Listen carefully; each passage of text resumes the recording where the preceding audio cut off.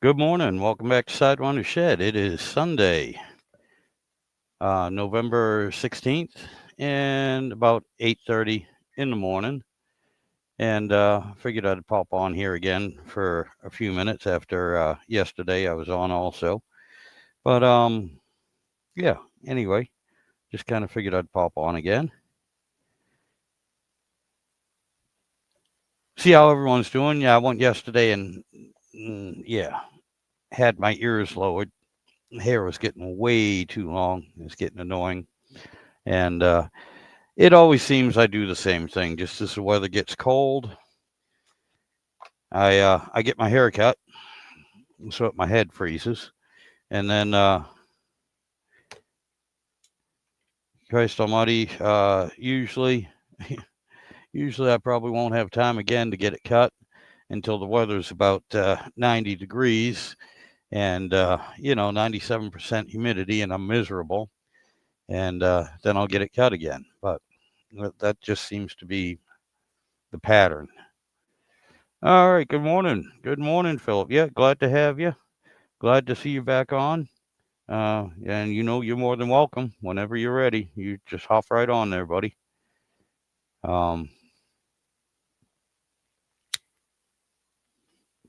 Again, the wife is at work, so I'm unsupervised. My brother-in-law, John, uh, he's headed to the store to get some breakfast. Again, I've been up since about 3:30 this morning, and so breakfast will consist of um,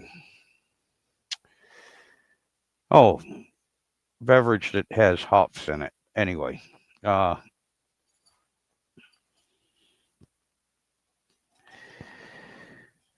but other than that, yeah, just figured I'd hop on again, and later on today, I think I will make a video and show you how I make my deviled eggs. I think I figure I'll start with the recipe for a dozen.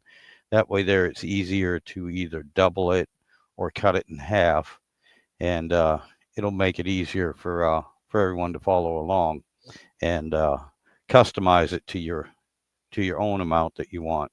Now, if you do a dozen eggs, of course, they're cut in half when you serve them, so that's 24.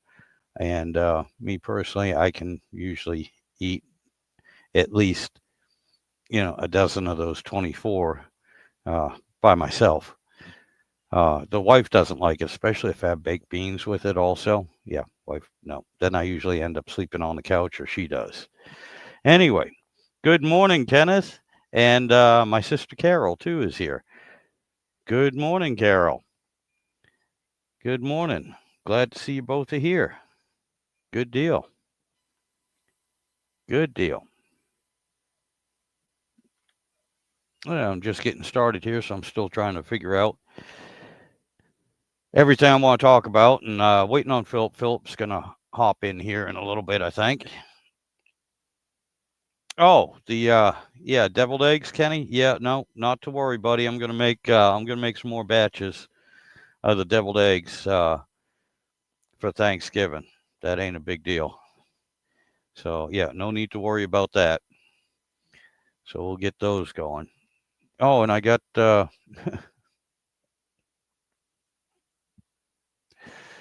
some more cooking utensils and cooking stuff coming in. Supposed to be delivered today. I got a container for the deep fryer oil. Now it already has a filter and a strainer on it and everything, so I can reuse my peanut oil and save it. And it's got an airtight lid on it and everything, so I don't have to worry about trying to pour it back into the bottle with the funnel and trying to strain it through just a coffee filter. That takes forever. This thing I got set up, yeah, you can still use a coffee filter, but it also has a strainer, and it's got a big opening, and you can just pour it. It'll hold a gallon. You can just pour it in, and then let it strain all the way through. Pull the strainer and the filter out, dump them, put the cover on it, and it seals it up airtight. I think I think that'll be helpful. So we'll give that a shot and see how that works.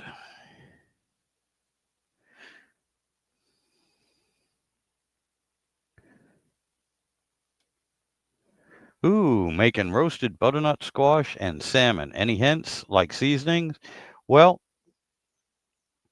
what I've told you before, what I like on the salmon is a little bit of garlic, a little bit of onion, and believe it or not, a little bit of Italian seasoning. I use the premix, but that's rosemary, thyme, oregano, and just it's just a little bit. Don't need a whole lot, and I like that on it myself personally.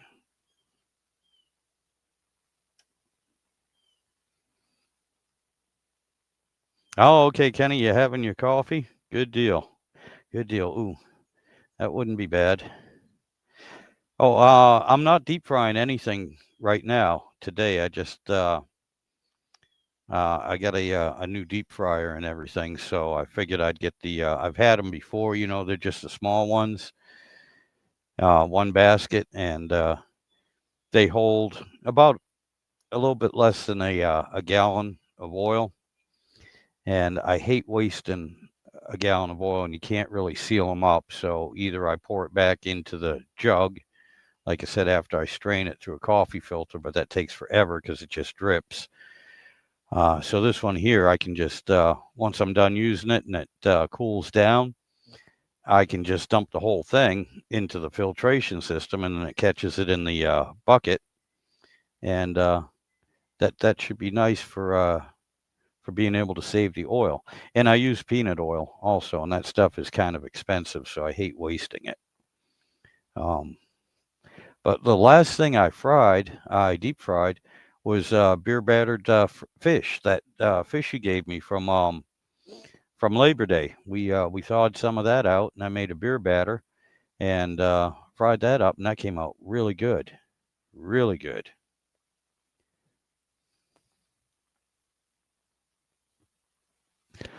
And I still have a bunch of that left too. So, like I said, it's in the freezer. But yeah, that might be that's probably another video I'll make too, is how I make my beer batter for the fish. And good Lord, I might not even use the deep fryer for that. I might use the chicken fryer, cast iron chicken fryer, because I don't know how many people actually have a deep fryer. And here's Philip. Good morning. Hey, good morning. How you doing? Good. I was listening to you just before I logged in. You was talking about straining stuff, and I got a helpful little hint for you. Alrighty. What I've done is just take yourself a colander or some kind of strainer, and you know how sometimes that's not tight enough, and you get some of the sediment that falls through the screens or whatever. Yep. You can line it with cheesecloth. That always helps too. Okay. Yep. I got Yeah. you. I What got. I'm going to do this morning is, because whenever I'm on with you, I can't see the uh, the the people's comments, because the Oh, screen, okay. Yeah, I because of got where the you. borders are. Yep. So I'm trying to make some adjustments right now, and what I'm going to do is I'll just have another device here so that I can see the screen, I see got you. what people are. I've Because the one done. thing that that's I think important is that when people are commenting, we should acknowledge them a lot more, and engage with them. Oh yeah. Like Glass Joe just hopped on here and said good morning to everyone. Good morning, sir. Mm, yeah. And I heard that Carol's on too. Carol's yes, in the yes, she house. is. Yeah, that's Yes, she cool. is. So and I've done the same thing you're doing before. I've Yeah, had one phone where you yeah. know I can especially when I was with Bear Rose on Bear Rose Garage, when I was Uh-huh. with talking to Kim. Yeah. I Yeah, you gotta turn the volume Yeah, down. But got it. I had the same problem. I couldn't see what anyone was Yeah, posting same. Right. in the chat, and so I used to have one that I would have sitting there, and I could read the text Yeah. and still be able to talk and interact Yeah. with Kim spare Yeah. rows. Yeah. I just wanted to show you real quick that seasoning that I was talking about. Let's see if we can get it on camera at all. This is that product, Dano's. And this is his original stuff. This is good stuff. This is really good for putting on chicken. I don't know if Oh we yeah. can do this or not. And then he's got a spicy too. So yeah, I just think it's good stuff. And All right. Cool. I just wanted to mention that real quick because we talked about it yesterday. Oh It's yeah. good stuff. Yeah. And So, Kenny, Voodoo Lady is your Aunt Carol.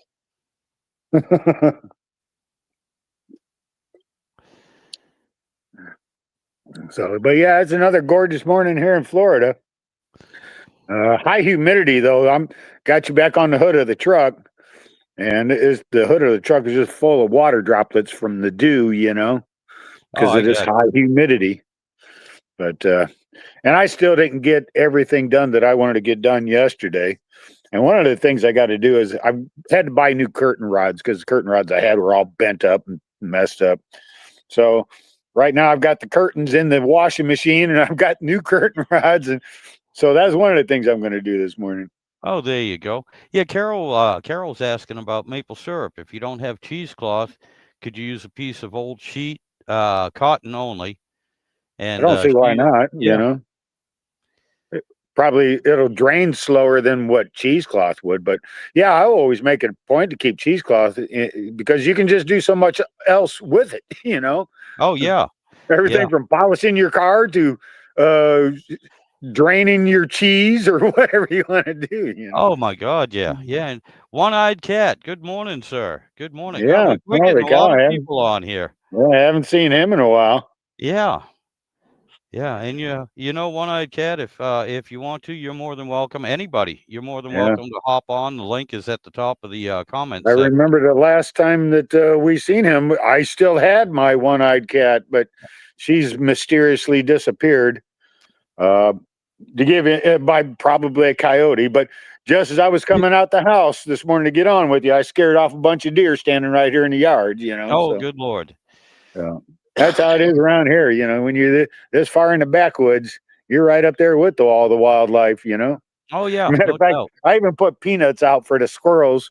But the problem is the crows come and rob them peanuts. So then I go and put bread out for the crows, And by the time the crows eat up all the bread, now their belly's full. They don't eat the squirrel's peanuts. No, I got And I you. got bird seed out too. I bought some bird seed from the store. And it was like a mix of bird seed, all kinds of different kinds of seed in it. And I noticed that the birds were eating the black sunflower seeds like crazy, and they would leave the other seed. So then I bought another big giant bag of just that black sunflower seed, and boy, they're just eating the heck out of it here. Because we not only do we have the non-migratory species that live here full time, we get the migratory species that are starting to show up now. Oh yeah. Oh yeah. Yeah, and One-Eyed Cat, cheesecloth. The wife uses Yeah, it to filter all the heat vents and cold air return. That is a good yeah, idea, yeah. See, especially if yeah, you got animals. Yeah, yeah, yeah, that'll help with all the fur and everything. Yeah, yeah, that's for yeah. sure. Yep, I that's a have good idea. right now. I have just a window air conditioner, and it's got a screen on it that filters, but it's not fine enough. And I think that's a good idea. I think I'll do Yeah, just that. I'll get some cheesecloth and wrap it around that already existing filter screen. yeah, yeah. So it's one of those washable, reusable filter screens, but it's just not real fine. And that's just it. Uh, every springtime, I got to take that air conditioner out and take it out in the yard and spray detergent on it and clean the coils and everything like that because of that. Oh yeah, yep. Yeah, you see, it's funny. I have central air, okay, but being a damn Yankee and being down here in Virginia, it's not so much the heat; it's the damn humidity that gets to Yeah, me. So yeah, in my bedroom, I also have a small 6,000-watt window unit, that helps out a little bit and keeps yeah, everything nice and cool for yeah, sleeping in the yeah, summertime. And that's the same air conditioner I put in the camper when I use the camper. yeah, yeah. And I'll tell you what. Yeah, I got a couple of them myself. I've got two others still down there in the barn, but I didn't need them up here. So, I went through this hot summer with only one 12,000 BTU window unit. Mm, And on the really super hot days, it might get 80 inside the house. yep. But that's on those days when it was 98 degrees outside, 98 degrees and 90% humidity, you know. I'll tell you what, the summers down here, that's your hibernation season. I got a buddy of mine down in south of Tampa in the town of Bradenton, down there by that racetrack down there. And he's a race car driver and everything. Now he got knocked out this season because he was involved in a bad accident and broke both of his legs. But Jesus. he's still he's just like me. The hot summertime, you just hibernate. You just stay in the house, Yeah. you know. Yeah. And that's just it. You go down there to that Bradenton racetrack, and right now their season's just starting up. You know, no doubt. and No today doubt. is, and because I follow NHRA Top Fuel drag racing, today is the last drag race of the season for NHRA Top Fuel. That's going to be going on over there in Pomona, California. So don't anybody spoil it for me. I've got the race already programmed on my DVR, so that. But the last I was following it, it's supposed to be really close, you know, as far as to who's going to be the champion this year. So it'll be kind of neat to watch. But yeah, and down there in Bradenton, the pro mod divisions are the ones that are really ramping up. And I'll tell you what, these guys are just unbelievable how fast these cars are. They're just getting quicker and quicker and quicker every year. Oh my God, yeah. Well, I mean, you know, if you think about it, until NASCAR started restricting everything, that happened all through the 70s up into the 80s, and then finally they said, "Whoa, whoa, whoa, whoa, guys, this is just insane." Yeah. You know, you guys are getting way too fast, way too much power, so we got to put some restrictions down there. Well, that's the thing. These guys here, they're all running 1/8 mile instead of 1/4 mile. Yeah. And I think it is because the cars are so damn fast. They need that extra room to shut it down. Yeah. You know, to slow down. doubt. DRC Racing Dave broke both legs. Yep. Oh. Yeah. Yeah. I've been talking with Dave both online and offline. He's a good friend of mine. We've been chatting offline. He just had he sponsored a charity event down there at that Bradenton Motorsports Park, and I helped to sponsor some of that, you know, put up a little extra money for everybody, you know. Yeah. And he was really appreciative of that. He was raising, see, he always does some kind of charity. He tries to raise money for some kind of charitable event. And cystic fibrosis is his primary charity that he likes to raise money for because of his daughter. His daughter suffers from that cystic fibrosis, you know. I gotcha. And Sean's here. Yeah, Say there hi, he Sean. is. Philip's back, and my sister Carol is here. Yeah. My nephew Kenny. We got a bunch of people. One-eyed cat. Dennis. Dennis is here again. Yeah. Yeah. That Dennis, I'll tell you what, he just put out a video of a car, and I can't make out exactly what kind of car it is. It's probably a Dodge Dart, but I swear that car has got green and yellow on it, you know. And I'm like, am I just seeing things, or are you painting everything green and yellow? You know. Well, didn't he get a deal on that John Deere green paint? Didn't he buy like? He probably did. He probably did. Like I think I made a comment about that once, and I think he said he'll send me some if I want some. Yeah, he did. He did, as a matter of fact. He did. Well, you know what? I tell you what, he sent me some John Deere green paint. I will paint that Husqvarna lawn tractor of mine John Deere green. But I'll tell you what, I hope he's still on, because what I will do is I'll shoot a video of some old John Deere lawn tractors that I got there in the barn. Dennis might be interested in those. So, Dennis, if you're still on and you're interested, put something up here on the message board. Let me know if you're interested or not. Because here's some cool old John Deere lawn tractors, some good ones. I think there's a 313, a 212, and a 111. And then there's an old Sears Craftsman from like the 70s. It's got one of those Onan engines on it. And the Onan engines were made by Cummins. Oh my God. Cummins engine. So there's a lot of stuff. I mean, there's so much knowledge with you guys. You know, little stuff like that. You know, that it's. He says he'll send me some paint. Yeah, it's nice to share. Yeah, that's why I put it up there. Make sure you saw that. But Yeah. yeah, oh, that'd be Do cool, you man. got Dennis's contact information at all?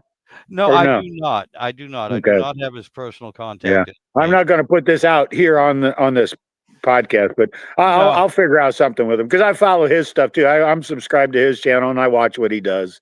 I'll chat with him that way. We'll figure it out. We'll Yep. figure out a way to get personal contact, and you know. Oh yeah. Yeah. And yeah, cars used to be colorful besides the grayscales. Yeah, yeah, Yeah. that is true. That Yeah. is true, you know. Yep. But oh, and I'm trying to find out what color they call my Corvette, that green, and I've gotten a couple of different answers, but the last one I heard was what they call polo green. So I don't know, okay. but I'm not an expert on any of that. But what's he saying there? Yeah, I don't know yeah, anything about John Deere green, and no, he says yeah, I'm a he's dummy. I playing don't know dumb. anything but John Oh Deere yeah. green and yellow. Oh okay. Yeah. Oh, damn. Yeah. You know, Kenny, I don't know what's taken John so long with the run to the store, except that I screwed up and I gave him my credit card, so there's no telling Oh how yeah. he's Oh gonna. yeah. Yeah. Yeah. You won't see him again. Yeah. Oh well, my nephew Kenny. One time I owed him some money, and I was running to the bank, to go get him the money, and he needed some cash as well above that, Mhm. or something like that. So he gave me his credit card, and I'm like, I'm going to the bank to get you cash, Kenny, that I owe you, and you're giving me your bank card. Yeah, I'll tell you what, buddy, I'm gonna double what I owe you, and that way there, I won't feel so Yeah. bad. I'm gonna use the one card, but I'm gonna pull out twice as much money. Right. But yeah, we had a good laugh about that. Because as soon as I left, he's like, "What was I thinking? He's going to the bank to get me money that he owes me, and I just gave him my card to pull me out some more money. He's probably just going to use my card and pull out everything that Everything you got. yeah, everything I got and give it to me." Uh, Yeah. So getting back to that deviled egg thing, what do you think you're going to do first? Are you going to do a couple of different recipes or what? um, well, you see, that's the thing. I can do the same recipe and basically I can split it in half, or I can say, well, instead of this much of this, the sweet relish, put Uh-huh. this much of the dill relish in, or whatever else I decide to add or subtract. You do Well, it. I'm certainly going to watch that because I want to give it a try. I've never tried to make deviled eggs myself, and I kind of miss them. Like I said, my wife did a great recipe, and my mother, she's now down there in Central Florida. It'd take me 6 hours just to get a deviled egg. Oh, I gotcha. So, I gotcha. See, and she is 85 years old now, so I don't know if she'd even feel like getting in the kitchen. You know what I mean? oh yeah. See, my So, problem is I don't usually measure a whole lot of stuff. I yeah, go by sight, by feel, and by taste. yeah. And Well, so so this. long as you're videoing it, people can get an idea. Yeah, well, I can give So, a rough estimate, and that's why I said I figure I'll start with a dozen, and then I'll try and measure, at least count how much, use a spoonful instead of just dumping the stuff in, going, yeah, that looks about right. yeah, yeah. I'll try and measure it that way. And Well, that's the thing about that product that I was telling you about, that Danos. When you watch his videos, he does just that. He takes his product and he just puts a ton of stuff on there. But why he's doing that is because he wants you to use a lot, right, yeah, so you thereby can buy running more. out Yeah. sooner and having to go buy more and more and more. Oh, What's this? Dennis, he Uh, picked out the color. It's a hot paint house of colors, hot three-step paint paint. house. I was scared to paint it until I Yeah. seen the color. Oh, okay. Yeah, well, here, this is what he's referring to. We missed it. My son's car is actually a 65. Turned it to look like a 64. Difference is front and end taillights. Okay. Huh. And oh, a tip from my sister: use old eggs because the hardest part is peeling. Yeah. Yeah, not bad eggs, but older eggs, not anything fresh from the chicken's butt.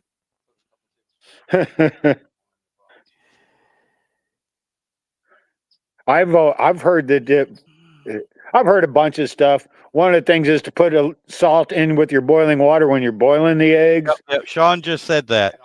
and then and also to you take the eggs off the stove and just run them under cold water to quench them, Yeah, and that's supposed to make them easier to peel too. yeah. Well, that's what I usually do. I'll take them out and Mhm. I'll actually put them in a bucket of ice water. Yeah, Um, yeah, ice would and probably be a Kenny, good idea. to tell you what, Kenny, I've seen that. I've seen them deviled eggs made that way too, and it's believe it or not, I Mm. saw a recipe for it that dates back to the 1700s, Mm. where they used to fry the white part of the egg and then put the filling in. And you talking about that horseradish? Now I have horseradish in the house, but it's probably old. It's probably 6 or 7 months old. So I think I'm just going to get some more anyway. I wish I could find fresh horseradish. I watch the produce sections, but you just don't find it around here. No, You can find it in the no. Midwest, but you can't find it down here. We used to be You able know? to find it up in New England too. Yeah. My dad used to grow it as well. But you buy one root, it'd be about like this. That is a lot of Oh yeah. horseradish. Well, Once you start shredding it up, grinding it up. oh, not to grow horseradish. Horseradish. Yeah, I'm sorry, Sean. I don't have the speaker on the computer, so he's trying to hear the overflow through my headset because Right. if I disconnect this, you guys will never hear me Yeah. because the microphone on the computer doesn't work.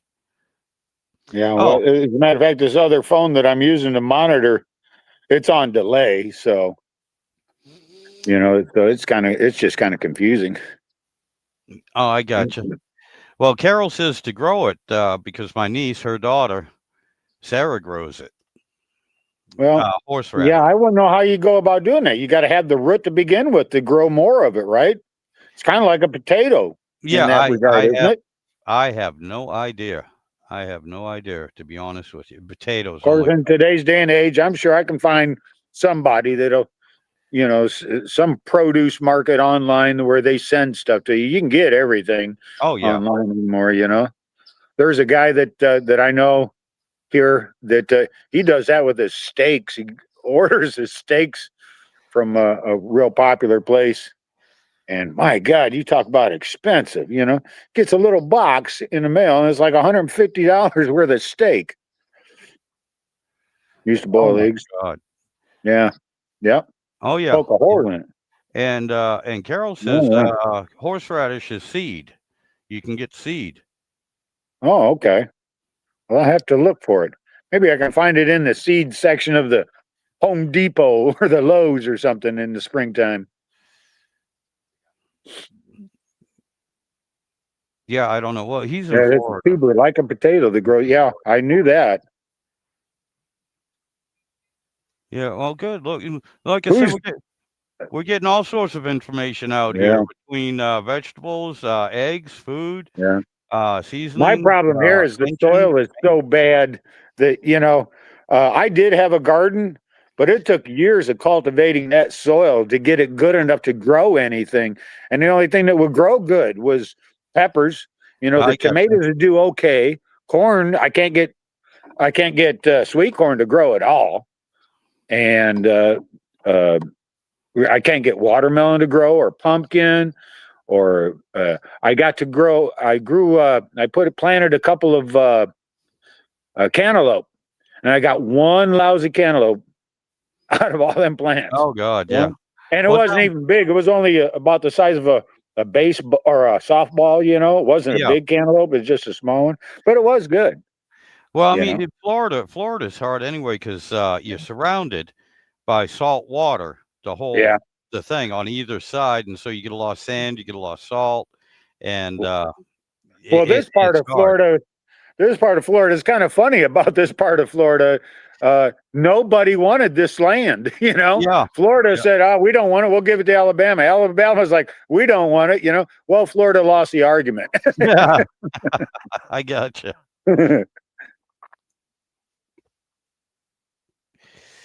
Okay, well, Carol also says you could grow it in a container. She had Yeah. You can't even buy good potting soil around here. You go to buy potting soil, you get a bag that looks like wood mulch, you know? That's not even any good.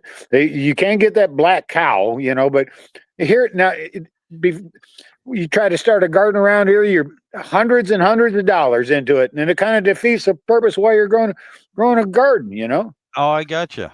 You put so much money into establishing the garden, and then of course around, especially here in the backwoods, you got to put a fence around it to keep the deer and all the other critters out. You know, I got you.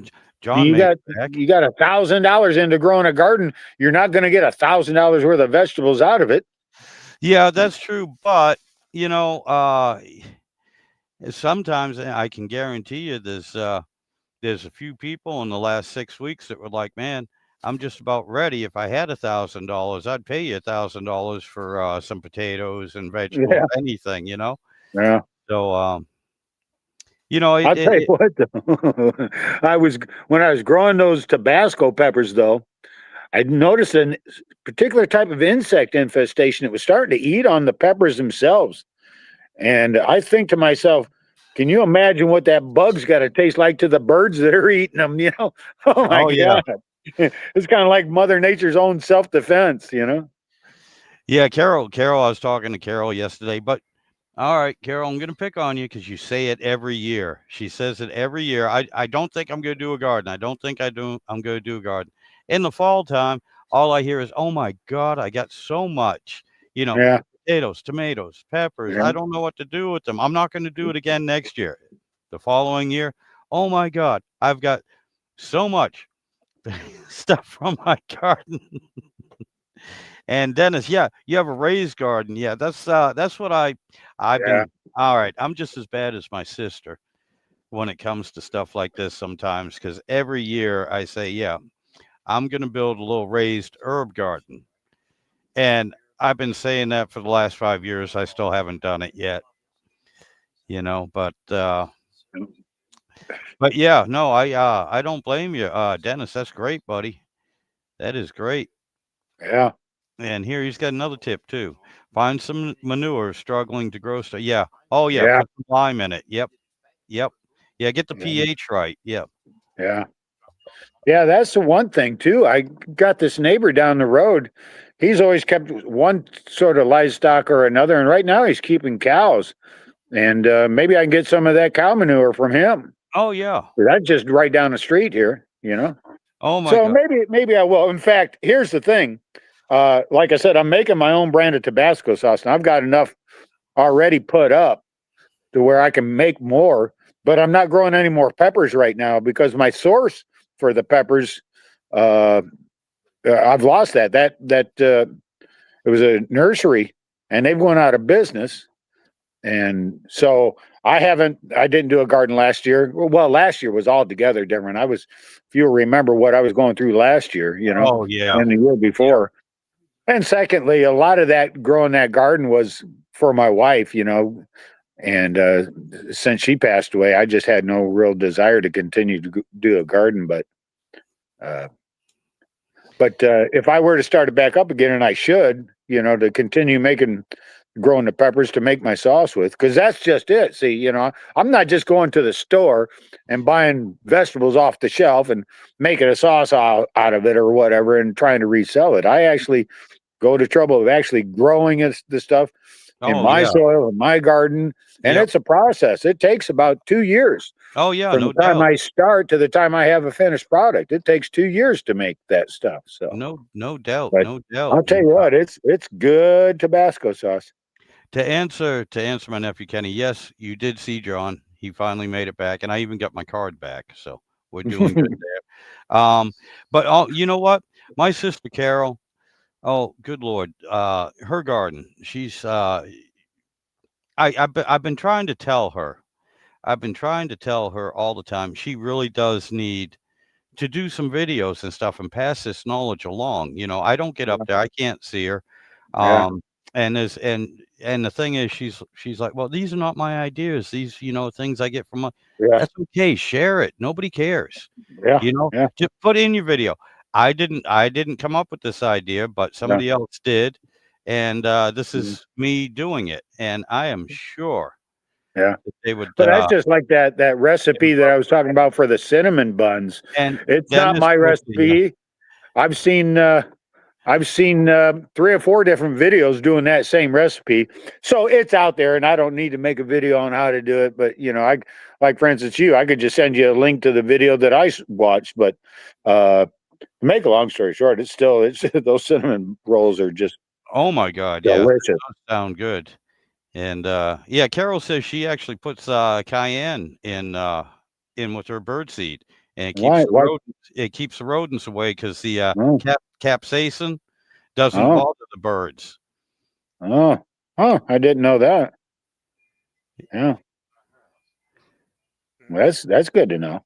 Oh yeah, yeah. Just stay away from the bird shit.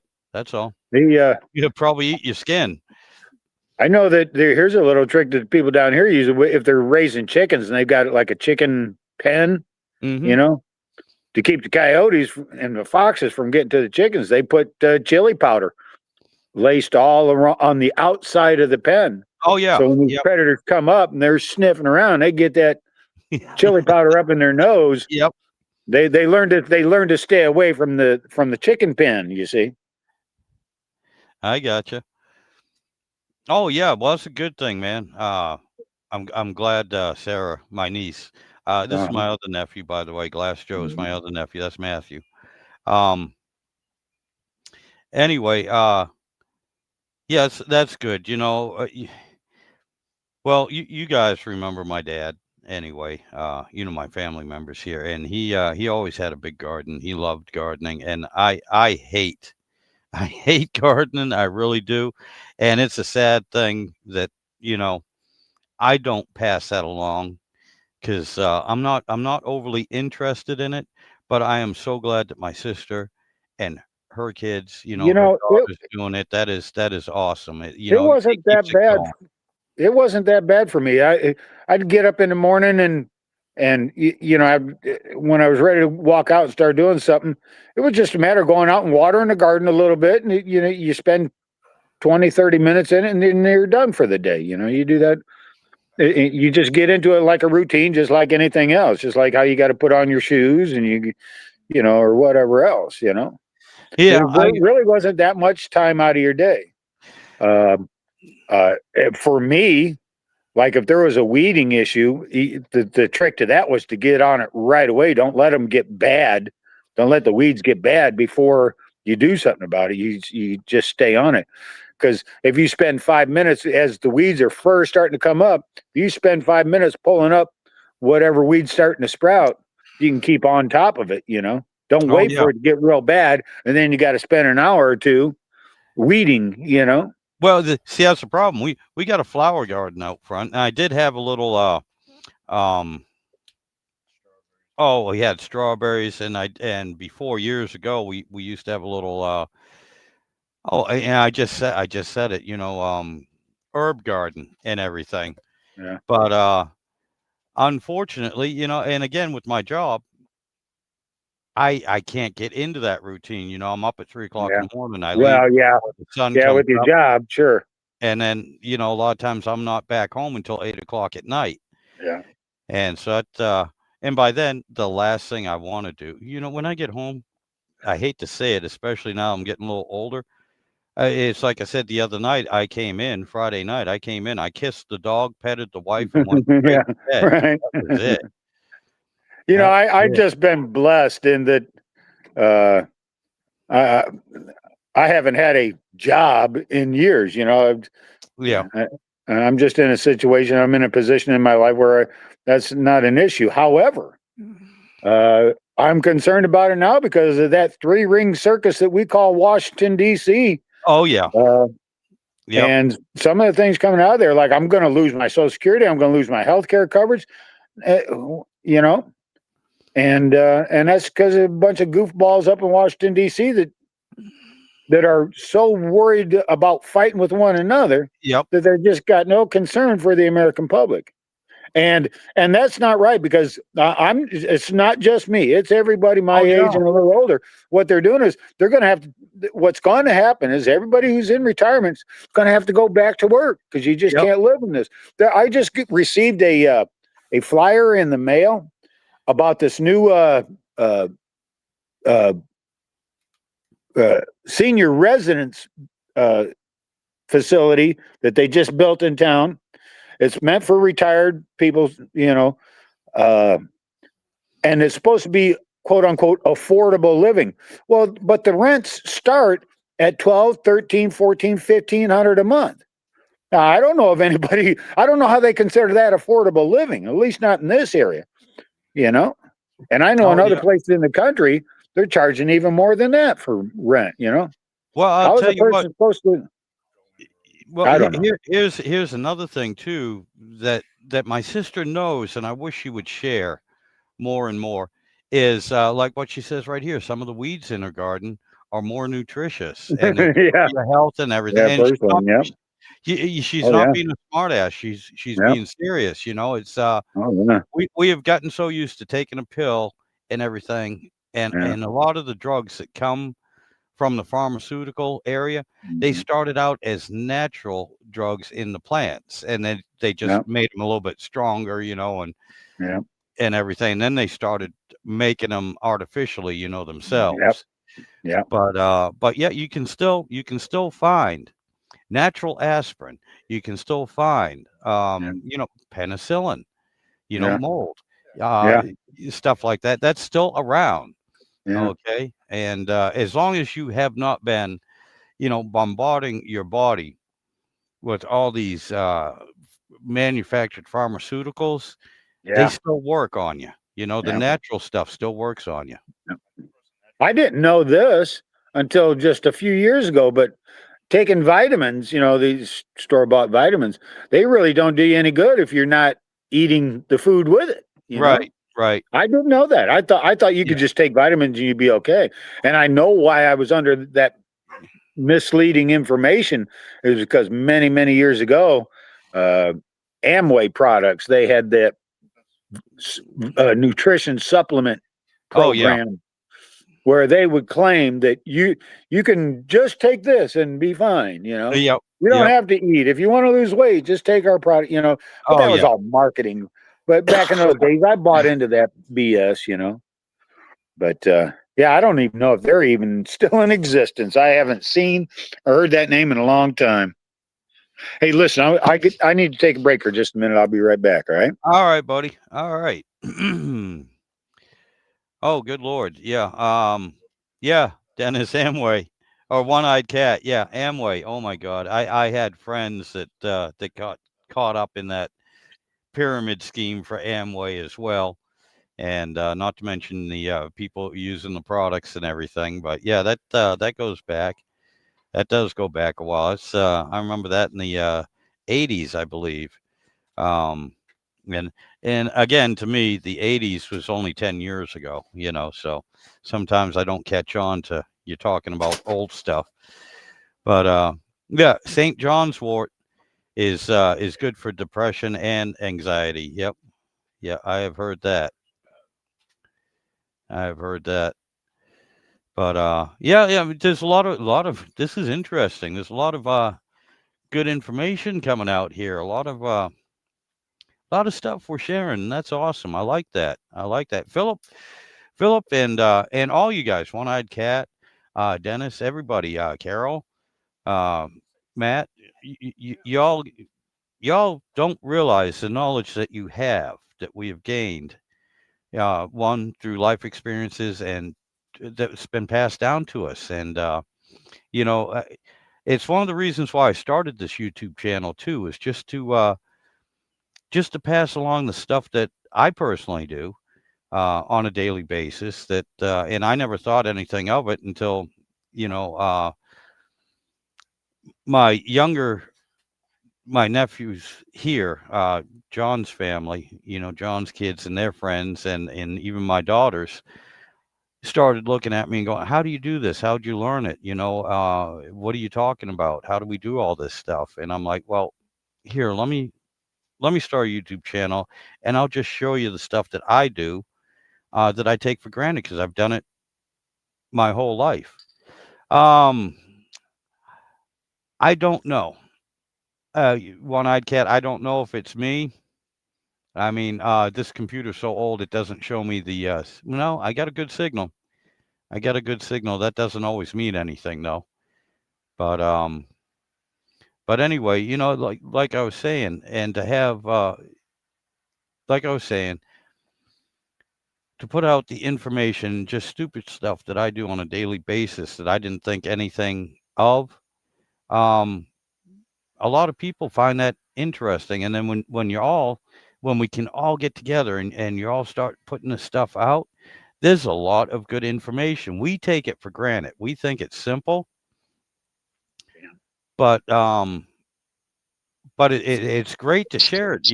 There's somebody out there that's trying their best to do what they can with what they have, and they're like, well, I don't have all this equipment. I don't have all the space. I don't have this. I don't have.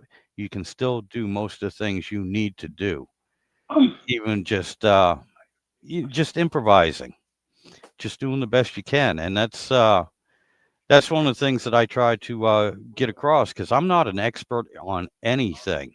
I'm not a craftsman on anything. I just do what needs to be done to the best of my ability, and sometimes it works.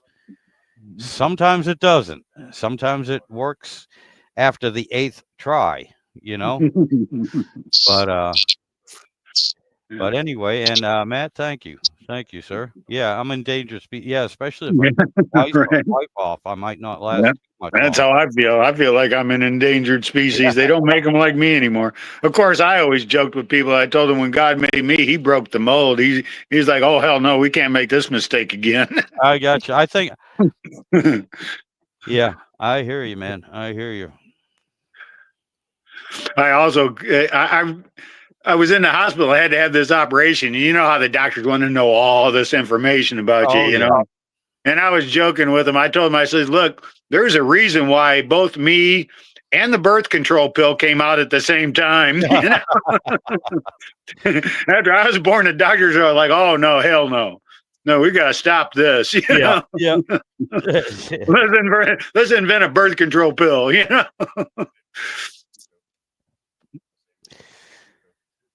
Oh my God. Yeah. Bad to the Bone. You know that song? Yeah. Bad to the Bone. There you go. There's your theme song. Yeah. Yeah. There's your theme song. Who did that? George Thorogood, right? George Thorogood. Yes, sir. Thank you. George Thorogood and the Destroyers. Yep. Yep. Oh my Leave God. this one alone. He's bad to the bone. Yep. And yeah. Yep. Matt, that is so true. Most of the life lessons are found out the hard way. That's it. Well, not only that, but I was the type that I'd always push the limits. You know, you got to find out where the boundaries are. Yeah. Oh yeah. Yeah, I got you. I mean, and I hate to say it, now my brother-in-law, he can pick up a manual, technical manual. He can read anything, and he understands it. Now I use that as a guide because if I read it, I'm going to get lost. Yeah. But if I look at it, okay, and have the parts and pieces in front of me, I can figure it out and use the technical manual as a guide. It's kind of like, all right, now I understand. I have to put the two together. Yeah, exactly. Same here. I'll sit there and read a manual. And here's a good example. That Corvette I got. There's some issues with it, and I have manuals. I got 2 or 3 manuals on the thing as to how to solve the issues. But if I sit there and just read it, it's not helping me that much. No. I have to learn through experience. And what I can do is I'll sit there and go on YouTube and look for the same problems and view the videos, and I'll make the connection between what my manual is saying and what I'm seeing somebody do on a video. You know, that helps me, because I just can't read the manual and know what the issue is, so. Oh, I got you. Yeah. I mean, that's the same thing. I really do. I got to, I have to see it. I mean, like I said, it gives me a good starting point. And if I get lost, I'm like, all right, what is this supposed to do again? Okay, I understand. You Yeah. know, read the manual. It like I said, to me, it's a guide. It's help, Yeah. but And fortunately for me, I have good problem solving skills. I yep. may not know how to do something, but that doesn't discourage me from trying. And you try and it's, and you learn. Well, You figure it out. yeah, exactly. Matter of fact, I said that to the wife a little while ago. I wanted to do I can't remember what it is now. I wanted to do something. She goes, "You don't know how to do that. You've never done that before." I said, "Honey, when has that ever stopped me? Just Yeah. because I don't know how to do something doesn't mean I can't do it or Yeah. I won't Well, do it." that's just like that last video that I put out when I was changing out that cooler. I made a video because I thought it was important that I mentioned the fact that you can just look at the parts and you can understand what the engineers wanted you to do. I gotcha. Now, And speaking of, if you can just think of what the other guy was thinking at the time, that kind of helps you. oh yeah, I gotcha. And speaking of that, I am so sorry, but my brother-in-law just made a. He got me. He got me. When he gets back here, I'm Mhm. gonna put him on. He's gonna tell you what he just said to me because he had Okay. all three of us, and I'm trying. Poor Sean. Poor Sean's got tears in his eyes. Yeah, and I literally it took me that whole time you were talking to try and swallow that mouthful of beer I had. Uh-huh. But here you go, John. Say that Oh, again. they can hear me. He was just telling a story, and I said that's why he's been married so damn long. His wife's just waiting for him to get it right. Yeah. See now when you Oh, got hell no. yeah. Now, well, He don't know what he's doing. He's gonna try. he still don't know what he's doing. no, and yeah, like I said, that goes back to yeah. Just because I don't know what I'm Well, you doing got doesn't kids, so mean I you must won't have been try. doing something right, right? Yeah, yeah, but also you have to understand too. Chris is my second attempt. She's my second wife. Uh, Oh, yeah, yeah, yeah. The other one didn't have as much patience. well, I'll tell you what. I didn't get married till I was uh, older. I didn't get married until I was 45 years old, Mm, and I always say that that's because I was trying to find the right woman first. But truth be known, that was the only woman I could find who could tolerate my shit. yeah, yeah. No, same thing with Chris.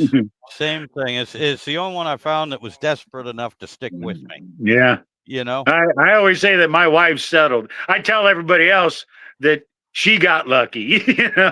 But the truth is she had to settle for what she could get. Oh yeah. Well, now my brother-in-law John. Now the military paid him to get married. Oh yeah, yeah. Yeah, you know. Well, that's all of life. That's how this government is set up. Yeah. I tell you what, being a single guy most of my life, I was always the guy that I was always put at the end of the line. Yep.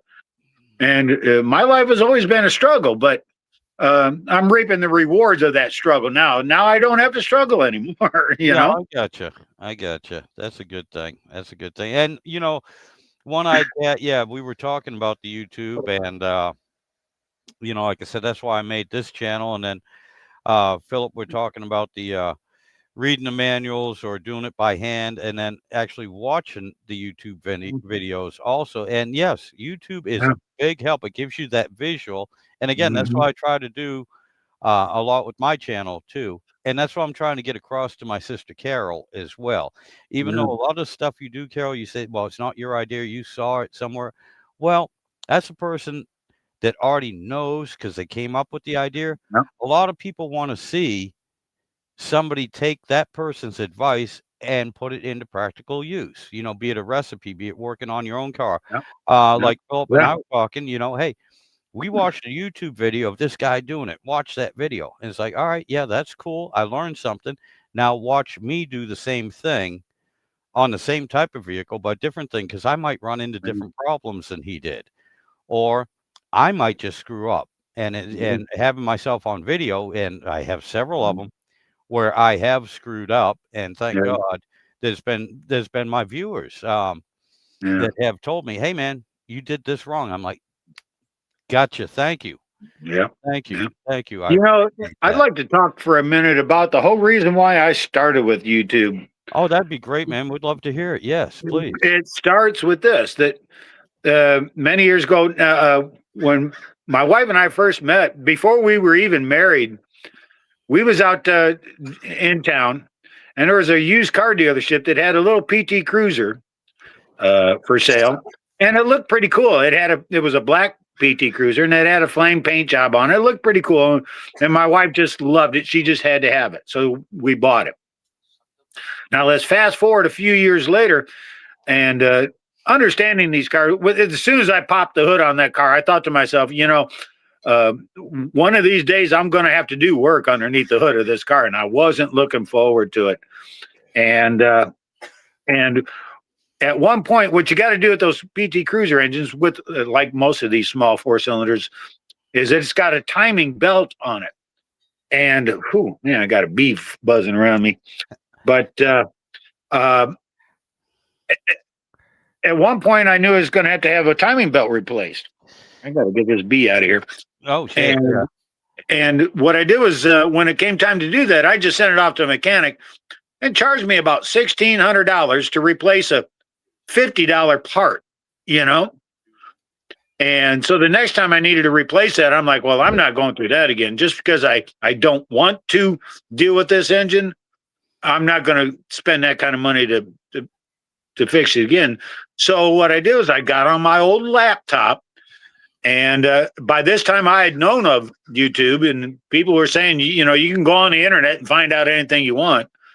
So I did just that. I started watching videos on how guys change out the cam belts on PT Cruisers.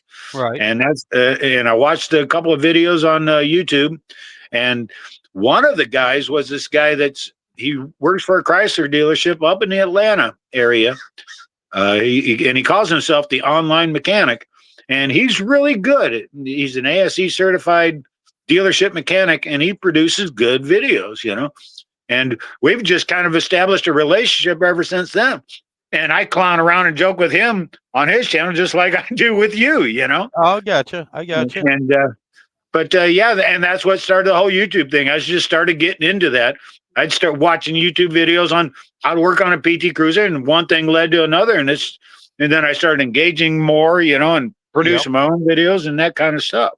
Now, my videos are not the kind of thing that interests a whole lot of people, but I'm not worried about it. What I am doing, it just kind of, what it has been, it's just been a documentation of what I've been up to the last 5 or 7 years, whatever it's been, Well, tell you what, And Philip, no, your videos, I find them interesting anyway, yeah, and I'm not saying that, yeah. to blow But smoke I'm up not your in it ass for or the money or anything. anything. Yeah. I know people that are doing just that. They want, Yep. and I know guys that are making money. They're making a couple of $1,000s a month, Oh yeah. with their content, and God bless them. That's fine. That's never been my intent. What I have been doing is just kind of documenting my life here.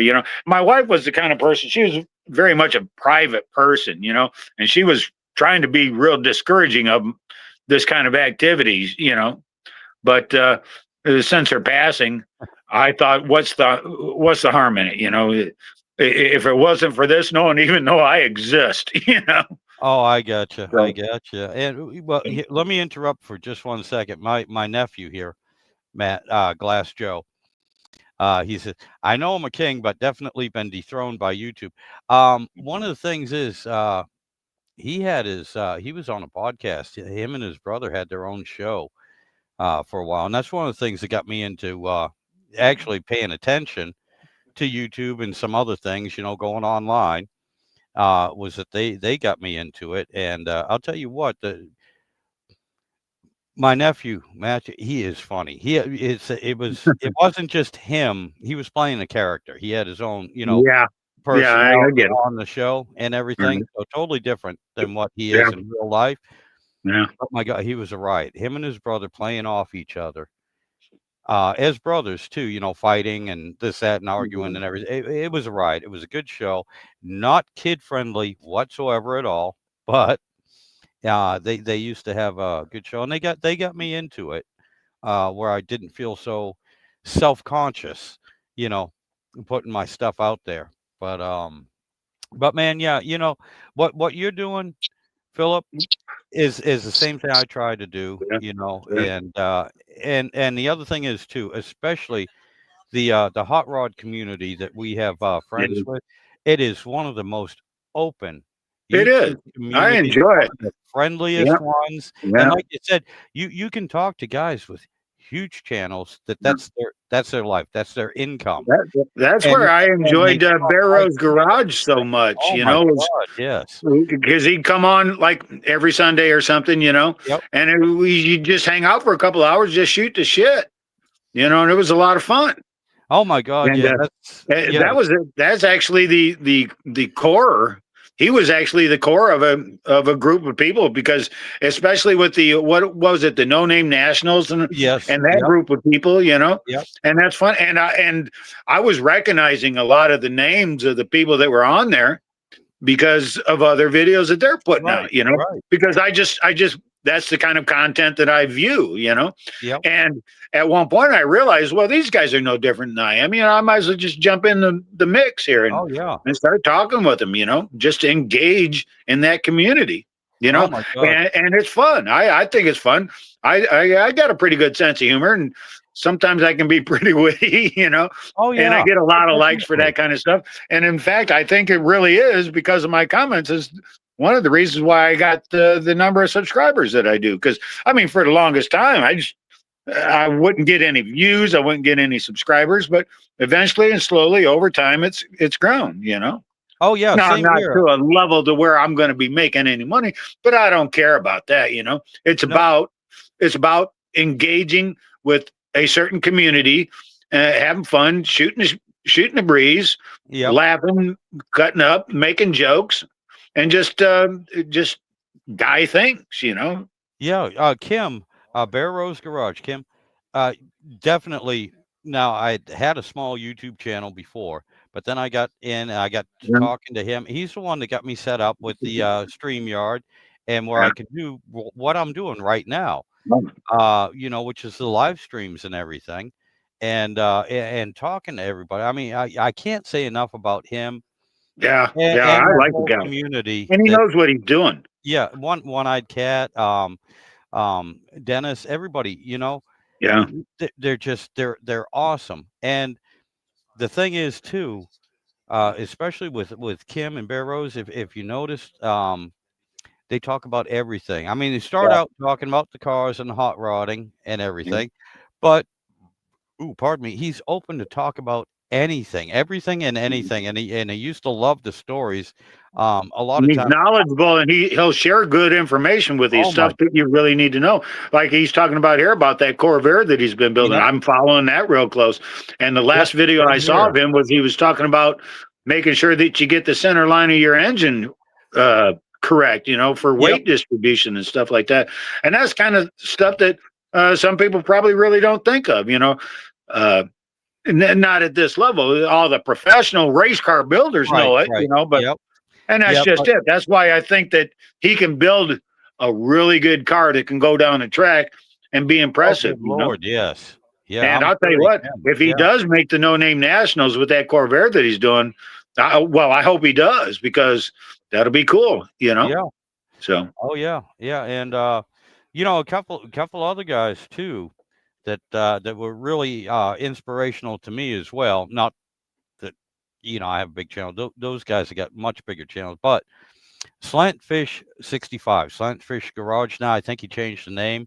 Um I watched him ever since he had like 100 subscribers. Now, he's up where he can make some money. He's well over 1,000, well over two or 3,000. Him and 318 will run. Oh, both of those guys, and they are so down to earth. Any question you have of them, yeah, I mean, they're willing to talk to you. They're willing to yeah, help you and yeah, everything. And yeah, that goes. It's not just them. It's everybody yeah, yeah. in that community. They're just so I'm helpful. I'm big on the Pontiacs, and there's so I follow a couple guys that are doing all Pontiac stuff, you know. And there's one guy. Well, it's actually a father-son team of a company up in Ohio that's builds. Well, they're not exclusive to Pontiac, but that's what they like to do. They can build any engine, Oh, and yeah. they're an actual shop that's building great engines. It's called. Gosh,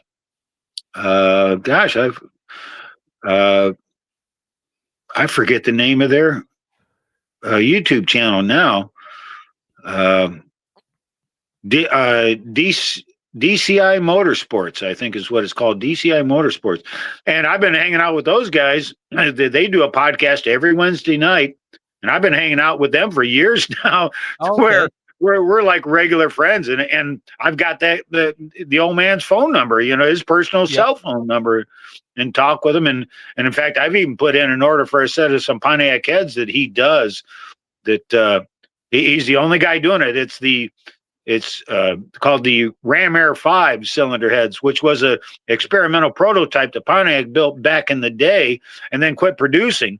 But they were high performance heads, and nobody's reproducing those heads except this guy. Oh, And my this God. guy spent years and tons of money developing an aftermarket all aluminum Ram Air 5 cylinder head. And he's taken the old heads and he's improved on them, that his heads are now like, and he can produce for you either a street version or a full race version of these cylinder heads, and it's just, and they're not cheap. They're expensive as hell. A set of heads will run you $10,000 for a pair of cylinder heads. You'll have $30,000 into an engine by the time it's all done. But I'll tell you what, it'll be one badass Pontiac engine. Yep.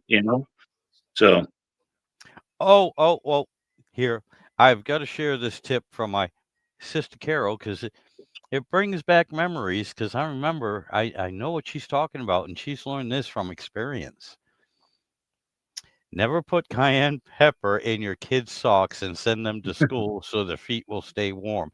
It's in New England. All right, you have to understand, we're from New England. We have bitterly cold winters. We get a lot of snow. All right. One of the old time things to do also was to we had Wonder Bread, okay, and to take the Wonder Bread wrappers, okay, put them over your feet in your shoes, okay, so that your socks and everything, they stay dry. But that didn't help with keeping your feet warm. Yeah.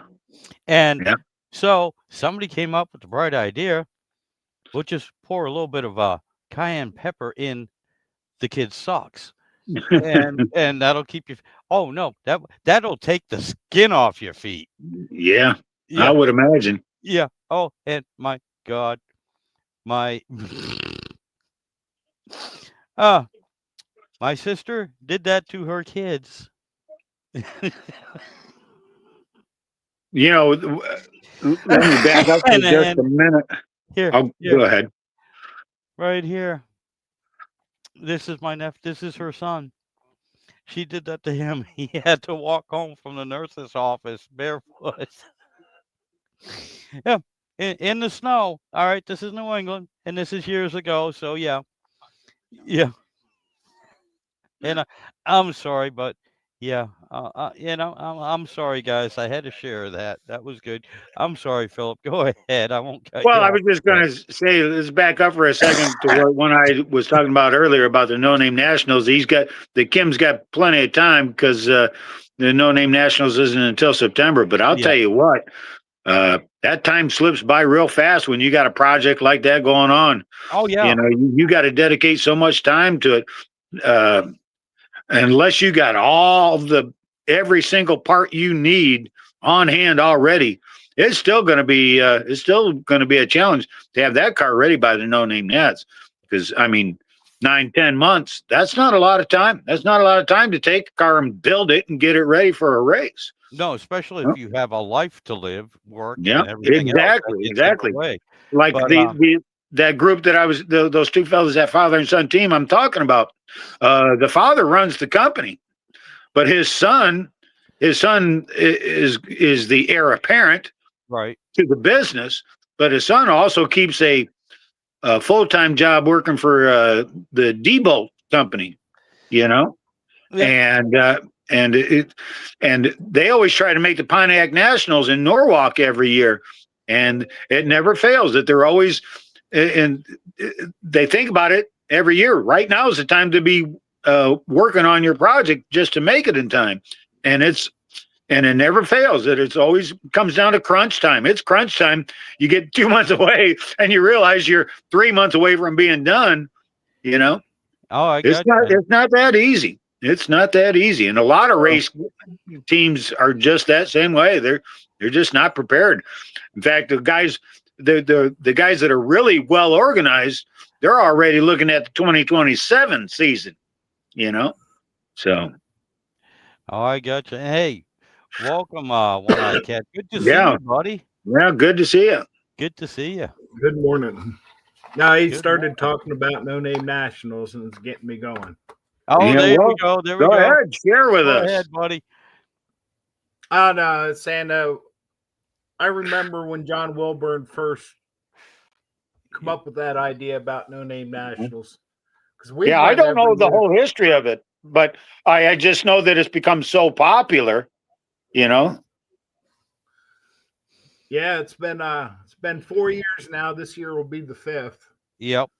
It sucks that it's in Missouri, but it's my wife doesn't road trip very well, but she'll you know she enjoys it too. It turns into our anniversary weekend. well, like I was talking about with the Pontiac Nationals up in Norwalk, Ohio. Now, I had plenty of time to make plans, and I still didn't make that event. You know, I really wanted to be there, but it just didn't work out that way. The intent was to have my Grand Prix ready to go, you know, in a stock format, because that car's it's a lot of fun. It's a quick little car, you know. And here I am. I'm still not any farther along on it. I still haven't even gotten the engine out of it. I've spun a bearing in the thing, and because of what had happened, I thought, well, I'll just abandon the car project and just ride my motorcycle up there.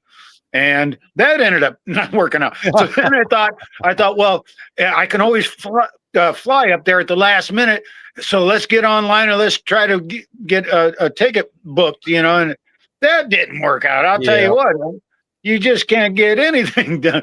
And especially with the airline ticket, when I started running into problems, I just decided to call in a professional, a gal that's in the area here who, you know, that's her full-time job, is booking flights for people and booking stays and stuff like that. And she couldn't even set me up with anything that was, I'll tell you what, I'm right in the perfect spot in the country that, first of all, it's not the end of the earth, but you can see the edge from here. Yep.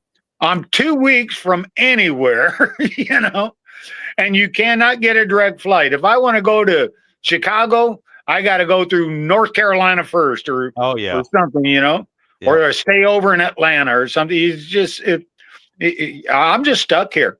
You know? One-Eyed. I don't fly, so if I'll drive. You know, that's my problem. I used to be an airplane mechanic, so I will not fly. I know how the damn things are built. Yeah. To make a long story short, that's why I'm trying to make a better plan and get better prepared. And the idea is to get on that big Goldwing with that trailer and just pack up a bunch of camping equipment and go that way. You know. You know, and that's one of my goals is have a rain suit and everything. Just be ready. One of my goals is to.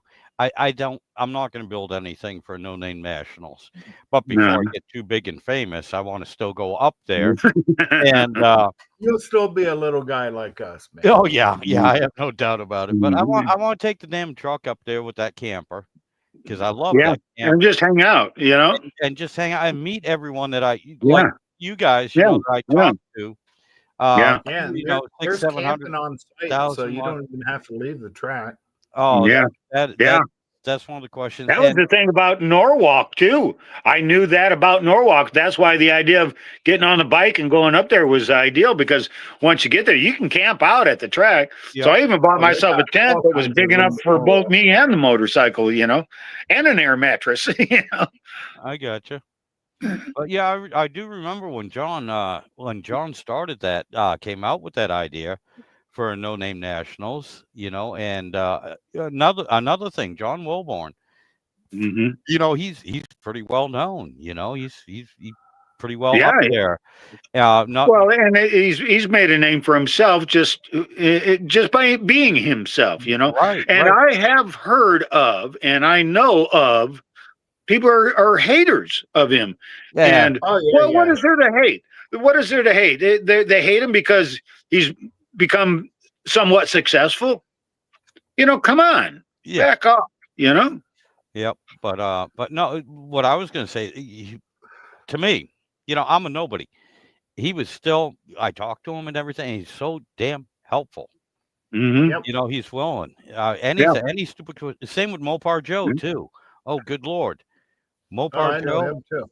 Oh my Actually, god. I can, the cam in I, my I can motor. remember. For Joe. I can remember one evening. It was you, Mark, and me, and Kim from Barrows, and John Wilbur and everybody. We was all on there at the same time. Oh yeah. And Barrows, and that's just it. That's how I got to learn his character and everything. And I could tell they're just guys like me. Yeah. Now Just regular guys. my nephew here, he was talking about one of the old shows on History Channel, and they took a Model T. This was driving him crazy. And I mean, it was something that could have been restored, brought back, and Uh-huh. but they changed it, and they did everything that you shouldn't. Everything that we pick on everybody for, it's like a Model T with the Chevy engine, and just it wasn't even a hot rod. They just had the money, had the budget, and it just basically had the tins on it, sort of, not even the full tins. Yeah.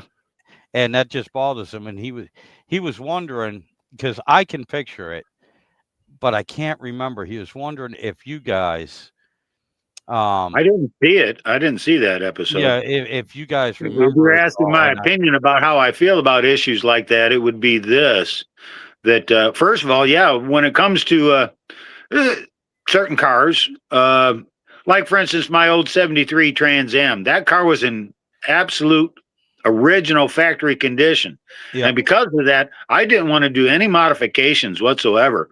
I didn't.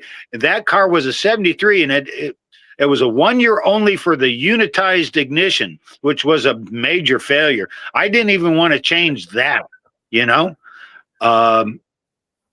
because it was a factory original. And like that Corvette that I got right now, that car is exactly like it came from the factory, with the exception of the wheels that are on it, but I had nothing to do with that.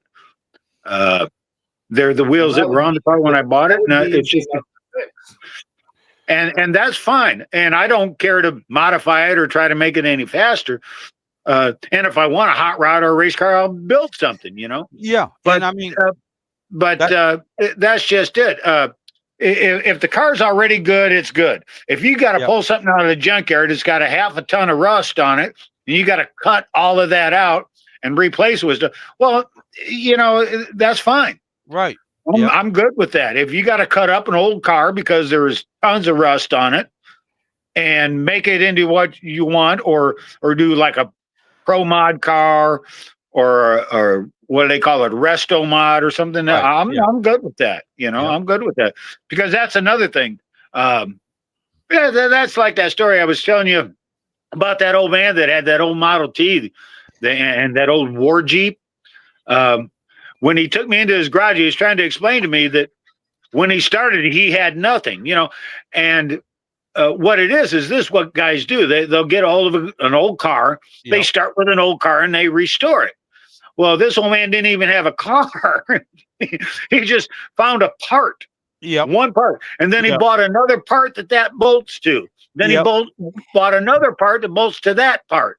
You see? And he built this car one piece part at a time, That's a long way around, man. Yeah, it is. Normally, a guy finds an old car and tries to restore it. This guy started with nothing. He started with the parts first and just started bolting them together until he had a car. Now, you see, if I was to do something like that, I would end up like Johnny Cash with the Psycho Billy Cadillac. Yeah, Psycho Billy Cadillac. And you know what? You know what's funny about that story is that George Barris, the famous car customizer, heard that song and he built a Cadillac for Johnny Cash. Just like the song described.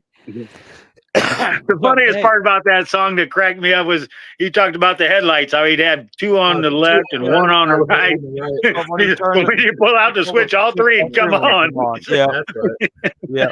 And hey, Philip, I don't mean to one tail fin. You know? Yeah, I don't mean to interrupt you here, but One-Eyed, what's been going on? Let's give One-Eyed a minute here and let him fill us in on what's going on, because and again, I hate to say it, but you caught me with that 3-barrel setup, and I know you changed it, and 5-barrel. Yeah, I'm sorry, that 5-barrel setup.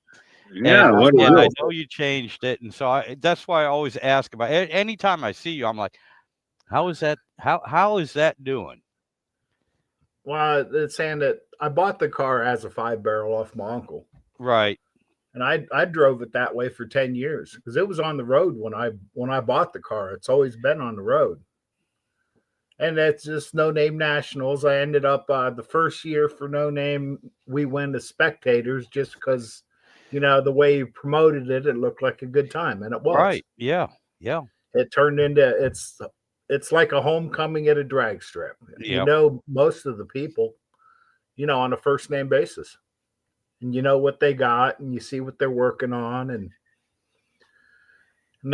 saying the first year we got it to pass tech, you know, I put floors in it. It needed a front end underneath it. And I put, you know, a front end kit, and I made it safer than what it wasn't because it was a death trap. I didn't realize how bad it was until, you know, I started digging into it for No Name. Oh yeah. Yeah, I gotcha. Then second year, I went to an 8-barrel to see if it did any better, and you know, just little things. Then last year, I put another motor in it, and that was fine until I got it home and I chewed up my radiator. Oh, well, it was on the trailer. The car got beat up a little bit on the trip, and it broke a radiator bracket.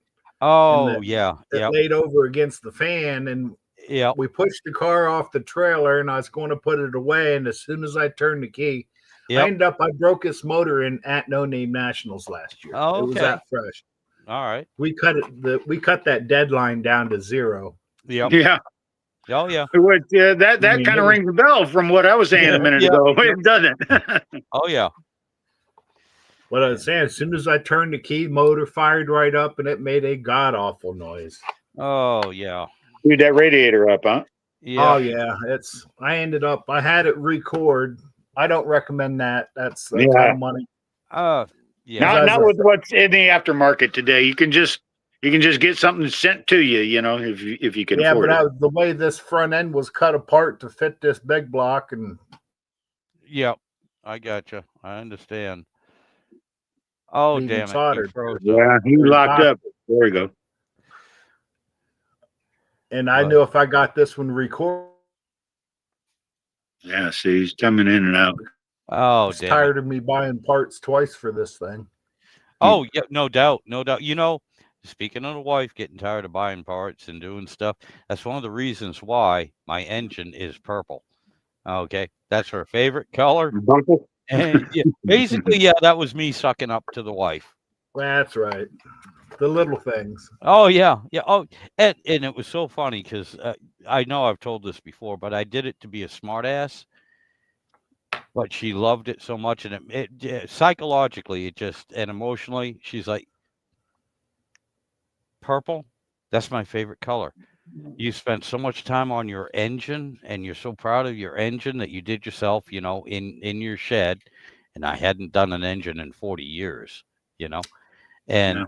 She was like, and you painted it my favorite color, and oh my God, yeah, I was like, yes, dear, I did it just because I love you. Yes, that color is a great color, and that engine belongs in a vehicle like that, you know, where everything matches. I get that.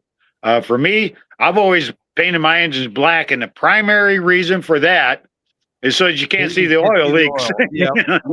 Yeah, you But can't see any. but I'll tell you can't what, see if you go anything else painting with a Chevy engine, or not so much a Chevy engine, but I'll tell you what, if you paint a Pontiac engine block black, you're gonna hear about it, you know, the because they all haters. want that turquoise color, Yeah. you know. The- They just don't consider that. But for me, I'll tell you why I started doing that. Even though I say that it's about hiding the oil leak, which is true, but this goes back to a time when I was at a car show. There's a guy that had a Chevelle there, and his hole underneath of his hood was either black or chrome, and I just liked that look. And I thought to myself, if I ever do anything, that's exactly what I'm doing. It's either going to be black or chrome, because when you look underneath the hood and everything's either black or chrome, it really pops. Yeah. You know, and that led me on to this. Now, I ended up doing my own kitchen like that, because I was helping build all these condos down here on the beaches in Florida. And I was in one condo that was just getting finished up. I had to come in and do a punch list, and the whole kitchen was done in either black or stainless steel. They had a black marble countertop, Yep. and it was either black or stainless steel. And that kitchen looked great. So when I did my kitchen, I did just that. It was either black or stainless steel. I had a black refrigerator. I had a stainless steel front dishwasher. I had a black cooktop with a stainless steel oven front. I had a stainless steel sink. I did a black, almost black. It was a black and gray colored countertop on it, and it looked great. You know, it was a great kitchen. And it's a damn shame that once I sold the place, the first thing the people that bought it was they tore the whole damn house down. Oh, yeah. Yeah. Yeah. I spent all this time doing all this tile work and everything. It laid tile throughout the whole house, except for the master bedroom, where I laid down some really nice hardwood bamboo flooring. Looked gorgeous. Took the master bath. It did all kinds of real fancy tile work to it, and all of that just went away. You know, so yeah, they just destroyed it. They just brought in a wrecker and just grabbed that house one bucket load at a time and dropped it in a dumpster.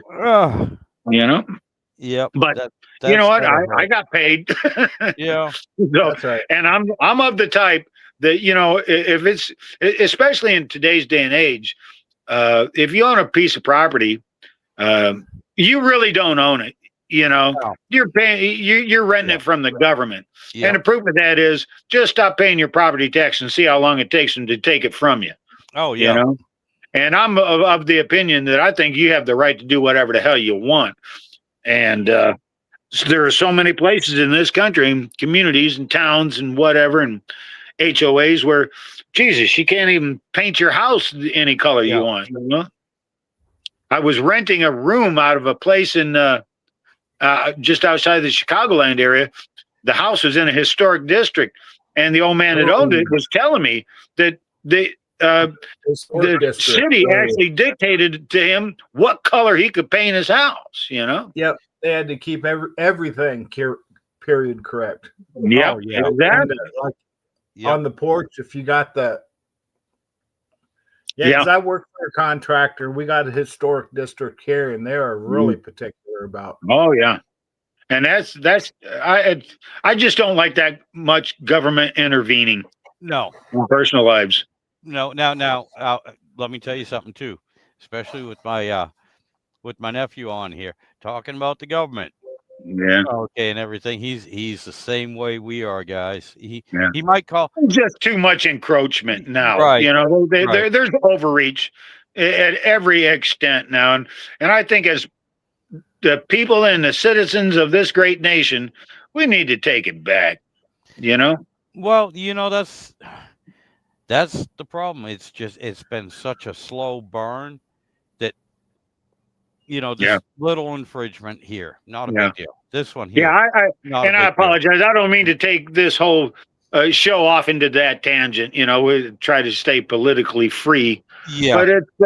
But it's just the world that we're living in, and it's. I just don't like all the encroachment and overreach. You know. Well, you know, like I said on my channel, not only do I work on vehicles, my own, but I also do woodworking, and I do stuff around the house, um, cooking and everything. So a lot of topics, you know, we're open for a lot of topics. Right. Two things I do try to stay away from is politics and religion, for a simple fact that has a tendency to divide people more than Yeah. bring them together. Yeah. And I Yeah. try, and That's true. I have my own opinions on everything, and most of them correlate and agree with you guys' opinions. But still, I want this channel Yeah. to welcome everybody, and let's find something Yeah. common. Yeah. You Find know, common ground rather than. and something that everybody enjoys or everybody's trying to do. Yeah. Be it work on your own vehicle, be it build a fence, Yeah. redo Yeah. your kitchen, Yeah. use cast iron, take care of cast iron. Yeah. That's another thing too. I'd like to talk about with you for a minute, because I think you're going in a real good direction with that too. Cast iron cooking. You got this talking about that yesterday. Mm-hmm. And after we talked about that, I thought to myself, yeah, I need to bust out my cast iron again.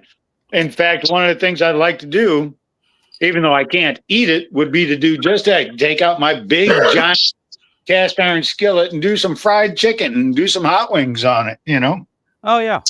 Even though I can't eat it, it'd still be make for good content anyway. So, yeah, it got me thinking. I got to clean my cast iron. I made fried potatoes, sausage, and eggs this morning. Right there is the wife's armory. I think a good place for it. Yeah. Her cast iron wall, and over here, which I don't show too often, I don't know if you can see it, but I redid the kitchen too, all the cabinets and everything, and I'm sorry, but like I said, yeah, it's hard with this little camera on the laptop, and I can't leave the laptop unplugged for too much longer, or else it's gonna die. Yeah, my battery's that way too. Yeah, well, this poor old laptop's 10 years old, so it ain't got much left to it. But I don't even know how old my laptop is. But yeah, like I said, I didn't mean to cut you off, but we don't want to go too far into bitching about political stuff like that. And, we'll drop that one. Hey, I just had to share my opinion. I got you. I'm just going to let it go. Getting back to that cast iron, though, if you remember, it's been a little bit more than a year ago now that I was showing you all the cast iron that I had. Oh, yeah. And I had to let a lot of it go, sold it in that yard sale. I'll tell you what, people walked away with a heck of a good deal on a lot of really nice Lodge cast iron, but I still got and I think I got a few other pieces, but the one thing I was not going to part with was my big 18-inch diameter Lodge cast iron skillet. I still got that right here. In fact, I just dragged it out of the storage a couple of days ago, and brought it right to the house, because that's exactly my plan, is to keep using that, And I even made myself a way to cook with that cast iron skillet in a wood burning outdoor stove that I fabricated, Yeah, and I'll probably grab that up and shoot a short video of it and show how that works. Yeah, I got a few videos of cooking out in the shed, on the shed, on the cast iron, and I like I said, I got several different ones.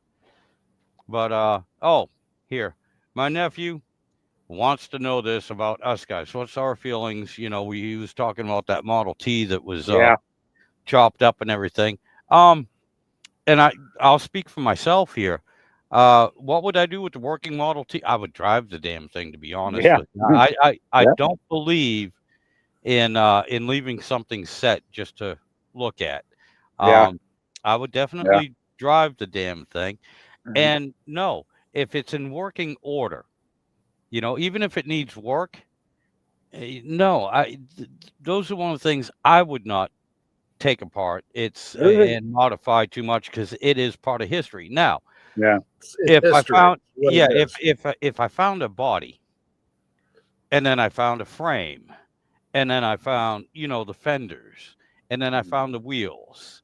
Yeah, don't be surprised if it does end up with the Dodge, Chevy, or Ford engine in it, Yeah. V8, I and can see modify it that. that way. Yeah. Okay, but Making it live again, but to take right, something roadworthy and just chop the Yeah. shit To out. take something roadworthy and turn it into a hot rod. right, Yeah, that I can understand how some of the hardcore enthusiasts would be considered that sacrilege, yeah, yeah. Now, But Matt, like just like I gonna was saying say- earlier, if you go into a junkyard and you got to pull something out, and you got to spend tons of money to make it into whatever you want it to be, well, I think you also have that right.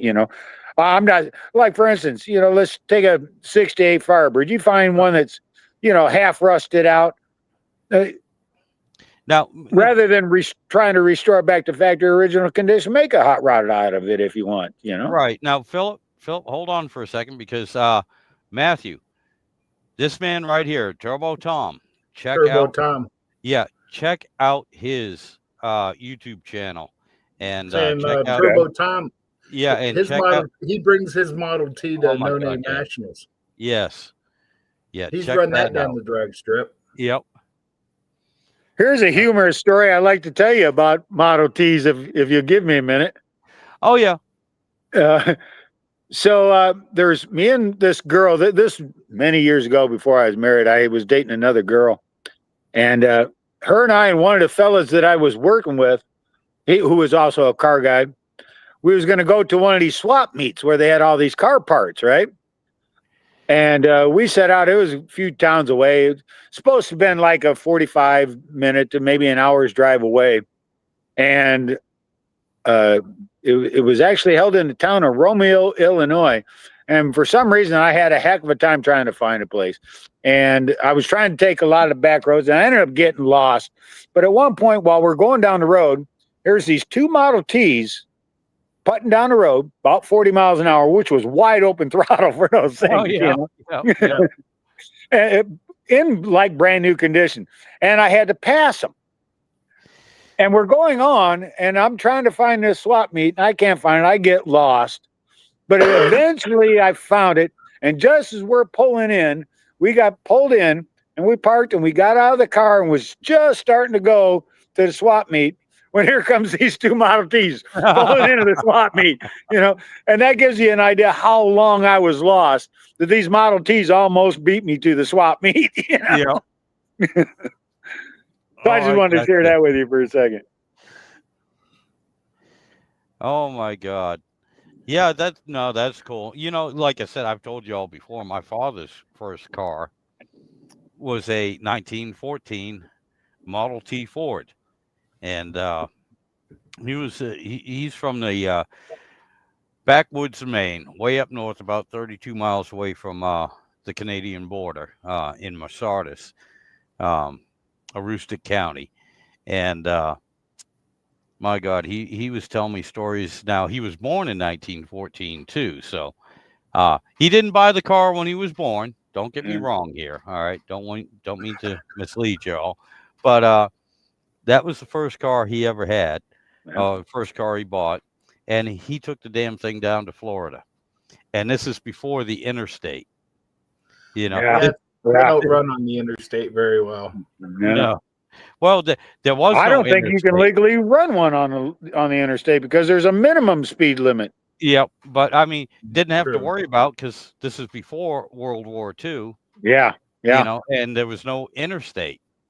Yeah. So didn't have to worry about that. But yeah, he got down there. He also had I told you this before too. He had an old Henderson 4-cylinder motorcycle. I think that was a 1932. You know, unfortunately, he's not around, and the stories it's hard for me to keep them straight. But my point being, another thing I talked about was Babbitt bearings. He brought at different times. He brought both of those vehicles from Maine to Florida. Okay. Wow, that's a haul.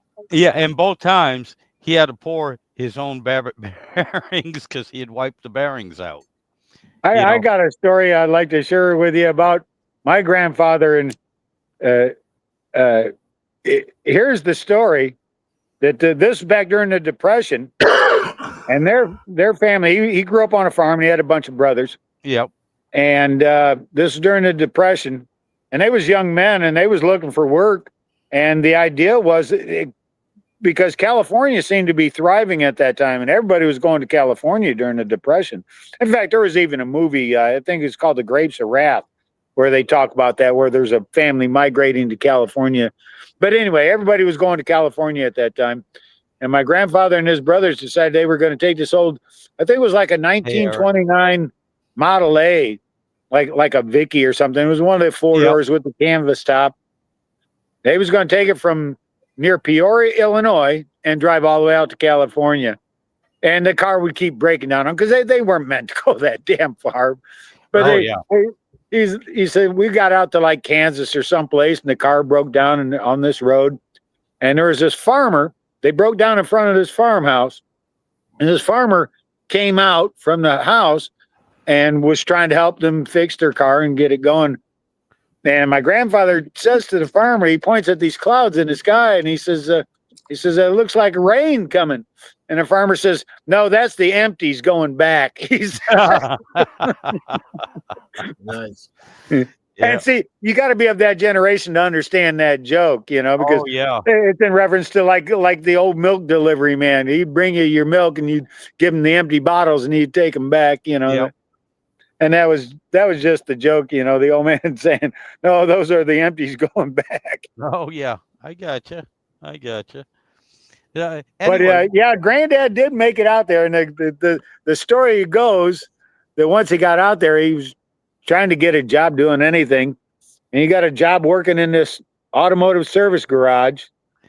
And a fella came along with a Harley motorcycle. And he needed it fixed, and Granddad fixed it. And the guy told me, he says, well, I can't pay you for it, but he's like, I'll let you ride the motorcycle, if you want to. And my granddad said he rode the thing, and it had the old suicide clutch on it and everything, And he said he damn near got himself killed riding that motorcycle. And the story that he tells about how he rode that motorcycle was just funny as hell. He said he slid off the seat and he was struggling to pull himself back up on the bike while it's speeding down the road. It was comical. Good Lord. Yeah. So One-Eyed. So what are you planning? Are you planning anything for this year for No Name? No, just to get this motor running better than it did. I got you. Than it does. It's not. It runs. It still needs a lot of tuning yet, but saying with chopping that radiator, and I put a new transmission in it, and John Wilburn, he's the one that built it. Him and John Cope from Cope Racing. We made a deal. I gave him a 383, and this was a few years back now, because he was needing a motor and I was wanting to get one rebuilt. Yeah. So he rebuilt this for the motor, and we swapped out a bunch of parts. But I was backing it in out here, and I lost reverse and a new transmission. He's going to come up and fix it. He thinks it can be fixed from underneath without pulling the motor or pulling the tranny back out of it. Okay. Which, if it does, it's no big deal. It's the way we put this motor in and out half a dozen times, getting it to fit and figuring out how we had to do it. But I got you. Once you've had to do it that many times. I was just going to say, once you've had to do it that many times, you pretty well got it down. Yeah. You can cut that install time in half now because you know what the hell you're doing. Well, luckily, even though it's saying it's a big block in that A body, it fits in there as all one unit. I can pull the motor. Well, there's no way I'm going to separate them to pull them out. I'll just pull the whole unit. I gotcha. I got you. You know, transmissions. Oh my God. Yeah. I Yeah, I don't spent I spent don't 6 get Mark months, started on Chrysler transmissions now. and that's one of the simple ones. Yeah. Okay, but it's still it kicked my butt, and I hate to admit defeat. Um, and I still don't know what the hell I did Yeah, wrong. transmissions are not my thing. This is what I do. If I got a bad transmission, I just look at it as core deposit on a new one. Well, You know? here's something that's I just take the irritating. easy way out. Here's something that's irritating me. You know, I kept the other transmission because I'm not going to let it beat me. I will figure out what I did wrong. And I haven't torn this last time that it was in the truck. I didn't tear anything up. So what had happened though was that the little wedge or bar that holds the front band on, that kept falling out, and I don't know why. I had everything adjusted properly. I'm thinking Let me ask maybe you a something's question here, wrong Mark. with the with the case. But yeah, go ahead, ask. Um, do the words obsessive compulsive disorder mean anything to you? Oh, no. The fact that I don't like to be beat by a inanimate object, That's yeah, what- yeah. I'm just too stupid to give up. yeah. But here's the thing. I got, a rebuilt transmission. The son of a bitch does not shift right. Mhm. All right. From it goes first, second, third. Yeah. Okay, and it slips in second. That's like with this Corvette right now. I know that there's something going on with that transmission because it goes from first to second too damn fast. And it'll even hit fourth gear at 30 miles an hour. But that's got an entirely different system in it. Yeah. And it's got these 700 R4 trans in it. And it's got this control system called a ASR or something like that. And what I do know is that the guy that I bought it from, he told me that the transmission was rebuilt in it, and it's a good transmission. But with it being a 700 R4, there's like a separate cable that's all tied in with the throttle cable. And I think when they did the transmission, they didn't get the adjustments right on it. I gotcha. Well, so here's the thing So too. fair. I got this transmission. It's supposed to be for a 360 LA. Okay, it's a 518. It came with the overdrive too. So I mean, I kept my complete transmission and just swapped everything. But I looked at the God, I don't know if I made a video, but I looked at the torque converter on it. All right, torque converter had no weights. All right, so it wasn't weighted for a 360. Fortunately, I had ordered a torque converter, and it's the one I ordered for that purple engine. Okay, so it's a little customized. It's more for lower RPM and torque. It's not a 4,000 RPM stall. It's only a 1,300 RPM stall torque converter. All right, it's going in a truck. All right, I don't need to rev that damn engine up and then have everything kick in. All right, and especially with the new engine, which is on paper, is supposed to put out close to 400 pound-feet of torque. All right, on paper. Anyway, still, it's fine for the way I drive it. All right, and at the time, and looking, all right, Dodge torque converters, you have the 2 slots on the front of the torque converter, that go into the pump. Right. All right. These goddamn things, somebody had taken like a Dremel. I mean, they were about that wide. And I could see the torque converter had been taken apart because of the weld. It looks like something I would weld. I can't weld. Okay. I can't weld. I mean, it looked awful. There was slag all over the place. So I ditched that torque converter. I wasn't even going to play with it. Yeah, I could see that one being kind of leery. Yeah, and especially the fact that it had no weights on it. So it was for a 318. that torque converter was for a 318, which is internally balanced. See, And I'm fortunate in that regard because my son-in-law, that's all he does. That's his full-time job is rebuilding torque converters. Now he works for a specialty company that makes high performance torque converters for diesel engines and that Allison transmission, but he's been doing this for does he do, 25 years now. good So Lord, does he do anything on the side? Because I got 4 torque converters. that if no, he- he doesn't. In fact, that'll get him fired. Oh shit! Well, Everything has to run through the company. But the point is that I've got an inside track. If I ever need a torque converter, I got a son-in-law, I got you. Well, no, the thing is, I don't want any of these done, but I have 4 torque converters. All right, they probably need to be taken apart and at least cleaned because Yeah.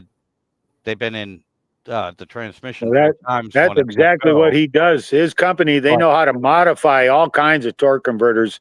Well, And, if anyone's, what I'm and- saying is, if anyone's interested Yeah. or you know anybody, let me know for the cost of shipping. If they pay the Yeah. cost of shipping, I'll send them to them. They can have Yeah. 4 Well, Mopar. that's exactly what these guys do. They take in torque converters, they take them apart, and they rebuild them, and they make them the high performance torque converters and send them off. That's their bread and butter, and most of it's for diesel stuff. But they torque converter is a torque converter. You Right. tell them what your application is, they'll do it for you. Well, pretty much, especially And, with the Mopar ones, if the splines are the same, Yeah, they'll and the nose length and the diameter. I mean, you can do just about anything you want. yeah. These guys are really good. They know what the hell they're doing. So. Yeah. And I'll look it all up and I'll get that information. I'll send it to you offline and give you contact information. You All can right. call them and talk to them. See I what they can I do don't for want you. any money for it, but I also don't want to spend any money to send the damn Yeah. things. But Yeah. if Yeah, anybody's, but if I anybody's had a torque interested, converter made, and I didn't want to throw the old ones out. I just gave them to that company because I went and picked it up, and I just gave them the torque converters because I hated seeing them going to scrap. yeah, Yeah. exactly, Yeah. exactly. Yeah. That's exactly what my son-in-law is all about. That they feel kind of the same way, because the torque converter really, I mean, once it's been manufactured, you can do all kinds of modifications. You can Oh, yeah. redo those things if you know what the hell you're doing. Yeah, and that's the But problem. I really think it is that the market is pretty big, and you can find torque converters just about anywhere for whatever application that you need. You'll have to spend the money, but there are some top name brands out there. There's one guy that I know of right now that's making full on race torque converters is a fella by the name of Mark Mickey, and everybody that's in the Outlaw Super Stock and Pro Mod divisions of drag racing, they're all running Mark Mickey torque converters and transmissions, and I just happen to he's kind of like a friend of mine, I gotcha. and but yeah, you go to a Pro Mod competition, every car there is going to have a Mark Mickey sticker on it. I gotcha. And why? Because they're all running Mark Mickey transmissions and torque converters, A couple things here that I've learned over the last 6 years. See, you have to understand this is my first Dodge. All right, I've always been a Ford man. My father was a Ford man and everything, and this is my first Dodge. And there's a few things that I've learned, and one of them is when I was trying to build that LA engine, it was so hard to find any information on the internet Yeah. that was Yeah. different, Isn't that crazy? that showed the difference, especially between an LA and a Magnum, other than the heads, the intake, and stuff like that. That was common. Mhm. But what was the internal differences? And then I found out, holy shit, I have an LA roller cam engine, the throttle body. Okay, not a flat tappet. Okay, and it's not a Magnum. It's an LA. And so what were the differences. And I will tell you something right now. There are a few differences between the flat tappet and the Magnum that are different in that roller cam. And they're minor. Yes, everybody says they're minor, but a few of them are very important. And if, in other words, all the parts are interchangeable between a Magnum, a flat tappet, and a roller cam. But if you don't know what you're doing, and I'm talking internal parts, if you put the wrong parts in, you will wipe that engine out in the first 2 minutes that you start it up. And a lot of it has to do with the oil, the lubrication on them. And that was something I had to learn on my own. And a lot of people that kind of reminds me of that story I was telling you about that Triumph bike that I had. That in my town there was no dealerships, there's no parts or nothing, and no one knew anything. That by the time I got done with that Triumph, just fixing it, I became the foremost authority in town on Triumph motorcycles. You know? Well, I'm no authority on this, but I have a bunch of videos because I was fortunate enough to have an LA roller cam engine and a Magnum, and I had them both apart at the same time, side by side. And I mean, the cams, and it's not just everybody knows, or most people know, the Magnums use a short nose cam that don't have an eccentric on it. Okay, but the LAs, a lot of people didn't know this. The LA and the Magnum cams, all right, they'll fit in either engine, no problem. All the tolerances are the same. Everything is the same. The problem is the Magnum cams are not drilled to allow oil to go to the top end for an LA. They don't have the oil passages in them. And I have a video out there showing that. I've picked up on a lot of different videos where they talk about all the different engines and in regards to oiling. With that being said, there's one getting back to that DCI Motorsports where they're talking about the Pontiac block, that there's one modification that they strongly encourage, and that's to put a plug in one particular oil passage and then drill a hole in it, like a 330 seconds hole, so that it'll squirt the oil straight onto the distributor gear, because they didn't provide any oiling for where the distributor gear meets the cam gear. There's a passage there, and they come from the factory with a plug in the end of them. And the idea is you pull that plug out, you drill a hole in it, you put it back in. Well, here's another thing for that LA roller cam engine. It also uses the Magnum or the AMC style lifters and hollow push rods. So that damn engine oils not just like a flat tappet LA, but also like a Magnum through the push rods. That being said, from the factory, it uses a high volume oil pump. So if you get a regular LA oil pump on a roller cam engine, you're going to starve the top end. You're going to starve it from oil. Now it's not. And that's another thing too. I've also seen videos about just that, about oil control. And in some applications, they actually want you to be starving certain areas of the engine of oil just for the performance gain. And sometimes I just can't go with that, you know? Yeah, no, me either. Yeah, and again, I'm not building a race engine. I built, well, but that's just it. At this level, at the level that I'm talking about, you know, these guys are looking for a tenth of a second, you know, well, and a quarter mile. So that wasn't my intention on this engine. My intention was, and especially with the videos, is to show an idiot like me in the backyard can rebuild an engine. And that's applicable because there's a lot of guys just like yourself that are doing just that. You know, they're out there in the backyard and they want to do it. They've got to do it for themselves because they can't pay thousands of Exactly. dollars for other people to do it. And they got to do it themselves, and they're just looking for the helpful little hints. And it's every little tiny little piece of information that does help. Right. And You know, especially with the Dodge, this is what was driving me crazy when I was building this engine. What part do I get? yeah, You know, because yeah. you can't trust a lot of the guys behind the counter at the parts store. All right, because hell, you, they you they probably Yeah. were know trying more to Not than they anymore. yeah Yeah. they were Yeah, trying to don't even get me started on that topic. But listen, uh, I've got to get on with my day, so I need to check out here. You all right, guys buddy. continue on, but I've got to go. All right, I've run out of time. Yep, you take care. So Good we'll talk to talking you to guys you later. again. All right, man. You take care. All right, bye now. See All ya, righty. Philip. Bye.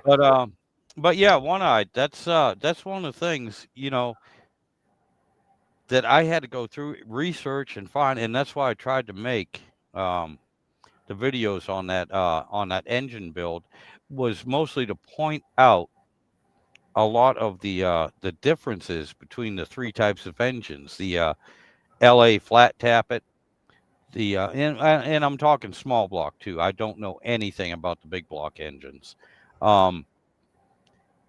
The LA flat tappet, the LA factory roller cam, and the Magnum. And you know, a few things that I found out with the roller cam engine I have, they use the exact same, which is a little bit different style, but the exact same connecting rods as the Magnum.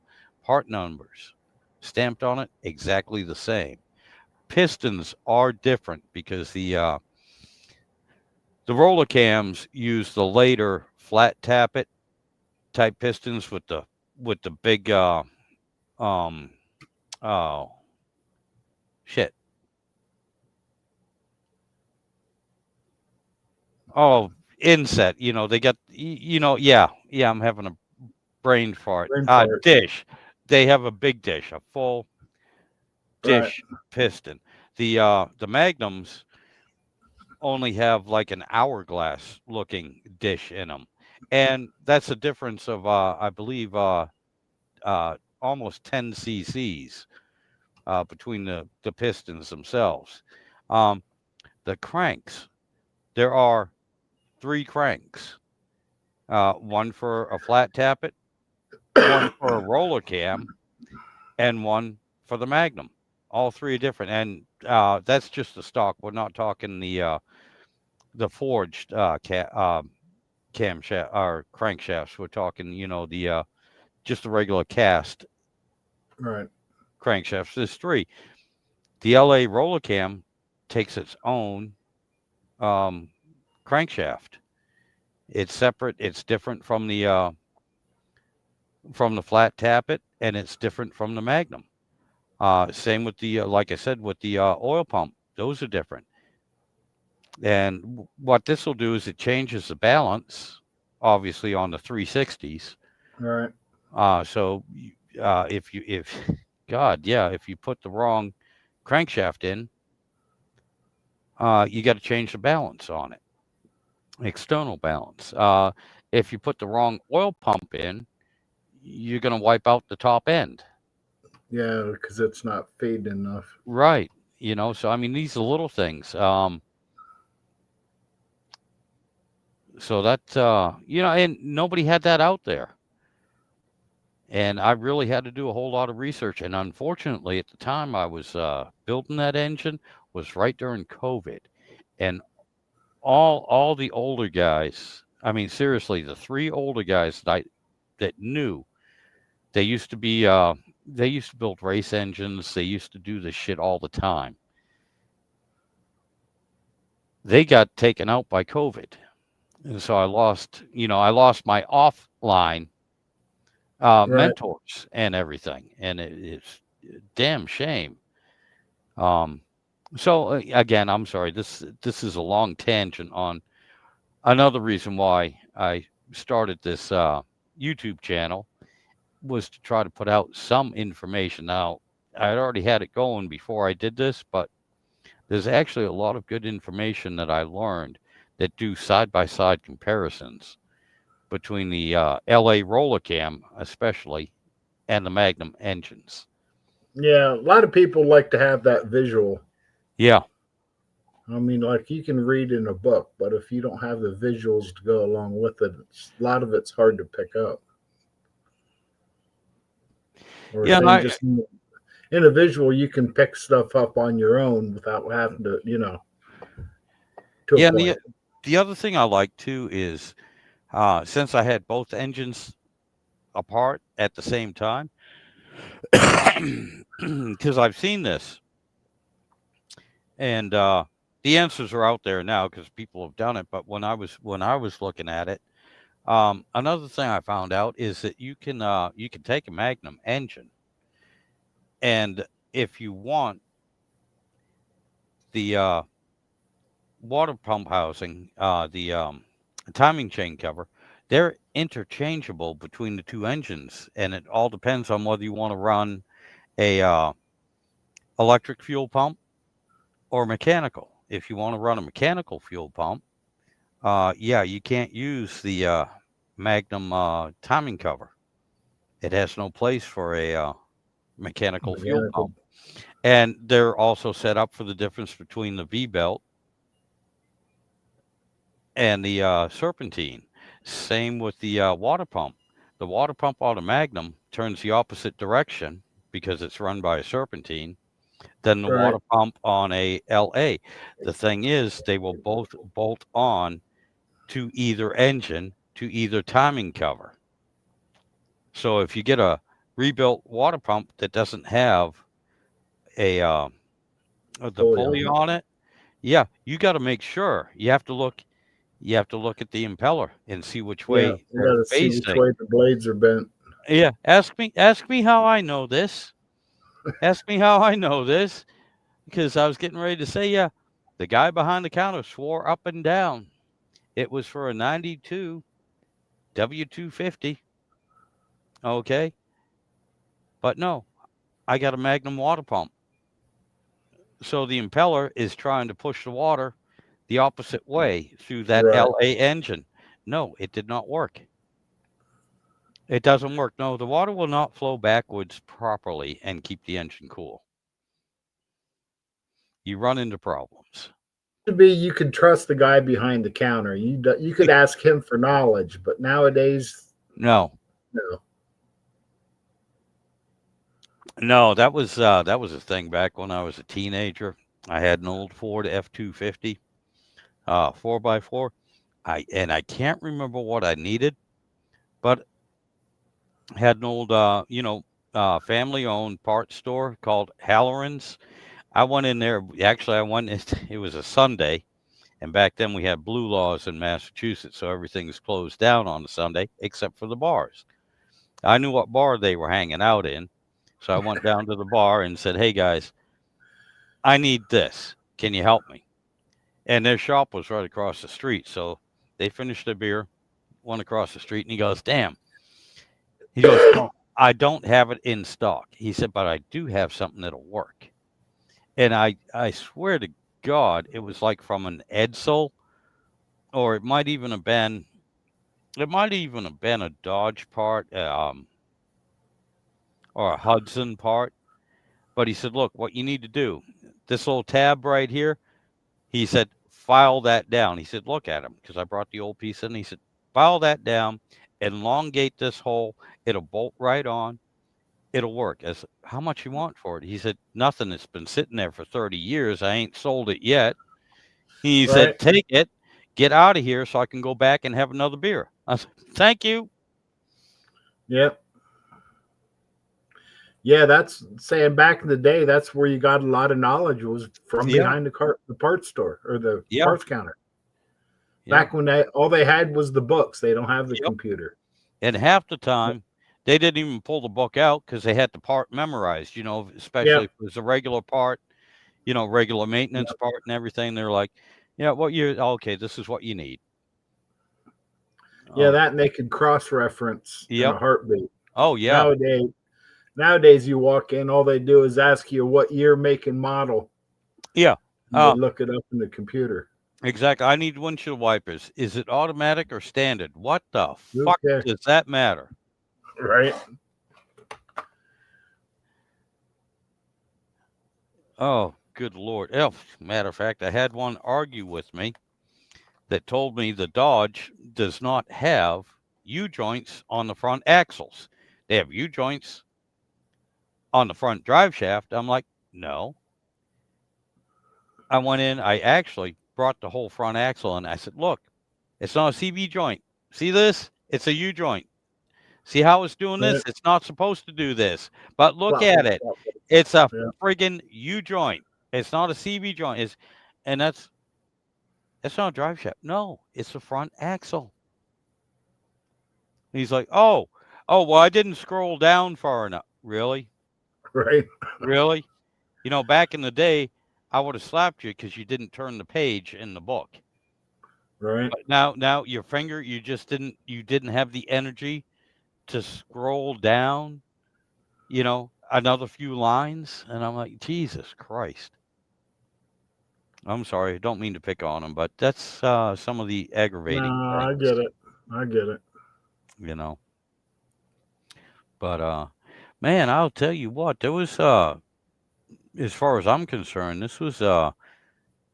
was a lot of information put out here today, for different things too. And I'm sorry, I haven't let you talk too much. So. Oh, that's all right. Saying Philip was going there earlier. It's like, Oh yeah, my God, yeah, that was nice though.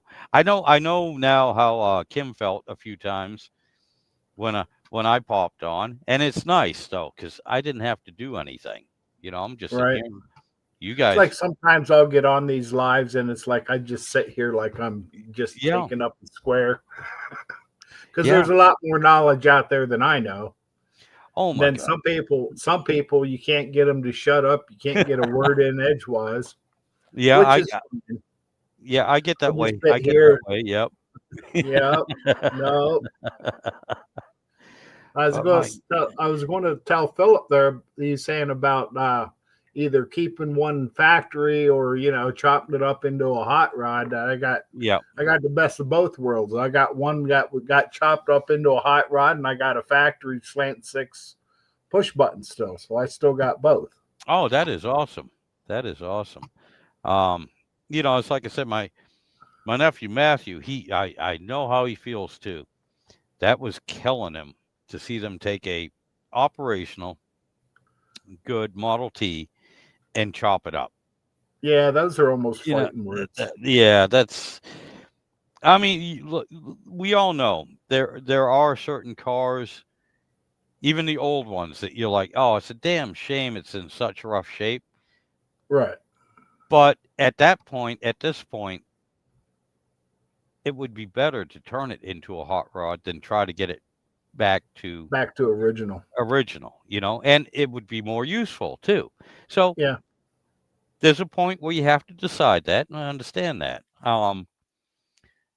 Then you also have the other cars that are like, well, Jesus Christ, yeah, these things are cool, but there's about 30,000 of them that have been restored, and I think this one Right. here would be better off as a hot rod. Yeah, and then saying it's ultimately the person's choice regardless. But It is, and that's what I like about having the big block in the one because they're almost Yep. identical. Well, they're twins. They're both 62 Valiant, so it's nice having the option of taking the big block out or just jumping into slant 6 and putting down the road. Oh, I got you. And you know what? Like I said, my channel, I have a whole lot of topics that I cover. So it means a whole bunch of different groups of people that watch Right. and that I'm interested in and get feedback. And it's the same thing no matter what topic you're talking about, whether it be woodworking or especially cast iron. All right. And because if you watch some of my videos, I don't particularly care for the new large cast iron pans. And when I say new, they're about 30 years old now. Right. Yes. But there was a point in time where it changed. right. And the bottom of them are just as rough as a spray-on bed liner. Okay. And I don't care for that. I like a very smooth bottom Yes. frying pan. And that's a personal preference. Okay. I have no problem with taking a grinding wheel to a brand new lodge pan, and I've done it several times. You know, something that cost me, well, started out at $20. I think they're up to $30 now. But I bought several brand new, and I've smoothed them out, pardon me, so that they look like and they act like and they feel like my old lodge and my old Wagners and my BSRs, a very smooth bottom. And there's a lot of people out there that like that's sacrilege. No, they left it there for a reason. Well, look, I'm not going to do that to something that's 60, 70, or 80 years old. I'm not going to take a grinder to it. I'm not going to take sandpaper to it. There's other ways to restore these When pans. they're that old, they don't need the sandpaper. Yeah, well, I mean, They would- a lot of them are covered in rust too, and Right. people will take sandpaper, and that's fine. It's your pan. You can do what you want. But if you're ever thinking about what I'm saying is, it's real easy to take a $200 pan that's rusty, put sandpaper to it, and turn it into a $5 pan. Now, it'll work and it'll cook and it'll be fine for what you want. But if you're looking to save the monetary value of it, Yeah. you don't use sandpaper. Don't use a grinding wheel. Now, a brand new pan that cost me $25, they make thousands of them a week. Yep. You can go out and buy one. I'm not worried about that. Okay. And for those of you that don't want to, smooth it down, well, hey, great. Your great grandkids might get the equivalent of $50 for it. Okay. And Right. it costs you 30. So I'm not worried about that. But yeah, and same with wood. Oh my God.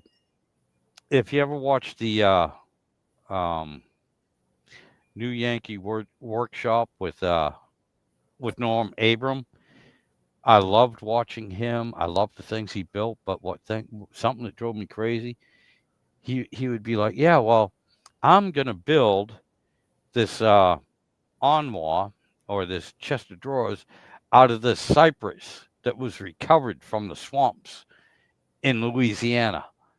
All right, because you can't get this wood anymore." And he builds it and it looks beautiful. And the first thing he fucking does is paint it. Yeah.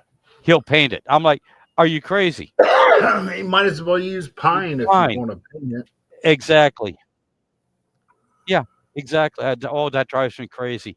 That drives me crazy when people use this beautiful wood, especially this rare wood and everything, Yeah, and it's and then they paint it. And I'm like, just and oil when it we or moved in stain it. here, they had everything painted. It's like we redid the floors. They turned out nice, and then I got 2 columns going into the one room they had painted, and it's like I just wanted to redo them, so I was scraping a bunch of the old paint off. It's like, Yep. man, look at this wood. Oh It's yeah. like I couldn't see painting over that wood. It's Nope. just it would be a travesty. Yep. I've Same just here. always been a sucker for natural wood. Oh, I love it. I love it. It's I even some pine on occasion if you get nice heart pine, that Mhm. shows everything. Oh, I just love it. And like I said, I can't bring myself really to paint it if it doesn't need it. Some things outside you need to paint it for the protection. Right. Okay. And again, yeah, I'm not going to use cypress outside to build something and then paint it. No, I'm going to use pine and I'll paint it every other year instead of wasting that good wood. But Right. can you do me a favor for a minute here? Because in You case go you ahead don't and have it, hold down the fort. yeah, could you? Yeah, please, because I've had like 4 beers and I haven't gone up to get rid of any of them yet. Yeah, And actually, that would be a good time. I'll race you back. Oh yeah, I gotta go. Guys, hang tight. Yep. We'll both be back. I gotta go.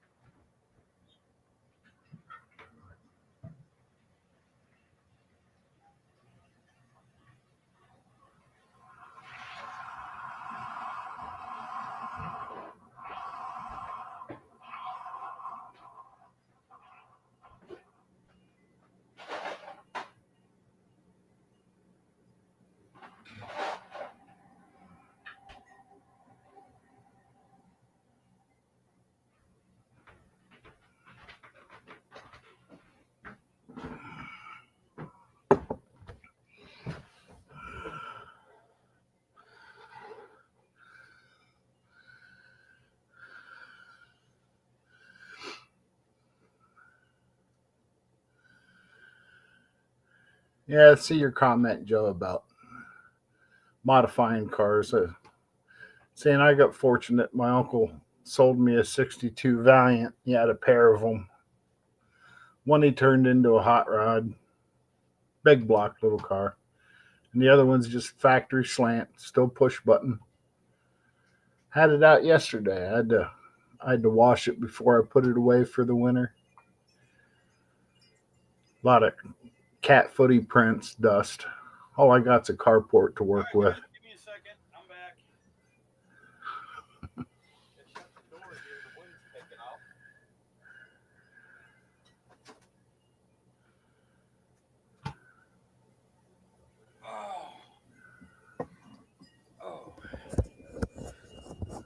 All right, better. I'm back. Yeah, You know better. better now. Whew. You broke the day. Okay. Let's see. All right, yeah. Like I said, my nephew said, don't get him wrong about modifying cars. It was just a working Model T that he thought should. Yeah, and we you know what, Matt, I'm pretty sure most of us agree with that. And you know, that's one of the things too about a lot of us smaller YouTube channels and everything.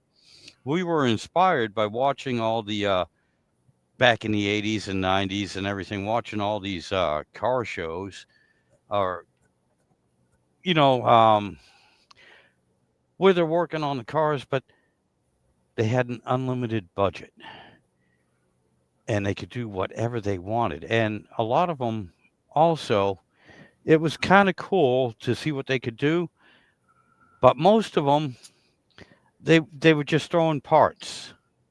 They'd buy the parts off the shelf, put them Yeah. in the engine and everything. And this is one of the things a lot of people don't like Uncle Tony's garage and everything, but I love the premise of his there you go. There you go. Yeah, I love it, man, because he really does gear it towards people like us that don't have the money and just trying, all right, I can't Yep. go to Summit Racing and order everything I want. Okay. Yeah, no shit. So You I don't got know half of what's going to fit anyway. right. Right. And it's kind of like, well, this is what I got. What can I do to get that that little extra out of it? What are the techniques? And he's doing it old school, and I love that. I really do love that. And I do admire him for that. And he's got a good channel that will show you that. And not just on Mopars and not just on cars, but on the Jeeps, on the motorcycles too. He's another one that likes motorcycles. Yeah. Yeah. And I remember that. I yeah, don't watch Uncle Tony as much as I used to. I used to watch him faithfully. yeah, But saying there's so many channels out there nowadays. yeah, there are. But I also have a lot of respect for him too, for the simple fact that he puts out good videos. He takes time to edit them and to show you and talk you through. And he's also very interesting and very knowledgeable. And a Well, lot of that people, and with he's always so fluid with his information. right? Yes. Because we used to watch his lives all the Oh time. my every God. week. Yes. Yep. Him and Yep. Ultra Kathy, hmm Uncle Kathy, Uncle Kathy. Yes. Uncle Kathy. Yep. She's a doll, man. I Yeah, love she is. her She is too. a sweetheart. She is. And I mean, look, Uncle Tony, um, I remember when I was in the service, all right, and I got hurt and I was in the hospital for almost a year. And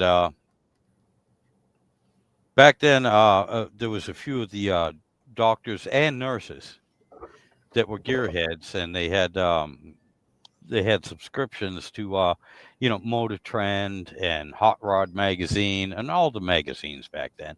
And a lot of times, because I'd been there in the hospital for a while, they would bring me in their magazines, after they read them. And a lot of the articles, I remember Tony when he was writing for these magazines. He And I wrote for remember, most all of them. Yeah. yeah. And I remember reading a lot of it, going, "This guy, he put it in language and that the brought it common down to person can yeah, understand. yeah, and that was just awesome." You Yeah, know, Tony DeFeo. yep. And he still does that on his YouTube channel. He really does. And my Yeah, boy, he can talk with the everyday Joe about anything. He can yep, explain it the way you understand. yep. And I have a lot of respect for that, and the fact that he puts it out there. I remember the first video I ever watched of him was when he did how to do a bitch and burnout. Yeah, I've Wait, seen that one. Yep, yep, that was the yep, first video I ever seen of him, and it's like I liked yep, him ever since, man. yep, yep. Yeah, and I I mean, met him. I met him at Carlisle a couple years ago. oh, did you? Yep, me and we took both the Valiants down to Carlisle, which is like 100 miles south from here. That's back when I first met John Wilburn, because he was with Tony on his channel. Yep, yep. Because ended up Tony was coming through for something. He was delivering parts or something, and he stopped at Carlisle. He was doing a flyby, and he came to our pits. You know, he was going to do a Okay. meet and greet kind of, and he was there only for like 15 minutes and ended up bolting. You know, he didn't really hang around to do a meet and greet, but I gotcha. my uncle was there that year, and I had my uncle was trying to explain to Uncle Tony all these little modifications he did to the Valiant, because he was under my car looking at it. He seen the Okay. 5-barrel, because we had chatted or in his chat about the 5-barrel and this and that, and he got to see it at Carlisle. Okay. He's doing one of these deals like everybody else. He was like, Oh, yeah. No doubt. Yeah. What made you put a 1-barrel on it? It's like Yeah. it was all I had. Yep. That's the way it works with a lot of people. It's all they got to work with. You got to work Yep. with what you got. Oh, I gotcha. I gotcha. Yeah. Yeah. But it was kind of cool that I got to meet him, but he's as much persona on TV or on the YouTube as he is in real life. Yeah. I heard he can be a prick, which anybody can be. That, you know. Yep. Yeah. I mean, yeah, nobody's going to be 100% towards everybody, but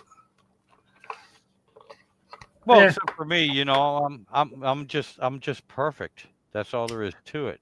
And that, you know, it's my theme song too. You know, oh Lord, it's hard to be perfect, or it's hard to be humble when you're perfect That's in every right. way. You know, and I boy, mean, that song goes way back. oh yeah, yeah, Lord, it's hard to be be humble. humble when you're perfect in Perfect in every every way. I can't wait to look in the mirror. Here. I get better Get better looking looking day. each day. Man, But, that's got a 30-year-old song, 40-year-old yeah, song. Mac Davis. Mac Is Davis. that who sang that? Yep, Mac Davis? yep. But yeah, no, everybody has their own personality. Everybody has their own thing. And, you know, you have to understand too with Uncle Tony, he's not doing his YouTube channel like we do ours. He's doing it for business. That's his income. Oh, yeah. So there are He certain puts out times- he puts out videos probably 4, 5, 6 times a week. Yeah, and it takes a lot of work, you know, to do it and to do good ones. I don't do good ones. I just I grab don't my either. phone and I'm like, this is what I'm doing today. Oh Yeah. shit, I fucked up. But anyway, you know, this is what I'm doing, and I do it as a hobby because I enjoy doing it and I enjoy putting it out. But he's doing it for business to make money to support himself, his wife, and everything.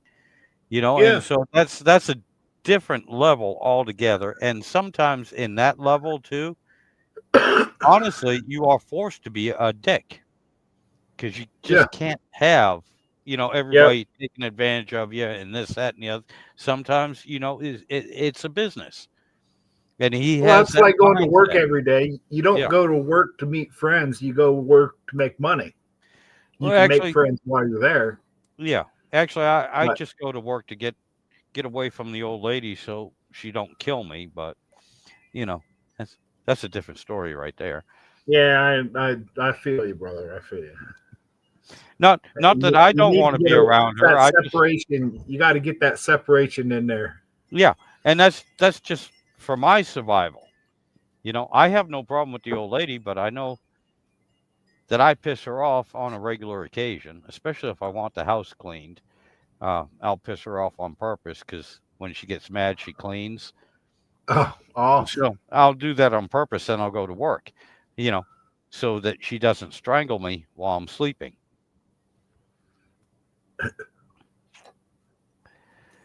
Oh, you don't have a Discord. You don't need a Discord account.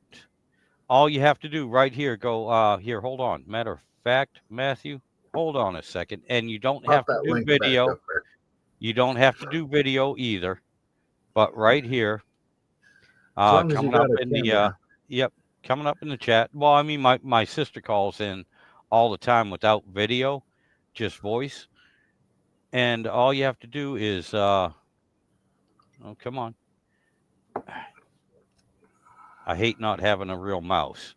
All you have to do is click on this link right here. Click on that link, Matt, and it'll give you a option to do either voice or do voice and video. And you can hop right in. Your mom comes on all the time, just on voice. She Yeah, doesn't a lot even of do people do video. that. Yeah. Yeah, it'll bring up another window. You want to mute your YouTube window Yes. Yeah. Or else you and get play the feedback. audio through the StreamYard channel. Yep. Because if not, it'll feedback really bad. Yeah. That's something I have to keep reminding your mom to do.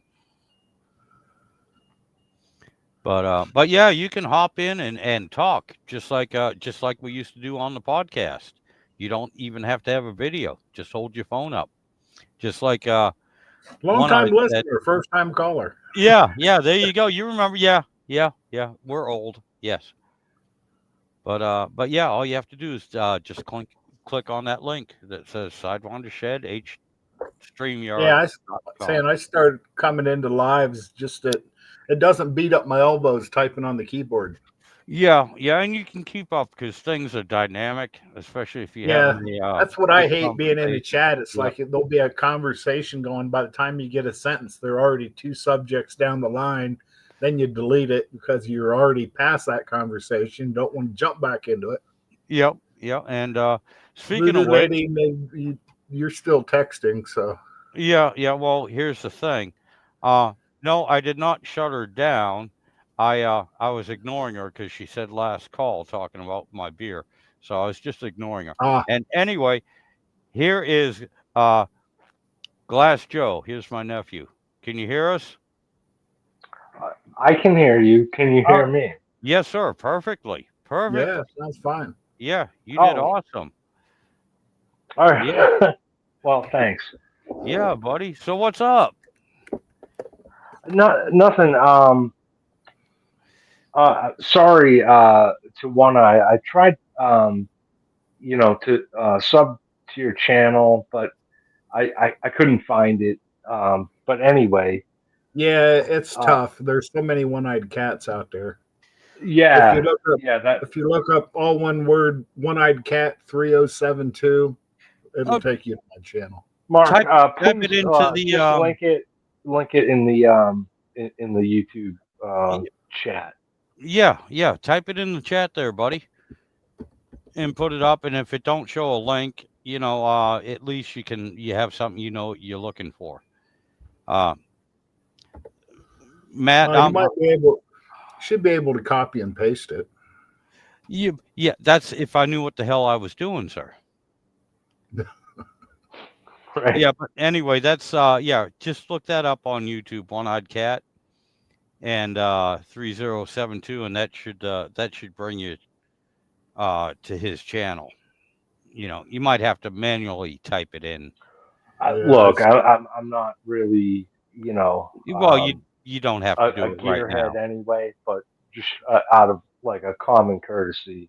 Well, yeah, because I even if you appreciate never, that. You don't have to, but Well, I'll That tell is you re- what, even if you don't ever watch any of his videos, that just gives him another subscriber.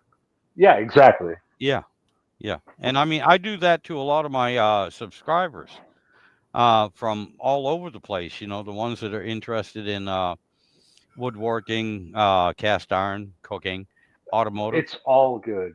Yeah, Yeah, because there a lot of them are trying to start up their own YouTube channels, and I'm like, yeah, I might not watch too many of your videos, but I'm gonna subscribe. That way, there it helps build your base. It helps get your videos seen by other people. yeah. yeah, YouTube and anything outside of politics. Yeah, YouTube is so useful for you know DIY, like just people teaching people. yeah. Those kind of channels are what I actually appreciate. So yeah, One-Eyed Cat. I will subscribe, even though I don't know anything about cars.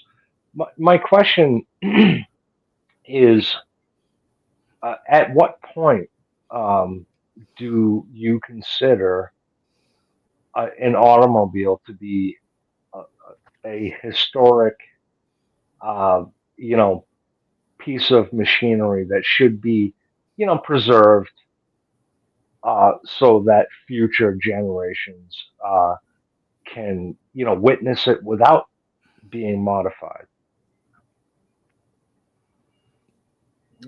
for me, it's about anything that's like still stock. Like saying with me with both of these Valiants, I got the best of both worlds. I got one's a hot rod and the other one's still slant six push button automatic, and I wouldn't trade either of them. Well, what I think it is too. Um, you have your run of the mill, like a 1999 Ford Focus. Eh, I don't think that's something that needs to be preserved per se. And I also don't think that's anything that really somebody wants to turn into a hot rod. But if they do, that would be kind of cool. All right. Now, the old Volkswagen Beetles, they've been around forever, the old ones, rear engine ones. And so you have a good mix of hot rodded, dune buggy type, and right. totally restored. And for me, something like that, it depends what shape did you get it in. Is it worth and feasible to restore it?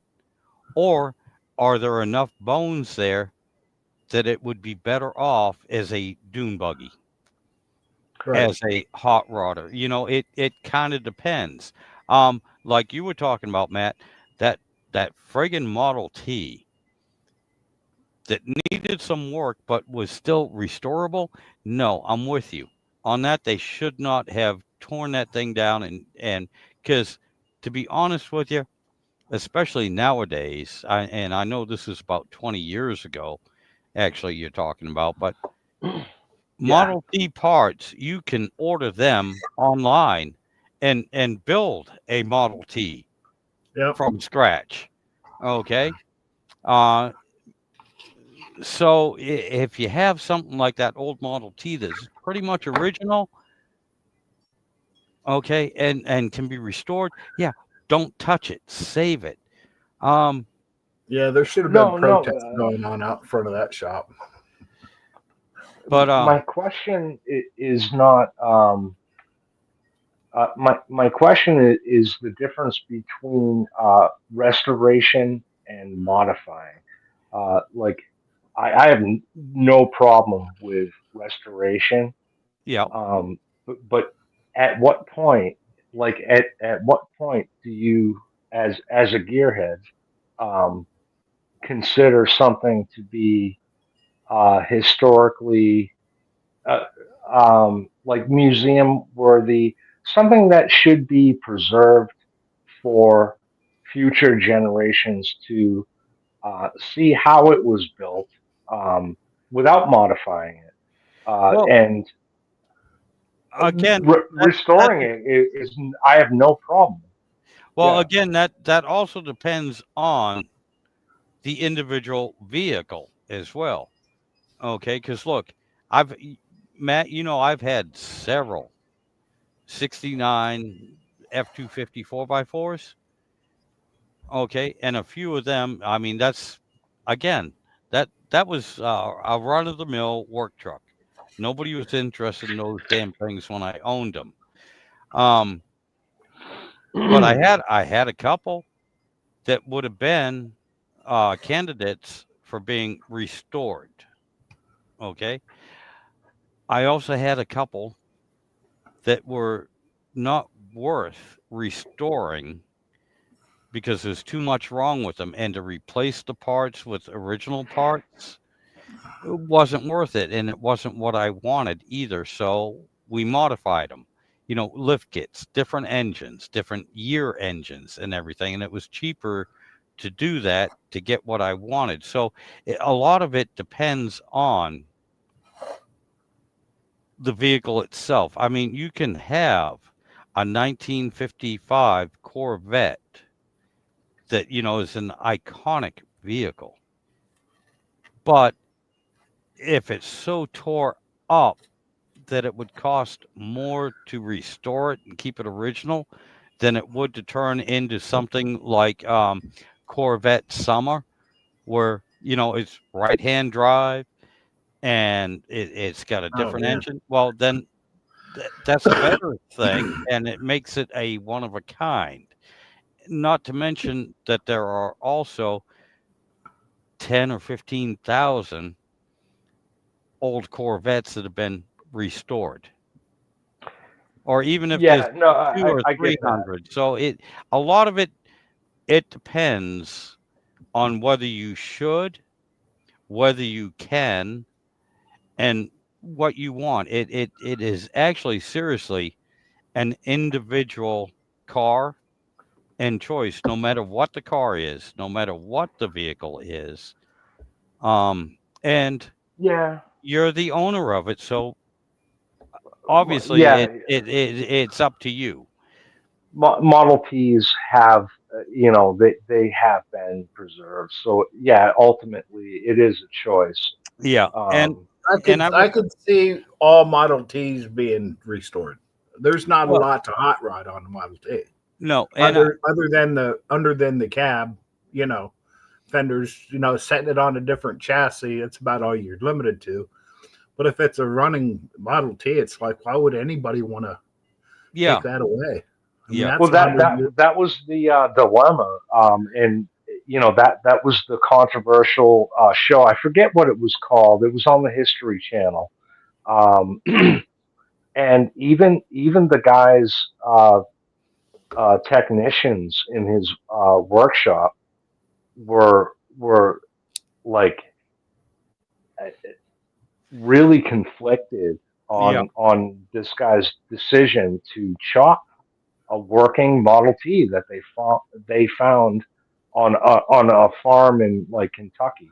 Like this thing fired when they went to pick it up, and the shop owner was like, "Yeah, we're going to chop it and hot rod it," and his own technicians were like, "No, we should not do this."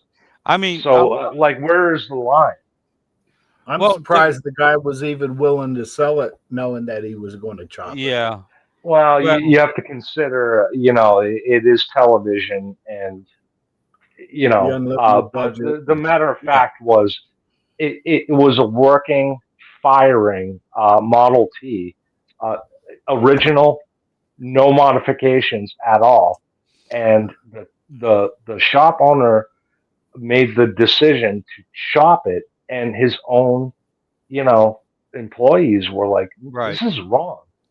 Well, that's the thing, Matthew, too. There's a lot of hot rodders out here that will cringe and go, and you can see it on YouTube a whole lot too. They're like, "Yeah, I picked this up because I wanted to, do this to it," and I'm looking at it, and I can't bring myself to Can't do it. modify it. I can't do it. This car, even when you get to the point where it's money wise, it's going to cost the same or even a little bit more to restore it.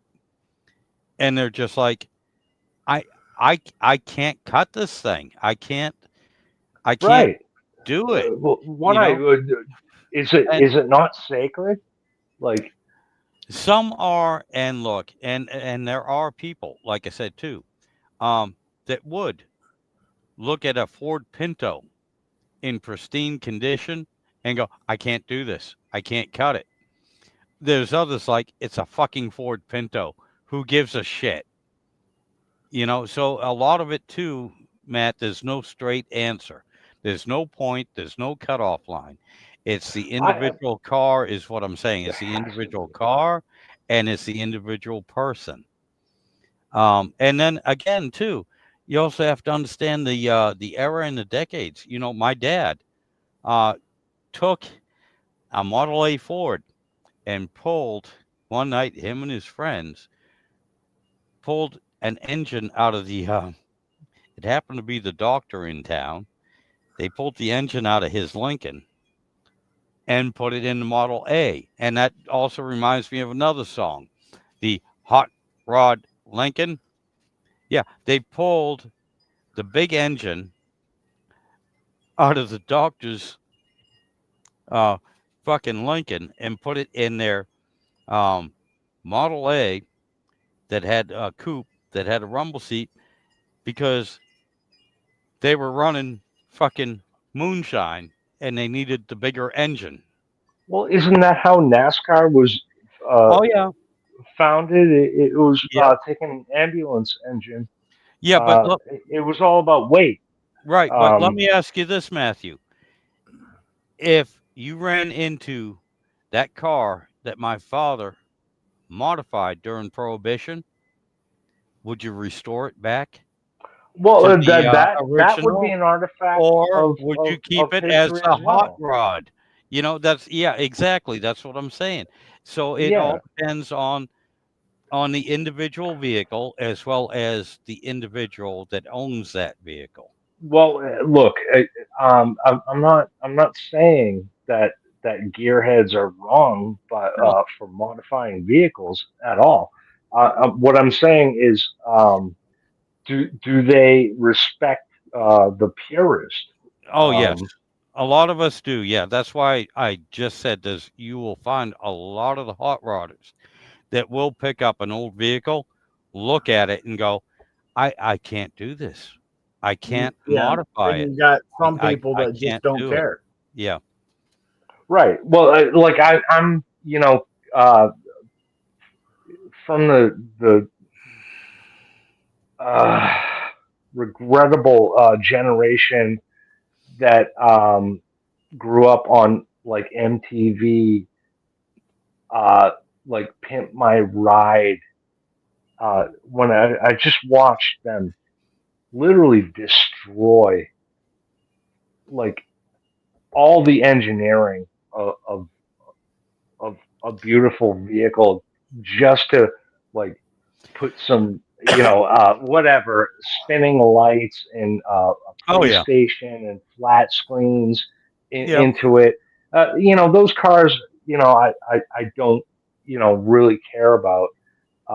But I just wanted to know if there's a grading scale to where gearheads um, respect uh, you know the core original Oh, there is. value of a vehicle to where or and where does that scale uh, end to where it's like, all right, this vehicle is a piece of shit. We can make it better. Right. Yeah, I know what you're saying, Matt, and that's what we're trying to answer. Again, it depends on the person and it Yeah, it's a depends on sliding the vehicle. scale. Yeah, It's it is. There's no set. Hey, There has to be you a line. no, there there isn't. never there's never a line. No, Okay. and and that's the thing. But it's both irritating and beautiful at the same time. Oh, it Yeah. is. It's fascinating. Yeah. And, you know, and it also depends too, because I would have no problem right now, just as a analogy, you know, cast iron. I have no problem doing whatever the hell I want with a $25 brand new, just made cast iron pan. I'll do whatever I want. 100 years from now, people might look at it and go, "Why the hell did you do that?" I wouldn't touch one because it's 100 years old now. Same with the Yeah, car, but it's only you a know. year old now. Right. Same with the car, and especially if you watch the movies.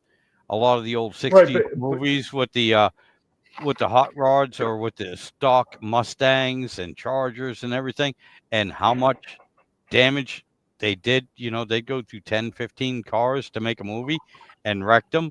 And you're sitting there going, that's $150,000 car now. Well, Mhm. back in the day, it was brand new and it was $2,500. And they were given to the studios knowing that they were going to be wrecked and nobody cared, pardon me, because they were brand new.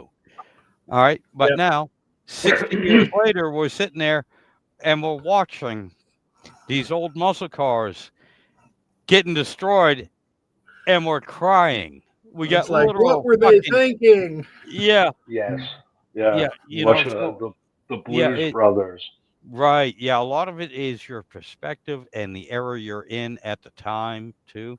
Again, like I said, my dad. I look at it not in like whatever the monetary sense, but the historic sense, and that these are like in beautiful inventions that Oh, you yeah. know that should be um, taken as they are. I don't know. I'm not shitting on people who modify them and make them better. I think that is Oh, yeah. awesome. Yep. Um, but I'm just. I guess what I'm saying is that there has to be a line where something needs to be preserved, and I guess the Model T has been preserved, Yeah. Yeah. but You know, that's the thing. uh, There are, believe it or not, there are a lot of Model Ts out there, Model A's that are factory stock that are still running and people use them. Okay. But I know what you're saying. You know, if I ran across, um, let's say my neighbor has a Model T in his garage, been sitting there for 60 years, hasn't been out or anything, and he passes away and he goes, look, leaves in his will. Yeah, my neighbor Mark. I'm going to leave it to him. I'm not going to sit there. Me personally, I am not going to sit there and put a 302 Ford in it, you know, with a automatic transmission or even a manual transmission and go, hey, I'm driving around Model T. No, I'd probably go fucking bankrupt Restoring it.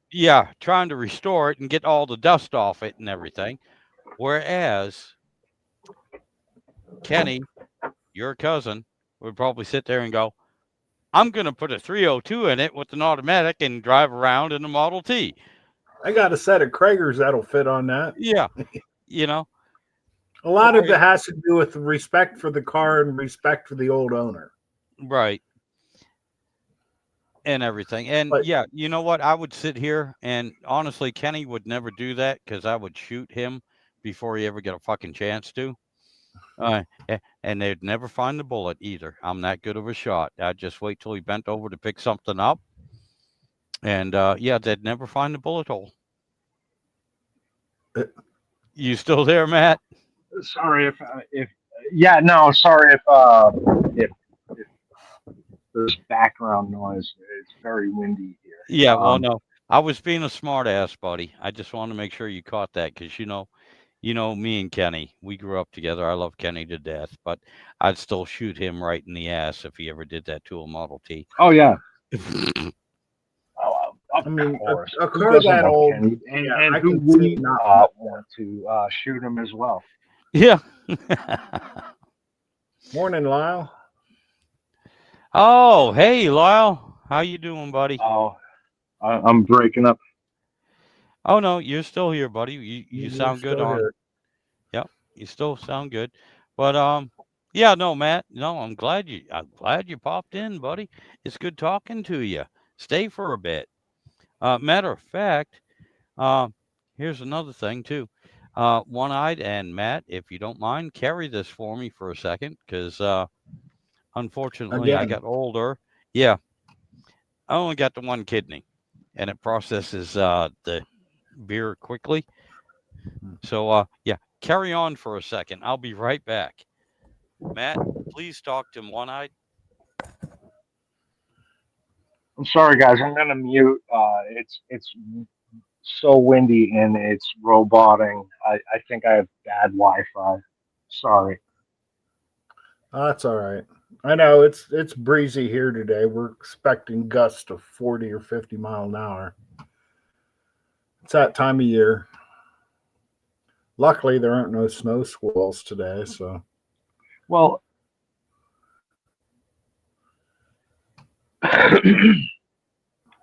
where do you like draw the line between um,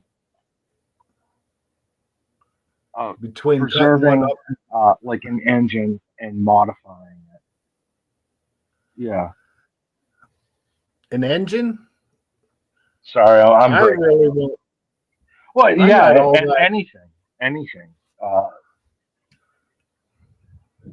Well, see, luckily, saying I've got a pair of 62 Valiants, and one of them's been chopped into for years, and the other one's still factory. So I got the best of both worlds. And the one that's still the slant six push button automatic, that's going to stay stock forever. This to me, it's still too new, or it's still functional. Saying I had it out on the road yesterday. But the other one that has a big block stuffed in it, it wouldn't bother me to chop the rear end out of it and put a coil over or something in it. Not that I know what I'm doing, but saying I got the best of both worlds. I can tear one apart if I want to improve on that, or the other one, I won't touch that.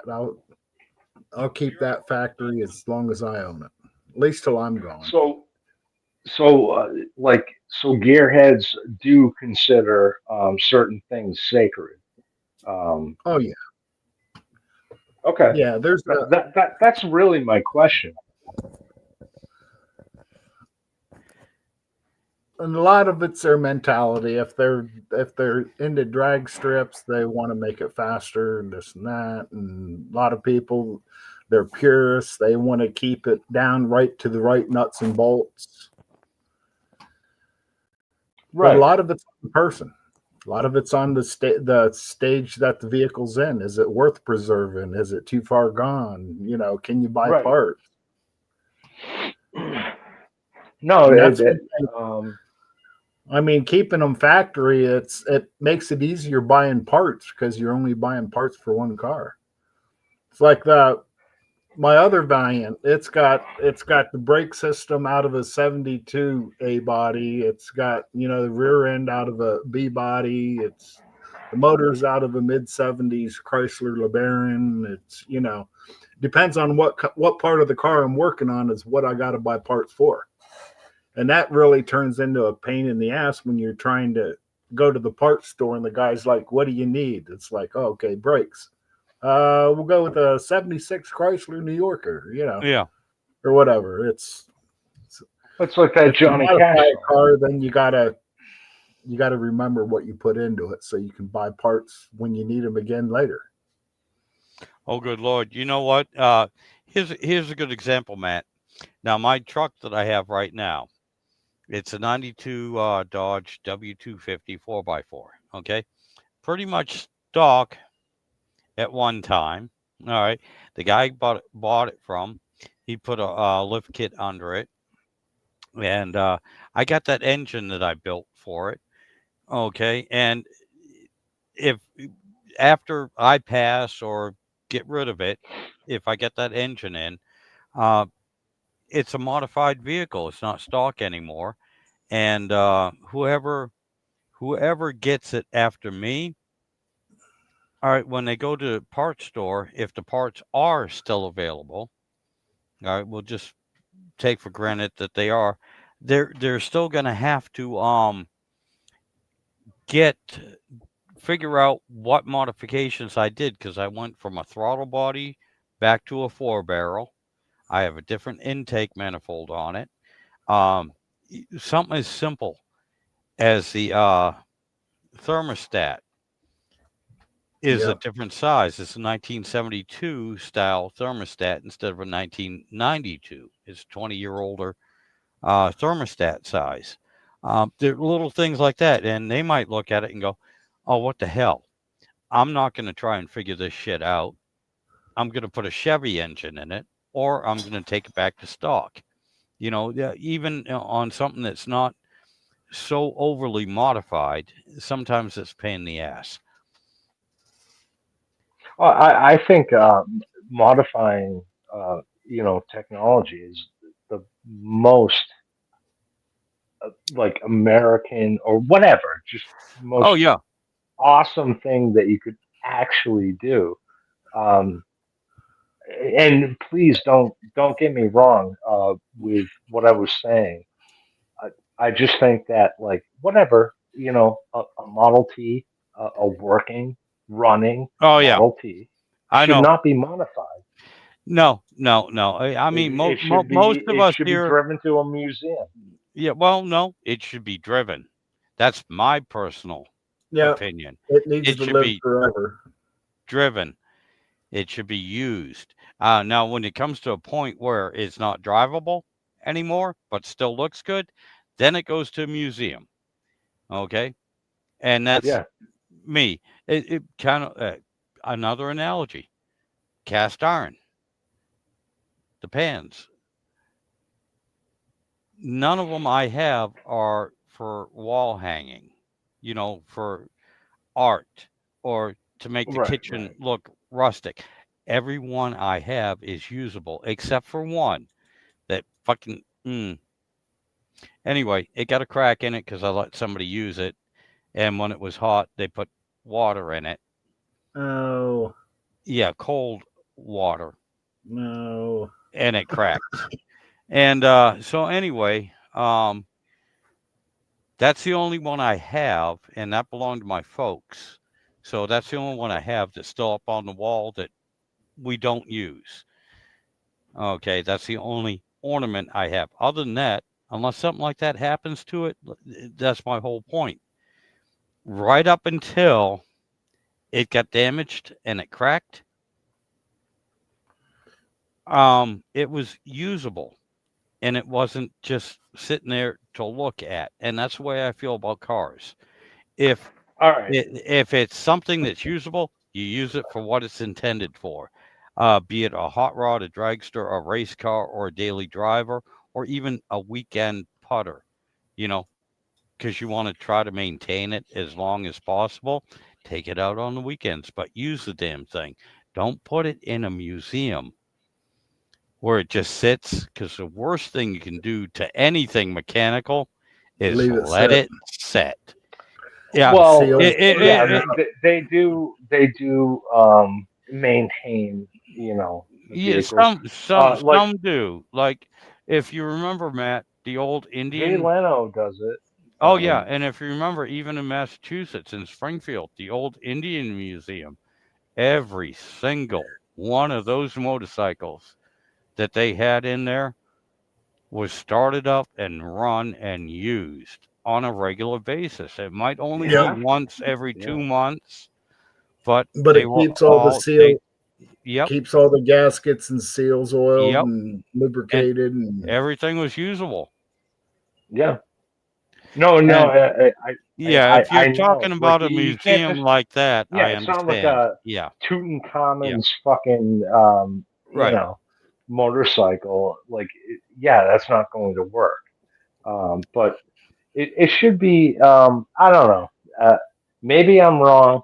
Um, No, you're but not. No, no, I no. wonder, like, where, whatever, where the line Where is the line drawn. is. Again, we've tried to Yeah. say that, and it's hard to Yeah. understand because every individual, Oh, that's the biggest ha- gray area. yeah, it is. It is because there. I mean, even among the gearheads, as you say, and the hot rodders and everyone is. It's like, why, why, why did you do Yeah. that to that car? Oh, yeah. You know And please why? don't get me wrong. Why? I have the utmost respect for gearheads. Oh yeah, I love all those shows. Whatever. I just love the um, the mechanics of it whatever. and Yes. everything. Yeah, and the technology, the Trying. old Right. technology of it. How things. All right, we needed to do this. We needed to do this, and in Just 1920, the gall this of it. yeah, this Like, is how we solved that problem and made it do it. In 2020, this is how we solved the same problem and did it, and they're totally different. And to be honest with you, a mechanic from 1920 won't be able to work on a car from 2020. And a mechanic, your regular mechanic from 2020, would have a hell of a time working on a vehicle oh, it's a dying from art. 1920. I mean, the technology, the everything, you have the basics. Okay. All right. And the basics have not changed, but it's how a Technology lot of has. things, yeah, technology has, and it's how it has changed over 100 years. You know, simple, your ignition system That from that from leads me to my next question. yeah. Um, has technology changed for the better or worse Okay. regarding cars? All right. Now, daily driver, somebody gets in, turns ignition, it's changed for the better. Okay. For something that you want to drive and keep for 30 years later, depending on the era, it's changed for the worse. For the simple fact that unless you have two or $300,000 to keep that goddamn $30,000 car running, it's changed for the worst. My opinion, because too much electronics that just either work or don't work. It's like a light switch. You're going down the road, everything's working fine, everybody's fat, dumb, and happy, and then all of a sudden, off. It don't work no more. Yep, you Right. got check engine light and it shuts Right. off, and it could be 30 different things. I think Turbo Tom has just summed it up right here in 3 words. New cars suck. So it's intentional. Oh yeah, Like, a lot of it is. Yeah.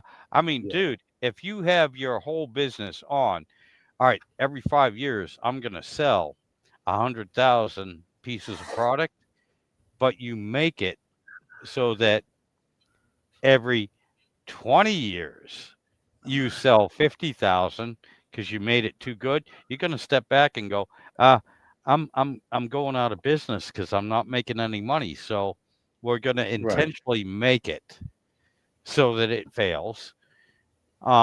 It's good for the first 10 years. You know, believe it or not, Uncle Tony put the same video out explaining it.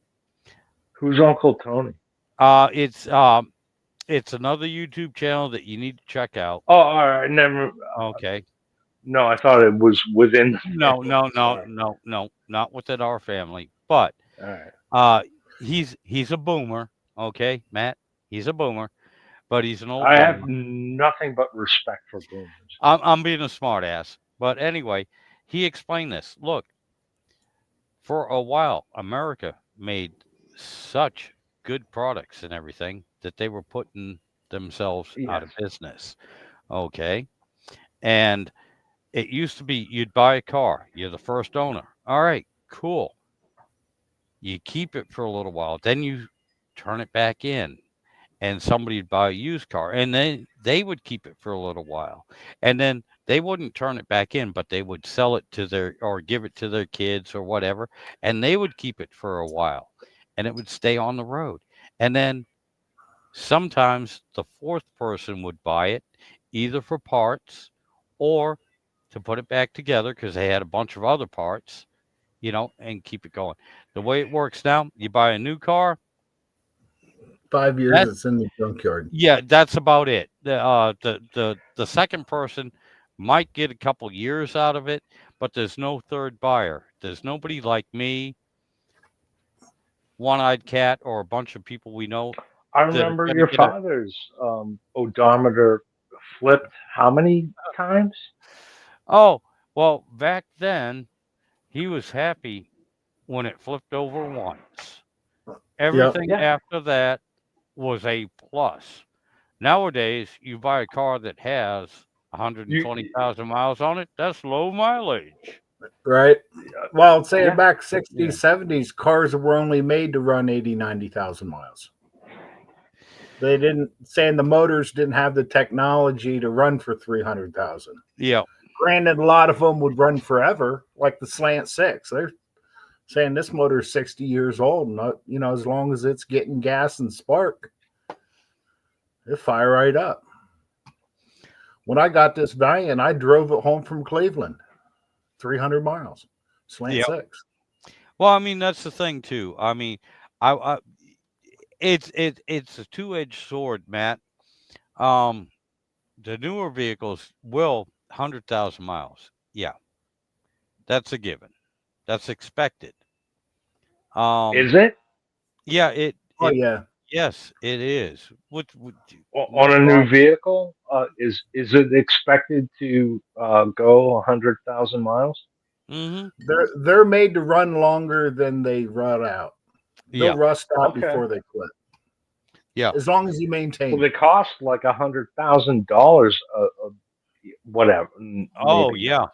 But Oh, um, definitely, especially the truck. Kenny just bought a new truck, and that was really freaking close to I $100,000. saw his truck. Yeah, That's that he It's paid very ridiculous impressive. nowadays. for his truck, and it's a half ton.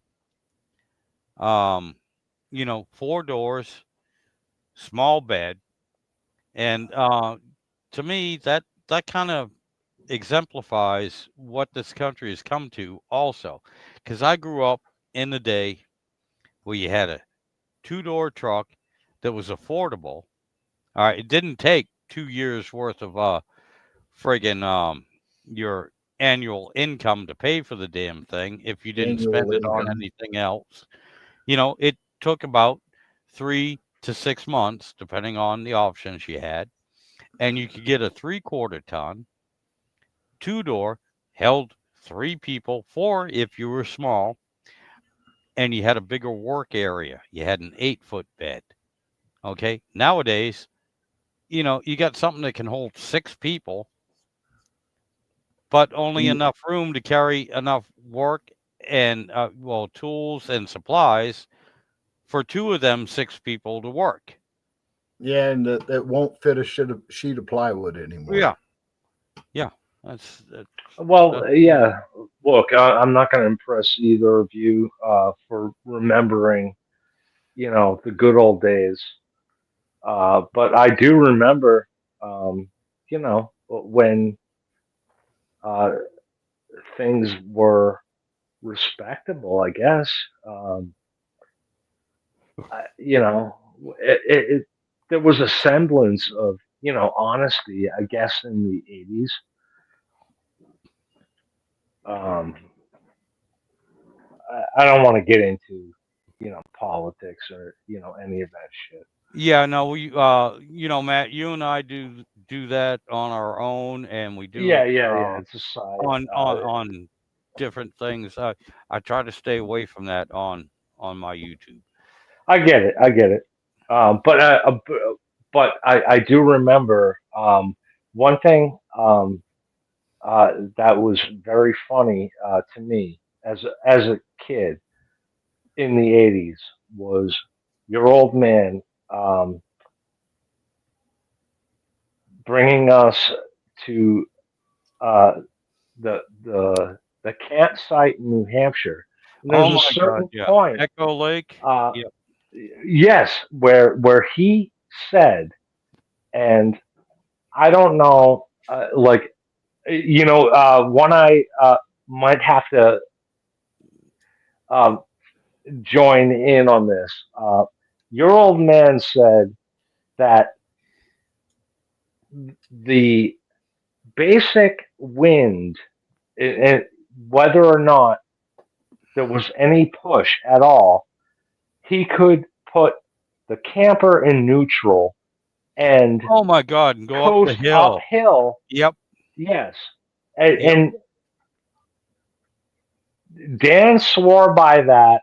I have no reason to doubt him, but it does defy logic and gravity. Oh my God, yeah. That was going up to the oh Lost The River. That notch. was out in Franconia Notch, and there is an area that yeah, you can put a car in neutral and you're on a 5% grade and it will push the vehicle up the hill. Now, if you have a camper, something that's shaped like a brick, oh, you'll pass a small light car if you're both in neutral. Yeah. And coming down the damn thing, you don't have to, even in a big truck, you don't need a Jake brake or anything else because you're on the throttle. Because if you take your foot off the throttle, you will coast to a stop coming It's down. literally a Yeah. specific zone on the Yeah. planet that defies gravity and logic. Yeah. Well, Um, your father found it. yeah. I Oh, he used to look. love doing that ever since I was a kid. And we had that old 68 F-250 with the big camper on it. I mean, we're talking something that weighs over 6,000 pounds. Okay. He did it. Yeah. Throw the damn thing in neutral from a dead stop and would start going up the hill. You would not roll backwards. It would push it If up I the didn't hill. witness it, I would have said he was a Yeah. liar. Yeah. Yep. It was incredible. It was so fun. It was fun. Some things just defy logic. Yeah. Yeah. It's literally like a specific area in New Hampshire that Yep. I don't know how he figured it out, but I swear to God, like I have no reason to lie. Um, he proved it. Yeah. I was a kid, and I was like, all right, this old man's full of shit. No, he actually proved it. I witnessed it. Yeah. Oh my God. Yeah. Yeah. I remember that. You can still do that in that same place to this day, I think. It's been 30 years since I've been up there. The conditions have to be, just right. I think. Yeah. But he put it in neutral, and he was rolling uphill. Yep. I swear to God, like I'm not lying. Yep. Yep. And like I said, it's not a small hill either. It's it's about 2 No, miles. it's a mountain. Yeah. And we're going up a mountain and it's a 5% grade. And it's, oh man, it is wild. And if you're coming the other way, yeah, you're coming down the hill. You never touch the brakes. You're always on the throttle. Because if you're not, you're going to come to a stop. It has to be with the way the wind currents go through It the is. mountains. It's In that one of valley. those splinters in my brain that I Yeah. cannot explain. It's one of those weird things that it it didn't make sense, but I swear to God, I witnessed it. Oh yeah. Oh yeah. Yeah. I've done it several It's times. like seeing a ghost. Yeah. It's yeah, and it was fun. It did. It used to blow people's minds.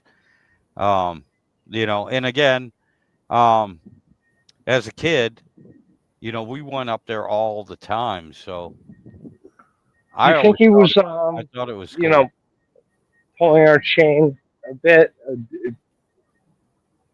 Maybe. I know he knew the physics, but he would tell a great story about it and everything and get you set up. Yeah, because Dan could spin a yarn like Oh my God, yes. no one. Yeah. But like, I don't know. There was something about it. I All swear right. to God, Now here as, it defied logic. as an example, one-eyed, as an example, up in Maine, all right, my dad for years used to get natural casing hot dogs and they were bright fucking red. The Really? casings on them are bright red. And he'd bring them, oh, it's the best goddamn hot dogs you'd Yeah, ever I've seen it. have in your life. But as he's cooking them or bringing them out and everything, I mean, they're bright friggin' red. And he'd tell everyone, oh, yeah, these are hot dogs. Try them. He'd wait. Everybody try them. All right. Damn. And they are good. They are damn good hot dogs. And be like, those are good hot dogs. Those are what you imagine a hot dog should taste like. All right. And they had that nice little crunch because it's a natural casing on the outside. Yeah. And he'd be like, all right, well, what are they made out of? Where'd you get them? Well, I get them special from Maine.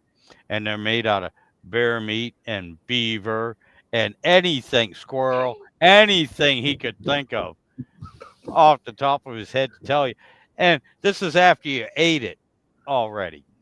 Of And course. people be sitting there going, "Oh my God, I ate beaver, I ate squirrel, I ate bear meat, I ate this and everything." My dad be laughing. They're pure beef. They're pure beef hot dogs.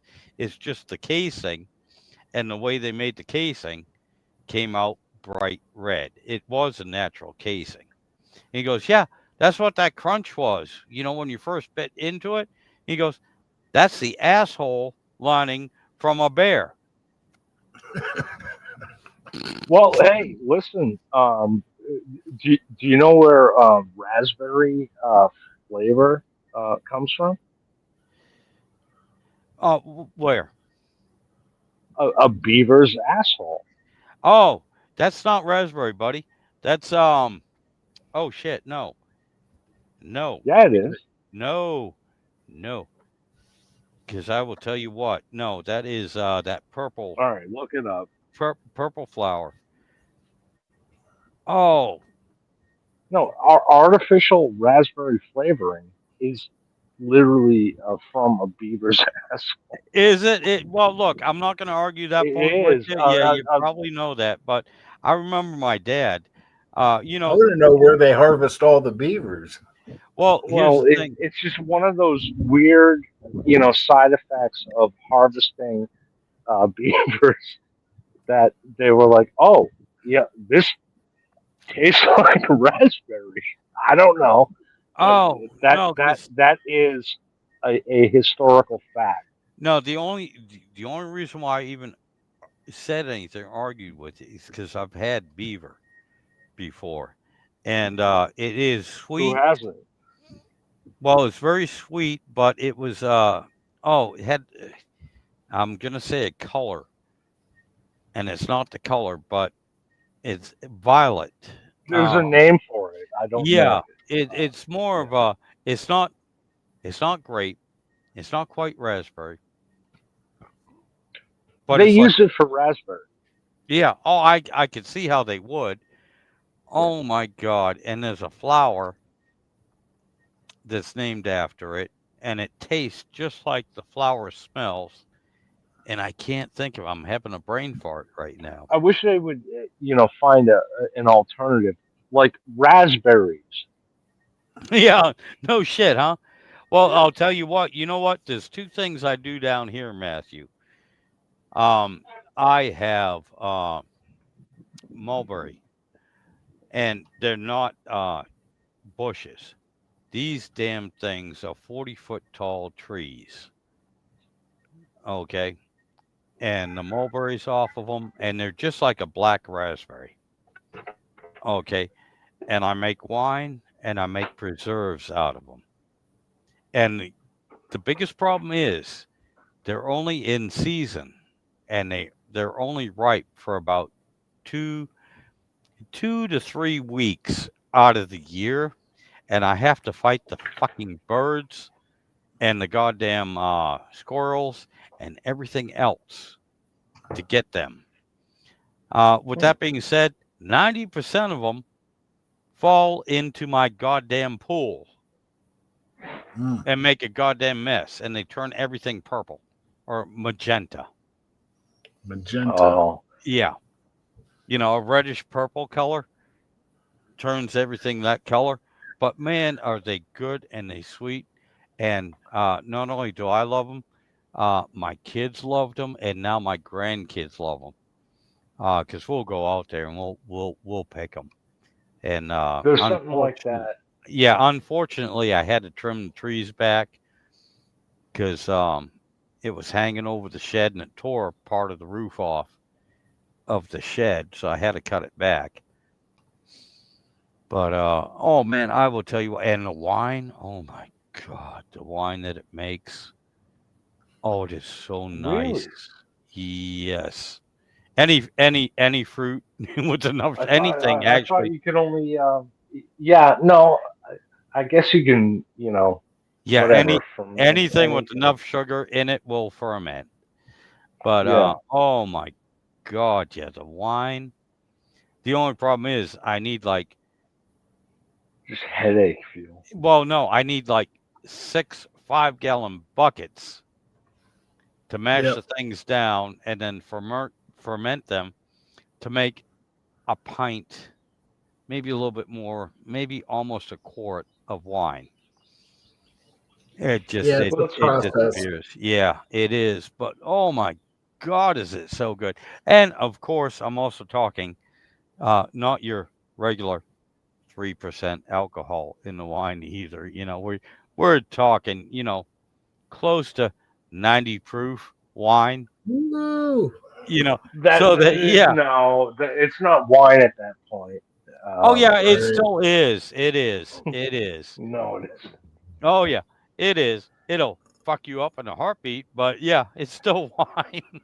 No, I think after 15 proof, it stops becoming wine and Dude, starts becoming like liquor. I don't know. I can see that argument. no. Look, Doesn't mean it's not good though. yeah, no. No, absolutely not. I would drink it. I make homemade beer that's 20 proof.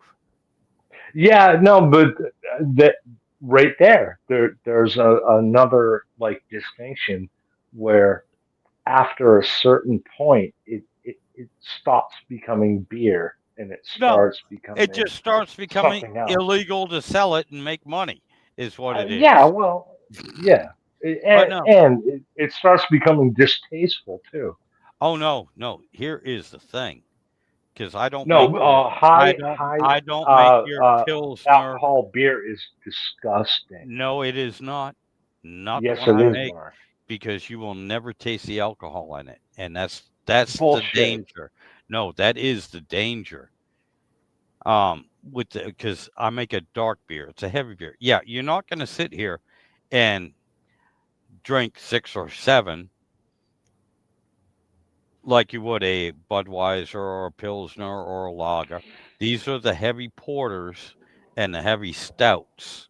Okay, they're very thick and heavy to begin with, but the alcohol content is, yeah, make my own, and I have the hydrometer you put in, and it measures the alcohol content after it's done fermenting and seasoning and everything, and it's 20%. But you do not taste the alcohol. What you taste is a caramel and a chocolate, as well as the I regular beer taste, and look. it's more like a nice. Oh my god, I can't say a soda, but yeah, I like the sweet heavy beers myself. That's why I make it, and the damn I thing is don't mind very a strong. Guinness. You know, I don't know what the ABV of a Guinness is, but I do remember Sam Adams put out this Oh yeah, one off uh, yeah. beer, and my brother bought it, and it was $25 back in like I Oh don't know 2008, and it was so disgusting. shit. Here, do me a favor. Ask my brother-in-law John about the Irish Stout. The beer. That was Oh, well, I mean, I guess I've drank an Irish car bomb, which is uh, Guinness, when you put Jameson, and a Bailey's. shot, yeah, of Bailey's into a Guinness full glass of Guinness, was and a you half. have to down it. Yeah, it's If a you half a don't glass. down it, It's a half a glass of Guinness, a shot of Jameson, and topped off with the shot of Bailey's. You dump them in, and then you shoot it all at yeah, once. and if you don't shoot it, you're Ah, in big trouble because that shit will curdle. curdle like a Uh, motherfucker. yes, Sir. yes. So Quickly. yeah, I've been there. Yeah, 4 or 5 We're talking now. ABV. I guess my entire reason for calling was where do we draw the line on everything? I guess where do we draw the line on ABV where it becomes a beer, where it stops becoming a beer and it starts becoming a liquor? Well, liquor or more about malt liquor, wine-ish type thing with the higher concentrate. Right. So where is that line drawn? Yeah, I'm not 100% sure on that. Oh, I hold on one All second. right. What's that? Where the line? What's the line before alcohol content before it becomes considered liquor or beer? Oh, I have no idea. All I know is that oh, pardon me. I'm just trying to draw the unanswerable lines. Like Okay, well, where does a hot rod become an insult to history, and where does a beer become a liquor? okay. John's looking that up because all we can do is give you a legal, more or less thing. I know over 5% in a beer, it's illegal to sell in the United States. Right, but I don't know because that Sam Adams garbage that I tasted back in like 2008, I think it was like 0.25, um, and it was so fucking gross. Yeah, Um, and it was $25 a bottle, yeah. See, I which would don't. be like like $35 today or 40. So I'd take that money and go get a 30 pack. Yeah, Oh yeah, absolutely. No, I did. but it was like something that you bought just to experience it, and I'll tell you, the experience was absolute It sucked. garbage. Yeah. Yeah, Well, and, hey, and at least you experienced it. You know. yeah, it You came in know. a blue, bottle. So I guess you had to save the bottle, whatever. Yep. Yep. I But it gotcha. tasted what I would imagine like diarrhea would taste like. Oh Jesus. Yeah. No. I'm See. sorry to. Now, Matt, have you ever had a good Long Island iced tea? I've had about 10,000. Yes. Okay. Now you do realize there's no tea in Long Island iced tea. Well, are we going to get back into the beaver anus Well, flavoring? no. It's just there should be 7 different alcohols that make a good Long Island iced tea. Oh, all Okay. right. Then I've probably never had an actual legitimate Long Island iced Yeah, tea. I'm not talking like something like an Irish coffee where you have coffee and you add liquor to it. I, No. I've had Uh, iced tea with vodka right. No. A Long Island iced numerous tea is times. made with 7 different alcohols and there is absolutely no tea in it. But when you drink it, Okay. it tastes just like iced tea. And so you can have 2 or 3 of them and you're like, "Holy shit, there's no alcohol in this. I don't taste any alcohol." Mhm. And then you go to stand up and the floor hits Dangerous. you Then in it the hits you. face. Yeah, Yep. exactly. And Yeah. you're Well, fine until you get the blood moving, get circulating. right. Well, that's Yeah. kind of the same analogy of the beer that I make. You sit there and you don't taste the alcohol. You don't realize how strong it is. That's what I'm saying. You don't have that overpowering, goddamn, nasty ass, bitter flavor that you don't like. All it is flavor. And you're sitting here going, this is good. I want more. Now, the thing is, it Well, is at what very point filling. does beer become wine? Like at what Oh, ABV? no. Like Beer never becomes wine. Beer never becomes hard liquor just for the simple. Does. Oh, does it? Oh, shit. All right. But Was Matt, it? when I said I got the results, I All didn't right. think What does it say? All right. Here.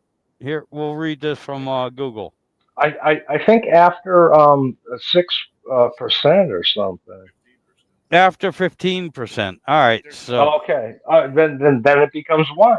after 15%, 15 to no, 50%, doesn't it'd be become wine. considered. No, it'll never become wine, but it'll be considered liquor. It's I'll tell considered you, liquor. it does Um, become distasteful. no.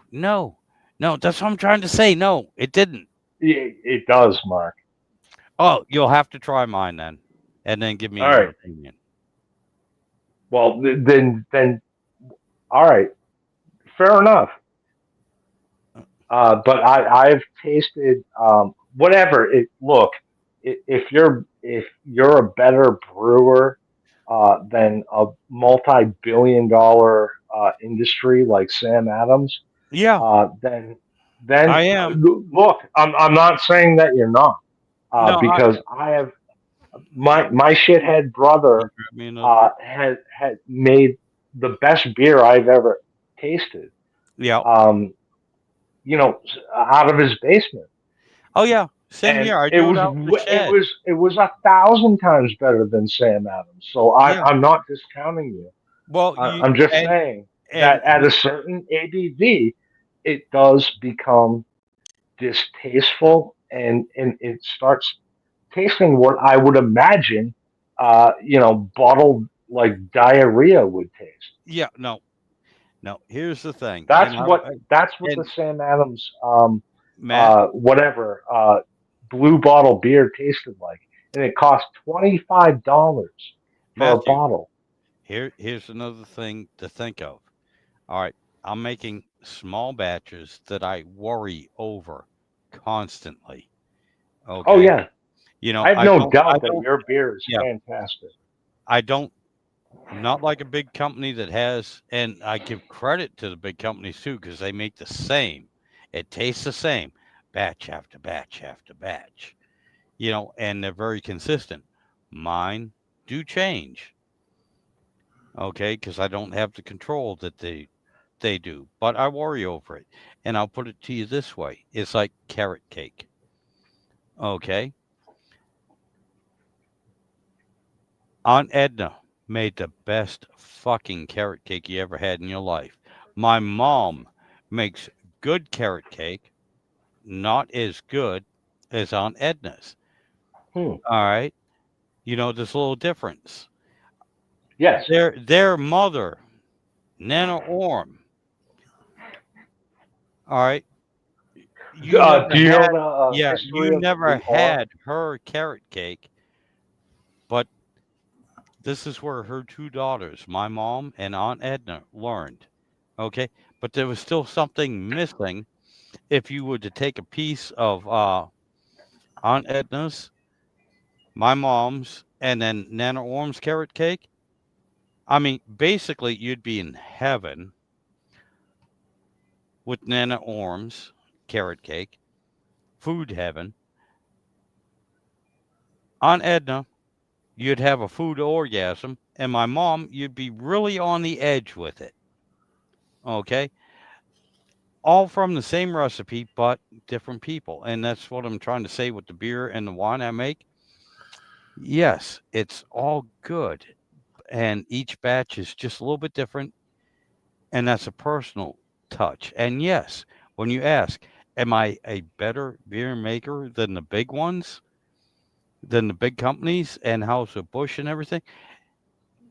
Specifically for the beer that I'm brewing, if I worry about it and I take care of it and I watch everything I do, yes, I am.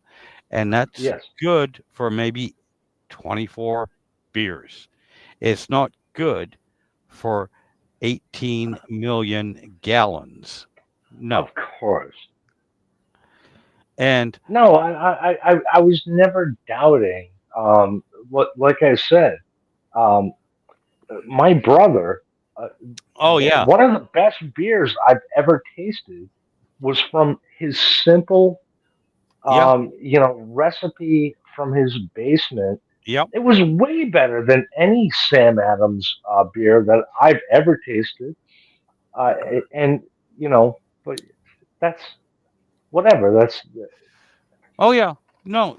and as far as carrot cake goes, it's the same thing. Right. You know, Exactly. the tiniest difference makes all uh, you know, Makes a big difference in the whole yeah, end the product. matter. Like, Yeah. yeah. So the I don't know as far as beer goes.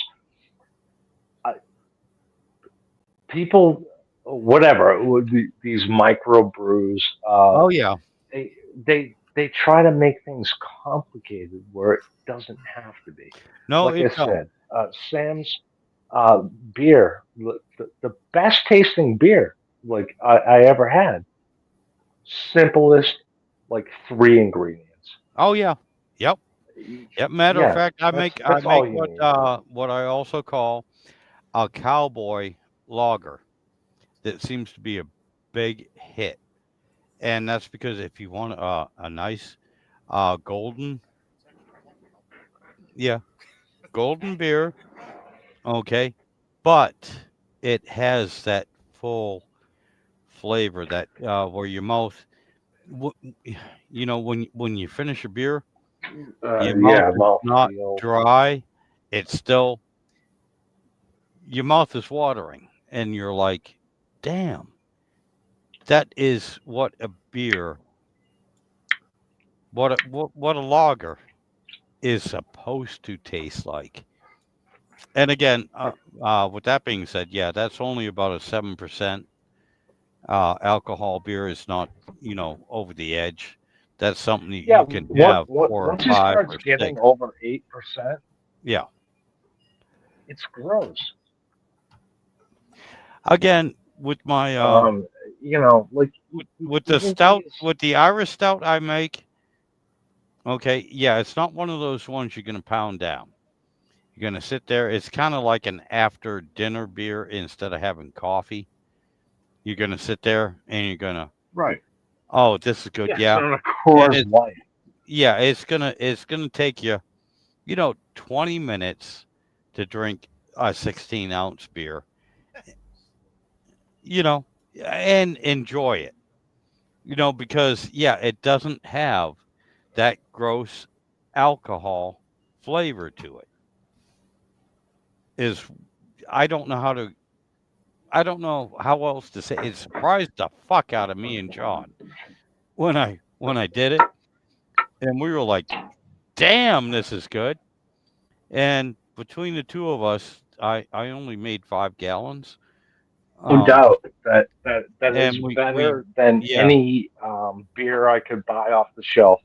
Oh, in a heartbeat, and we finished it that night. Oh, yeah. Fuck yeah. Oh, Jesus Christ. Yeah, that was so good. Yeah, no, I mean, Sam is my witness. I mean, he was the one uh, who brewed it, and Hmm. it was legitimately like the best tasting beer Yep.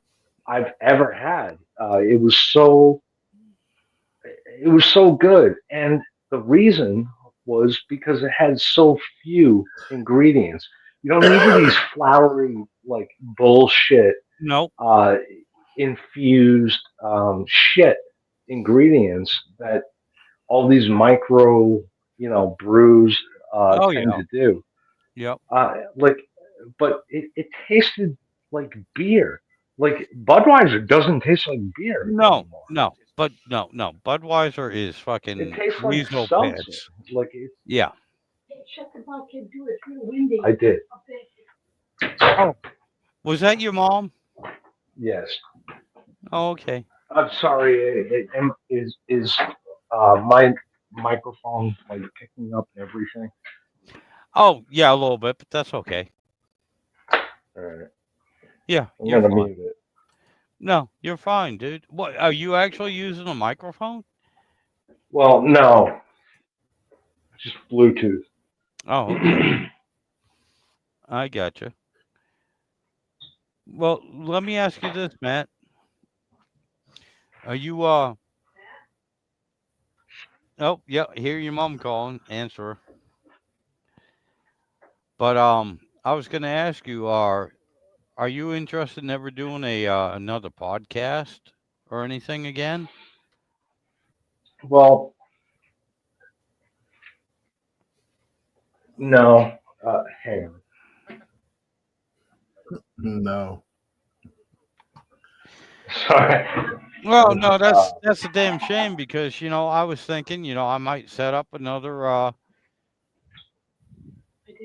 deal here, another YouTube or even a podcast setup that we could delve into. The political and conspiracy type deal. Because I still enjoy that. I'm just trying to keep my YouTube channel right now that I have separate. I get it.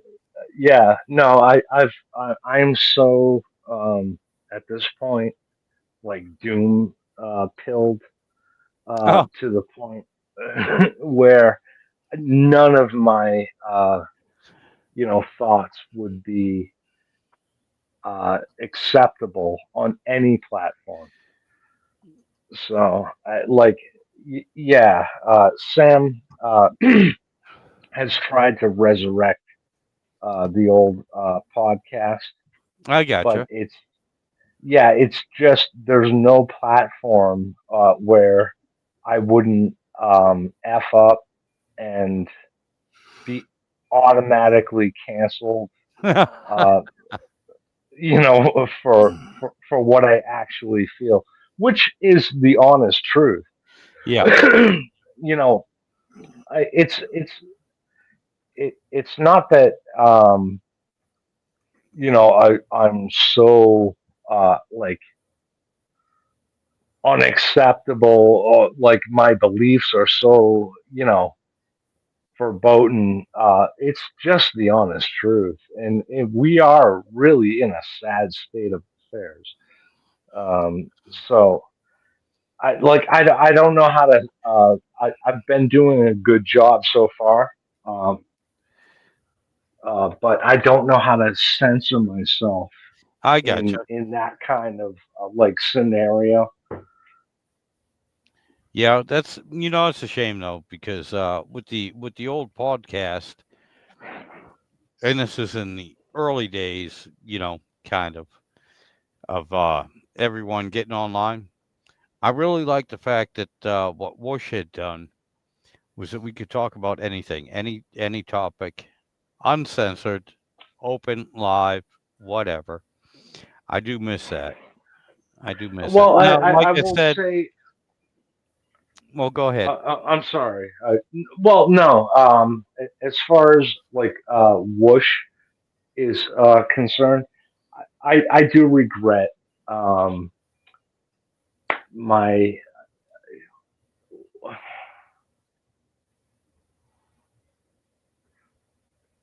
Well, the falling out, reaction yeah. to him. Whatever. That there's a lot of baggage when it comes to that, but I really don't think that he's a bad guy. Oh no, no, he ain't. I still talk to him. I still talk to a lot Oh, of guys. really? Okay. Yeah, I still talk to. Oh my God, Bruce. You remember Bruce? Ah, Jimbo? yeah.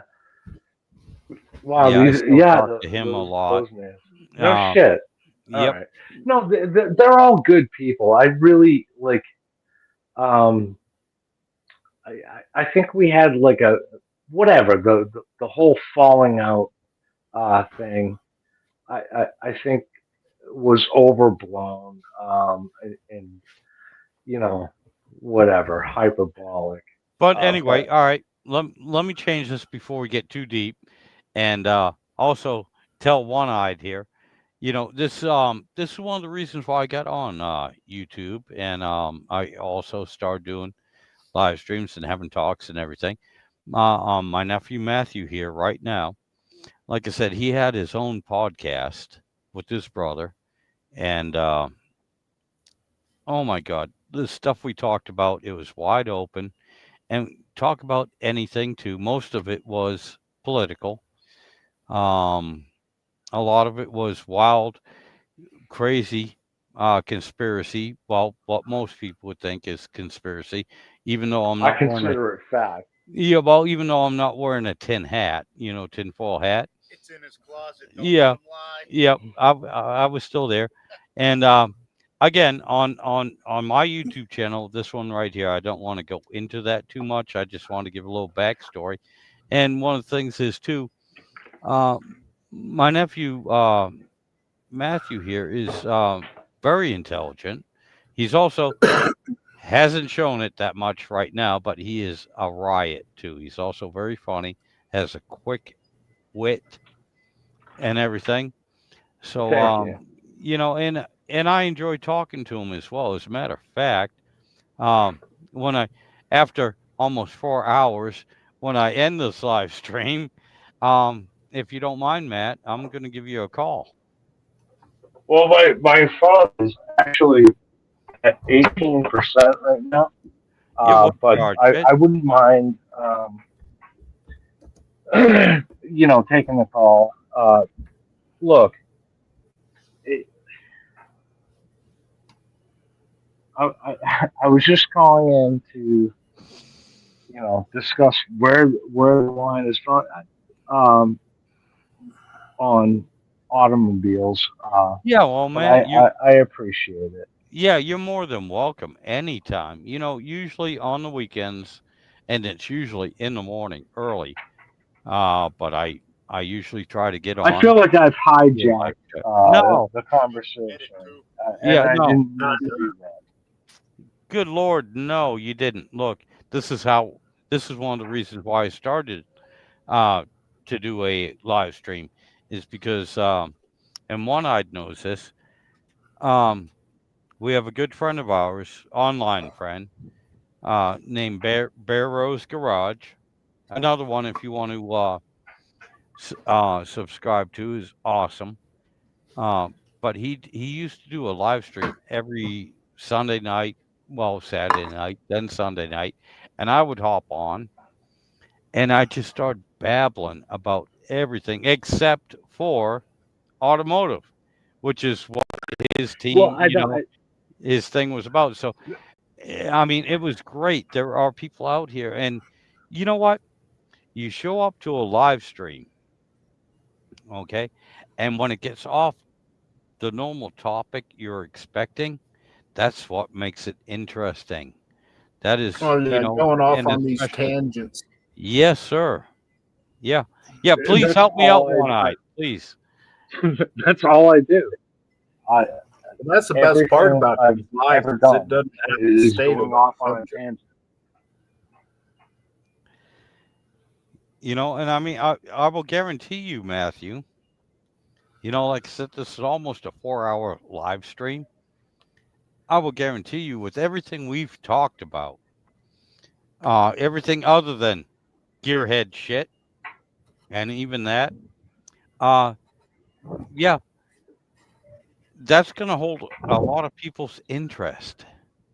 They're going to sit Well, here I and go, haven't even gotten into Henry Ford. "Oh yeah, yeah, So that is a hot topic yeah." It is. It in is, certain especially yeah, circumstances. mainstream media and everything. How they want to Yeah. portray Oh, yeah. him They and don't all want that. to talk Yeah. about him. Oh my God. Yeah. And one of the Hmm. great founders, of the Hey, one eye. industrial industry here. Check You that know. glove box on that 32 coupe. I don't know anything about cars, but anyway, yeah, check the glove box for the pamphlet that Henry Ford left. Oh my God. Yes. Yeah. I mean, that's a lot of that Yeah. too. When he was in charge of Ford, when he started up and everything like that. All right. Yeah. He was not shy Well, why do you about think they turned putting out Dearborn, his own Michigan into right a personal. nightmare? Yeah. Personal preferences and everything. No, neither am I. But whatever. In regards to this situation, I will. Yeah. Well, dude. But No. no, Look. I don't. I don't shy from that topic at all. Well, you know me, Matthew. I love hearing, talking to you, hearing your input, and whether I agree with you or not, Oh I yeah. respect it. And I don't know about One Eyed, but I mean, dude, he's still here. He hasn't looked at his watch and said, "Okay, well, I gotta go now." So, Yeah, the way the wind's blowing out there, ain't nothing out there to do today. Most yeah, people bail when I yeah, start when I open my app. Yeah, most people bail. So that's the thing. I give you credit, One Eye. Uh, you're a trooper. Yeah, I like running into Sidewinder on the weekend. We usually do coffee or a beer. Yep. He knows. Oh yeah, yeah, and Yeah, I just look for the chit chat. It could be on Yeah. anything. Look, I also noticed your wife is not I around there, One Eyed. Yeah, she You should left? be coming downstairs here pretty quick. I was gonna say you left I unsupervised didn't like I come am, here to derail the conversation. Yeah, well, dude. she knows I ain't doing nothing wrong, so she trusts me after 30 years. I gotcha. Well, yeah, I'm right there. I'm 25 years. The wife still don't trust me, but anyway. Um. Oh shit! And Turbo Tom is still here. He's still hanging around in the background. He's like Yeah. nothing else on TV anymore. So, but no, Matthew, you're doing fine, buddy. And I'm enjoying. You know, yeah. I love talking to you anyway, buddy. Well, look, my whatever, my old podcast was just a drunken stew. I'm not proud of it. Um, my main focus is history, basically, and I got you. And I look, appreciate everything about history and preserving it, and that was basically why I called in yeah, because I wanted to know, you know, from a gearhead's perspective, where does history fall into the equation when you're chopping chopping up a something up. car. Yeah, yeah. No, Yeah, yeah, I yeah. understand I that. think it's valid. I think it's important question to ask. And the good thing Um, is, Matthew, right here, live, although it's not Saturday night, but live, you get to ask old relics what they think about it. And you get oh, to get you have no their idea how opinion. much I appreciate people like you, um, Mark and One Eye. Like you have no idea Yeah. the The the fact that the you're talking to the the living well of history because knowledge. we're Yeah. fucking old. And Well, yeah, no, no, thank Older, you. like Yeah. older, not no, old. No bullshit. We're yeah, but old. no, We're, it's we're more about old. the well of knowledge that you hold. It's so important, and it's Well, so fucking I get discarded. that Uh, because my uncle's 87. It's like anytime Yeah. I can sit down with him, I'll listen to any story he's got to tell. And absolutely. absolutely, you know what? While he's still around, man, do it. Do it. Because I'll tell you what, my father passed away when he was 96. And the stories he used to tell, I miss that now. I didn't, Hmm. you know, Absolutely. Yes. growing up with it, I didn't appreciate what he Yeah. had seen through his life, through growing up Your through the father Great Depression, grew up World before War II. electricity. Yes, and so did mom, so did my mom, but there was also a different class there. My dad grew up dirt poor, literally in a log cabin with the dirt floor. My mom was a little bit better off. Her father, my grandfather, on my mother's side, was a craftsman. He was a woodworker, so he provided a good living for his family, and everything. But and of course, for somehow, my mom liked the bad boy. My dad was not. My dad was a good man, but he and not the most law-abiding citizen you ever met in your life when he was younger. But and the stories he used to tell, of course, a lot of them were embellished, but still, both of them, that all that history, all the things that they did, and they took it for granted at the time, but it was still. I wish, honest God, you have no idea how much I wish I could call my mom, my dad, and say, "Hey, Hmm. Yeah. you know, No, tell I tell don't me the take story those again." stories for granted. I take those as um, true history because I went through the school system that was nothing but lies Yeah, about history, and I appreciate actual history. That's all I've really been focused on. And yeah, it's controversial because yeah, it's true. it's not the story that I was told. Yeah, It's so yeah, I take all of Dan's stories to heart, and I you know note them. yeah. Oh my God, I'll tell you what, Matt. I've done a few things in my life, and I have a very very short bucket list. But compared to what my dad did just on a day to day basis growing up in the era that he grew up in, He and grew has up in gotten the older. what, the 30s? Well, you figure he was born 1914. So, yeah, Yeah, the Great Wow. Depression. 1928. Yeah, he grew up through the Great Depression. He grew up He was a during the teenager during the Depression. That had to have been a bunch of good Right. stories. oh yeah, oh my God. Oh yeah. And, Yeah. and Dan had a Prohibition too. thousand During stories that are Prohibition. better than anything I could tell. Oh, the stupid shit he did. You know, blowing blowing the top of the school one room schoolhouse, blowing the top of that off because they were making their own malt liquor.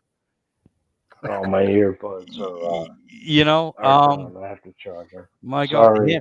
him and his older brother flying to Canada and filling the floats of the old Jenny with Canadian whiskey and flying it back to the United States. You know, good Lord, Jack and Deere, just survival stuff. You know, and my God, driving the truck during during the 30s and then World War II, driving a truck too for the service in the army. Just stuff he's like, well, that was my life. That's what I did. And oh my God, and working on the railroad and meeting people that they wrote songs about. All right, the wreck of the old 97. He met the son. Well, he knew the son. I met the son of the engineer for that train. And I something that the song and the history don't tell. Uh, the engineer wasn't going too fast to that he derailed the train. He did it on purpose because they lost their air brakes, and this was in Virginia. And Ooh. the train lost the air brakes. It was one of the first when the air brakes first came out for the trains, and they lost the air brakes, and they had a choice. They could have made that first curve uh, down. Oh my God! Well, where they derailed, they could have made that because all the brakemen and everybody went out there, and they had manual big wheel, and they were putting the brakes on, and they would have made that first curve. But the second curve, they would have been in Danville, and the way that train, the tracks were, they were above the town, and there was another curve, and he knew they would have gone off the tracks, and at the time, they would have been over the school district and the business district, and he knew the train wouldn't stay on the tracks, and that whole train would have come down on top of the school and people going to work. So he told everyone that was there, and it was a mail train. It wasn't any passengers, but they were all federal employees. And he said, "Look, we have a choice. We can derail the train on this Do it overpass, now or do it later. Yeah, right, it's and going to happen. not take anyone out, or we can do it later." And to a man, they said, "All right, we'll derail the train on the overpass." And they released the brakes.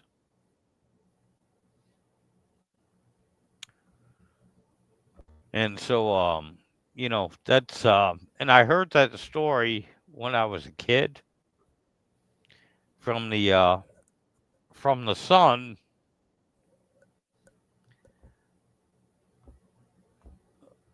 of the engineer that was on that train.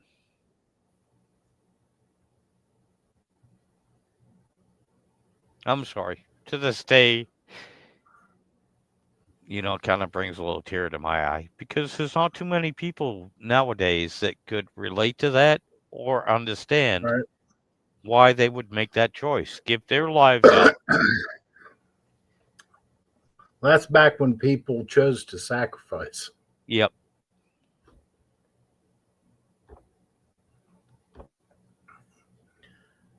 And people nowadays, they wouldn't. A lot of them still will. A lot of them won't. Yep. They get that self-preservation, even though it's not going to happen. Right. When you get yourself in that situation. Oh, Well, shit. at least he Eric. understood. At least he understood what was going on and made a choice. Yeah. Yeah, he did. And one of the things was they had slowed it down. Now, the song says they were doing over 70. Now, they got it down to almost 25 miles an hour. But they also knew that that next curve, they weren't going to make it. And yeah, they did. They found the engineer in the wreck, and he had the throttle wide open because they were trying to dump the train, come off the tracks before they got into town. And he did that on I believe purpose. that wholeheartedly. And there were out of 27 people, I think there were 14 survivors. Wow. So a little bit Surprised over at that. half. Yeah, a little bit over half survived. And they all said the same thing. He did it on purpose. But anyway, hey Eric, Hello. welcome. How you doing, buddy? Fairly good. You hear me? Yes, sir. Yeah. It's Sunday evening here. I was going to say what Almost time 7 is it? o'clock. 7 I o'clock gotcha. almost. All right, is that American time or is that metric time? Metric. Yeah. Sounds metric to me. It's maybe in percent. I don't know. Yeah. Would that be Well, AM here's the or It's difference. at least PM. Well, you not said AM. 7 p.m., almost Yeah. 7. Yeah. All right, so yeah, all right. And That's 1 American o'clock. time. We'll go metric time. So that's almost 1900 hours. That's right. Yeah. See, there's a difference between Yeah. regular time and metric time. Standard It's and either metric. 7 Yeah. p.m. or 1900. Yeah. Yeah, I didn't click it, but I seen those reaction videos where Americans react to Europeans' Yeah. time, and I can't figure out what's difficult about it, but I'm used to it. So Yeah, no, it's a fun thing, Eric. We like, we're human. We like picking on each other, showing the differences as well as, what we have in common, but still making fun of each other. So, I mean, you have to take it with a grain of salt. yeah, I also saw not to derail your live here, but I also saw a reaction video about imperial measures and metric measures. And the guy was angry when he was finished because Oh, Jesus. the metric made so much more sense than the You than all what know. you're used to. But yeah, he was angry at the end. He could still not understand. Well, nobody can jump from one to the other, I guess. Right. But, Yeah. No, you have to figure it out. And here's the Yeah. thing. I'm not angry yeah. about it. It doesn't bother me that much. But normally I won't admit that. I'll just say, fuck the metric system. I'm staying with American. Yeah. American standard. Not even Yeah. imperial. There's Okay. 3. Yeah. But you have to take that with a grain of salt. Again, I'm just kidding. I mean, look, the way I look at it too, especially when it comes to space exploration and everything, the metric system is a lot more is better than I American would say so. standard. Yeah. I mean, let's think about it. It's also easier too because the speed of light is 3,000 kilometers per second. Whereas if you're trying to do it in miles per second, I can't even tell you No, because it's it's two, 186,000 miles an hour. yeah, 186,000. All right. Now, it's a whole lot easier to say 3,000 Mm. than 186 and try to remember that bullshit. Yeah. But been watching YouTube for so long, and mostly American YouTubers. I'm getting used to both temperature and measures Oh, I a got lot you. more. Yeah. Yeah, well, look, something that affects my life. No, I'm sorry. I'm going to have to go degrees in Fahrenheit. Celsius, I have no fucking clue. Anything that, if you say, oh my God, I'm so, how, what's the weather? What's the temperature? Well, zero is it is 38 degrees. I'm like, are you kidding me? Are you used to living in the fucking Arctic? Right. Oh no, 38 degrees Celsius. Oh well, that's I hot. guess that's kind of hot because right now in the United States, if I'm at 38 degrees, I'm like, no, it's time to put a fucking jacket on. Yeah. It's Yeah. fucking cold. But the easiest Celsius is 0, of course. Yep. Freezing point. Right. Yeah. And when people over in Europe say, well, it's -4, I'm like, ooh, yeah, that's really fucking cold. And they're like, no, I'm I got a heavy jacket on. I'm like, hold on. 4 Oh, below. -4 Celsius. It's like, dude, seriously? 30 Why are over, you bitching? maybe. Because Yeah. it was -20 degrees Fahrenheit,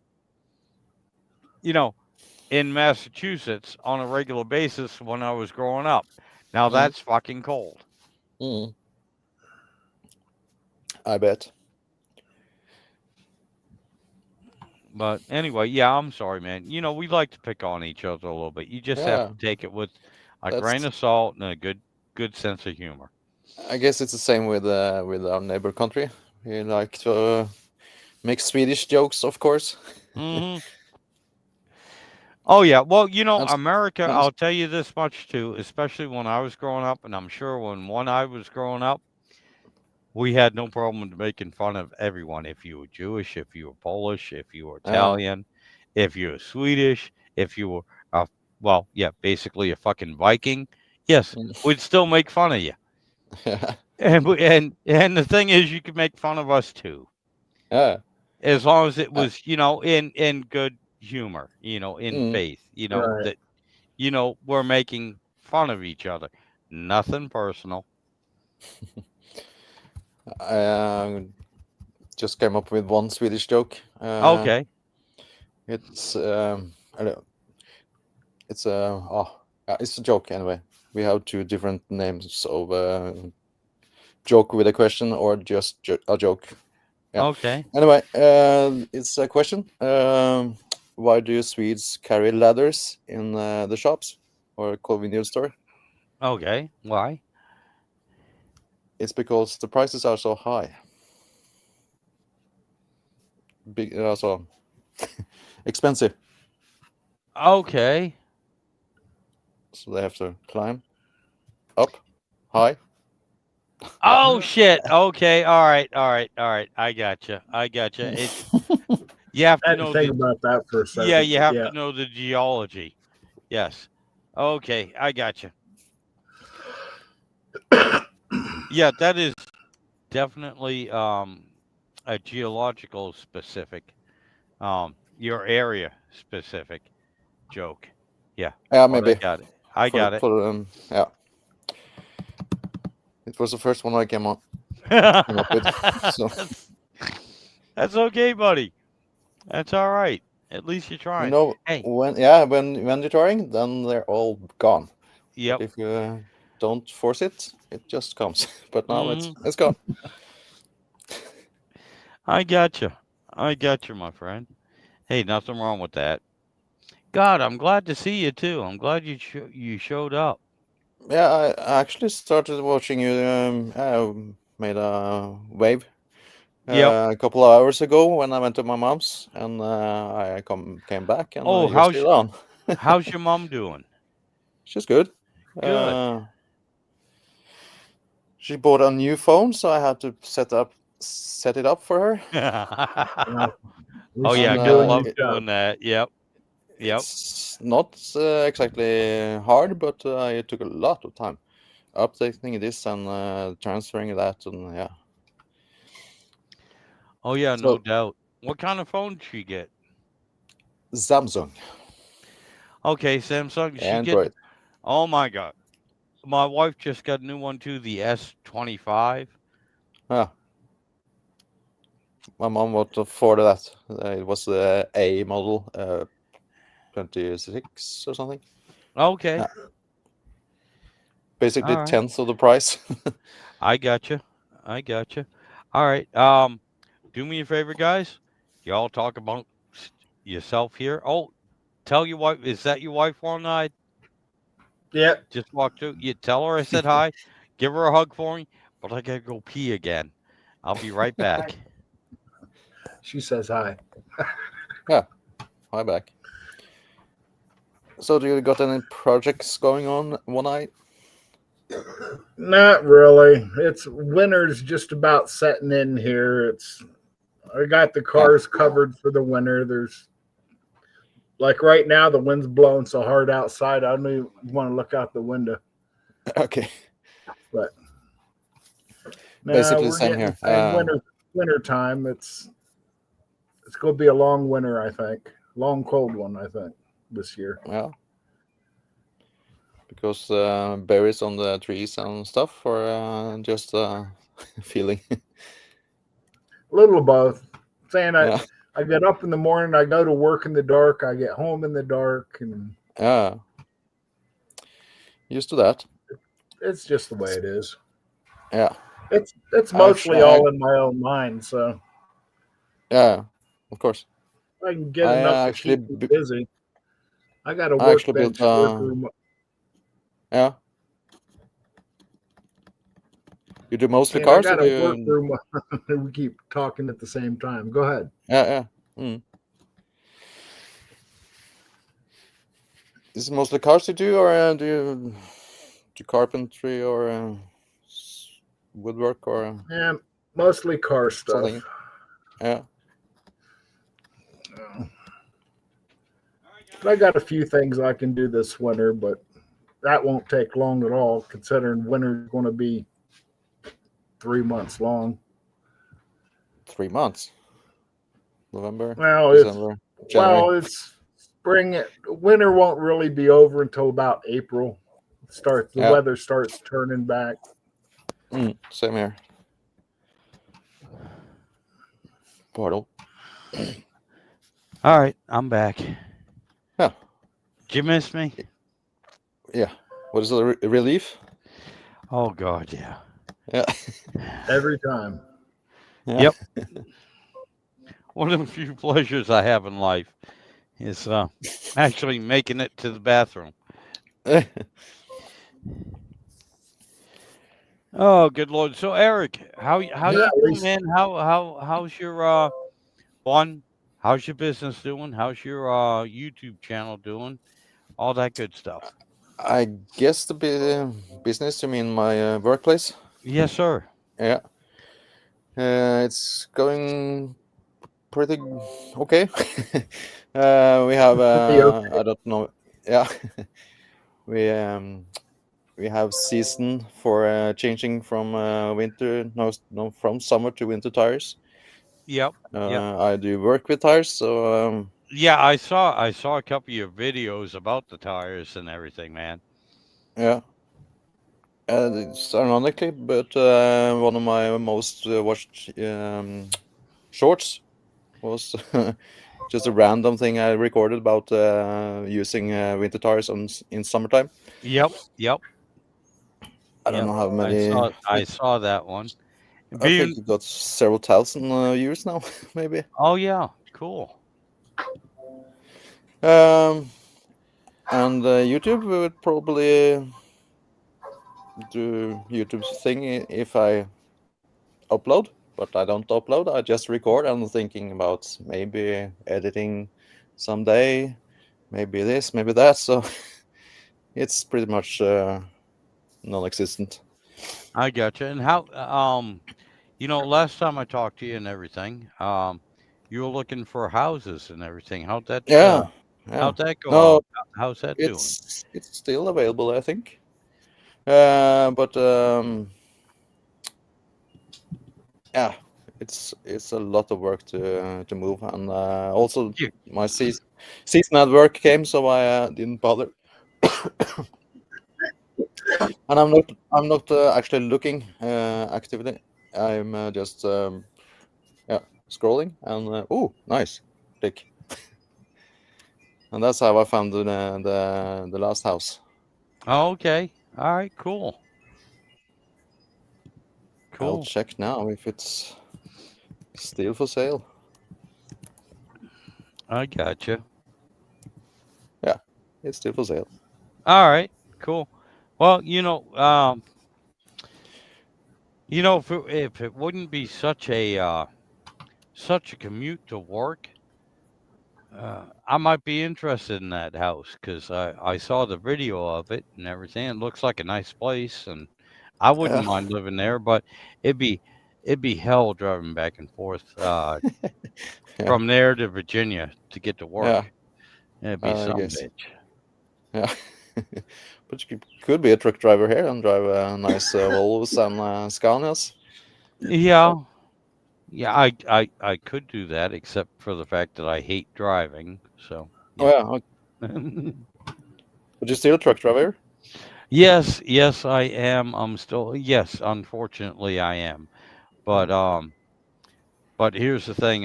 Like I said, I spend most of my time within a actually within a 500-yard radius, and then on Oh, occasion, I'll the longest run I have right now is 18 miles one way. okay. So Okay. 36 miles, two way, because I really hate driving. I don't want to do it no more. I'm wore out. I'm tired. I got burnt out on it 20 years ago, but I was too stupid to quit or do something else. Yeah. That's usually my answer. Maybe not that burnout part, but when people ask me, what do you do? Still the same. 20 Yeah. years later. Yeah. I guess I'm too Yeah. stupid to make a change. Yeah. Well, damn. Yeah. I've been You get stuck in a rut and you don't want to get out. Yep. Well, I mean, especially when it pays bills, Yeah. and it takes care of everything you need to take care of. There's not a whole lot of motivation. And then you start thinking, well, I'm 40 years old. I don't want to start another career. And then next thing you know is like I'm 60 years old and I can't start, Yeah. Yeah. Okay. Yeah. Another occupation or career. Yeah. Or go big on YouTube. Yeah, well, that's not happening yeah. either, but I was trying. That's not an option here either. No. We were trying, but you know what? Maybe if we do like the big companies do, and we have a small conglomeration, and we all get together, we could have one huge YouTube where instead of none of us making any money individually, we can make no money collectively. No money collectively. Yeah. Well, kind of like today. Yeah, exactly. Just a lot of effort.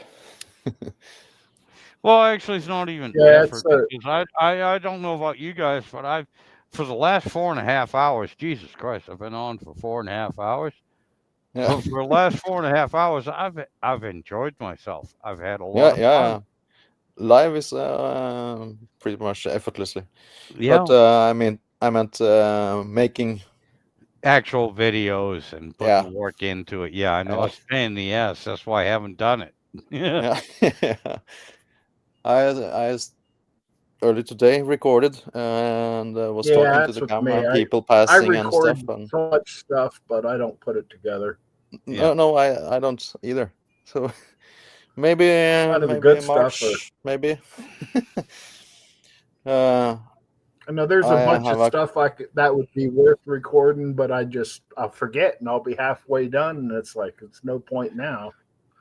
Oh. in my case, No, no. I have to bring the camera to actually do something. My Yeah. motivation is basically down here, and with the camera, Yeah. it's there. Yep. No, I got you. You know, and that's part of my problem too. That's why I say I have a lot of respect for the guys that do the YouTube and put content out even Mm, once a week, every mm, week. You mm, know, because you guys know you will get into a project. All right, you're like, oh, this make great content, mm. but I can either get it done in 2 hours without recording it, or I can make it last 6 fucking hours because I'm trying to record everything. And it's kind of like, no, I don't want to go through the hassle. Yeah, You know, but the guys that that's a do it lot on of a it with me too. yeah, the guys that do it on a regular basis though, they record everything, even if they set it up, and then they spend another 4 or 5 hours editing Yeah, editing and takes then time. loading it up and That's what then I don't dealing have with time for. right and then dealing with the hey, hey, why did you stop? What's wrong with you? What's going on with the computer? Why did you stop? I was almost done. Now I got to start over. Oh, good lord. We can still hear you, but Yeah, editing Yeah, takes forever. yeah, it does.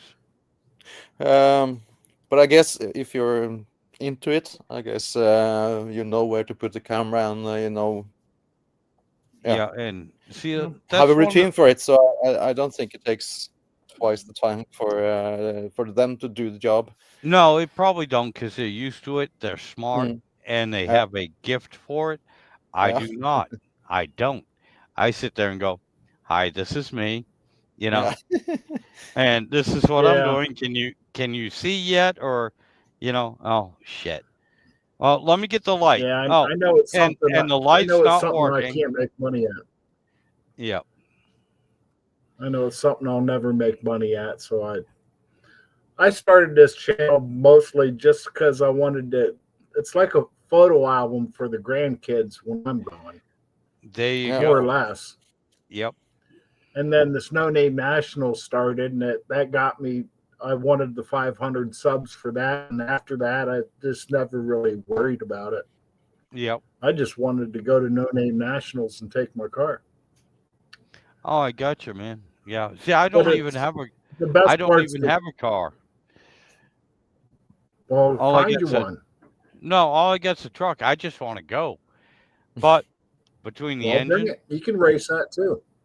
no, between the engine, then the You- fucking transmission, and it's kind of like, well, yeah, I can get there now, except I don't even have money for gas. Damn it. So I'm hoping Wife next will year. tell you, start putting an envelope together now. Oh yeah, I do. She does The that. She Yep. does our gas money. She's got an envelope that she hates taking money out of. Oh yeah, tell me about it. No, she Just check does my good channel. with it. I got 44 subscribers now. Hey. You got how many? Yeah, 44. I sub to you. Awesome. Yeah, I should Yeah. be one of them. Yeah, Yeah, but I'm last time there. I checked, I think it was 38, so I don't know what happened. No, that's awesome though, dude. I don't even know what I have. I have under 1,000, but over 700. Somewhere in between That's there. about where I'm at. Yeah. I'm around Yeah. 731, Yeah. I think. Yeah. I'm not Oh, sure, but 732. just so I can still be eligible for No Name Nationals, in case I ever do find something, I want to keep it a little bit low, but not too low. Yeah, In other words, I want to keep it above 500, but under 2 million. 2 million. Yeah. Yeah. So Yeah. what's the That's deal what- with that's that No Name reasonable. National thing, other than being a burnout event so far? Oh, it's for I guys, understand. it's for gearheads and everything that want to get together that don't have a big, huge channel. Yeah. Okay. So, like, and we were talking about Uncle Tony's Garage. Yeah. When No Name National started, he was a big supporter of it until he found out, well, Tony, you're just too popular. You know, you're the type of person that we appreciate everything you do and everything, but yeah, we don't want somebody that big Okay. at No Name. You know, so you have to be kinda between a certain point. Um, and also nothing against Uncle Tony, but he does his YouTube as a business. Yeah. Of course. Most of the guys at No Name National really didn't start doing their YouTube specifically as a business. It might come out that they blew up and you know, can make money at it, but Decent. that's not their primary thing. Yeah. You know, me, that's why I kind of limit all my videos and even my live streams, because I know I'm just such a charismatic person. You know, if I was to go all out and everything, I would just disqualify myself. I just, it'd be terrible, and Yeah, I would you feel forget so about bad. us little guys. Yeah, yeah, that's the thing. You know, I leave you peons behind me. You know, and and I don't want to do that to you guys or I really myself, appreciate it. because I would feel bad about that bullshit. I'd still do it if I could make money. I'd do it in a heartbeat, but you know, I'd still feel bad about it. It'd be Tuborg. terrible. Yep. Copenhagen. Oh, there you go. Oh, I guess you don't have that brand no, over there. no, Eric, Miller Lite. Can you Yeah. say weasel piss? It's about the same thing. Yeah. Okay. Bud I Light. think you will see the same like this. It's yeah, almost clear. Very mild. Yeah, well, so is this.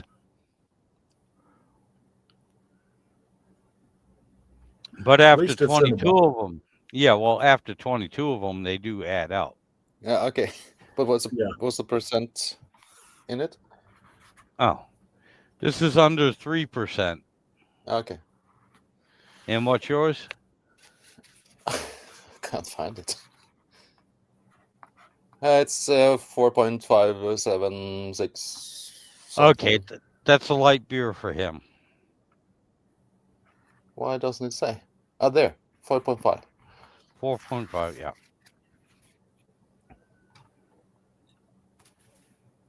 And that's pretty much our normal beer here. We almost don't carry 2.25 like the Swedes do. And I don't know what's your normal store beer. Is that All right, Budweiser, Miller, all these brands here, they run around 3% to yeah, mostly 3 to 5%. okay? All right, and 5% is the heavier, you know, beers that you actually cost you more than most people want to pay for. Okay. And we had this conversation earlier. I make my own beers Yeah, that run I listened to in, that. yeah, double digits. Trying to explain to my nephew that no, they don't taste like shit. And I don't make them for the alcohol content. I make it for the flavor, and it just so happens that the way I make it to get the flavor I want also increases the alcohol level. Mm-hmm. That's just a happy coincidence. It's just a perk of making your own. Yeah, that too. And if I was to make, like even the microbreweries, the quality would go down. So yeah, no.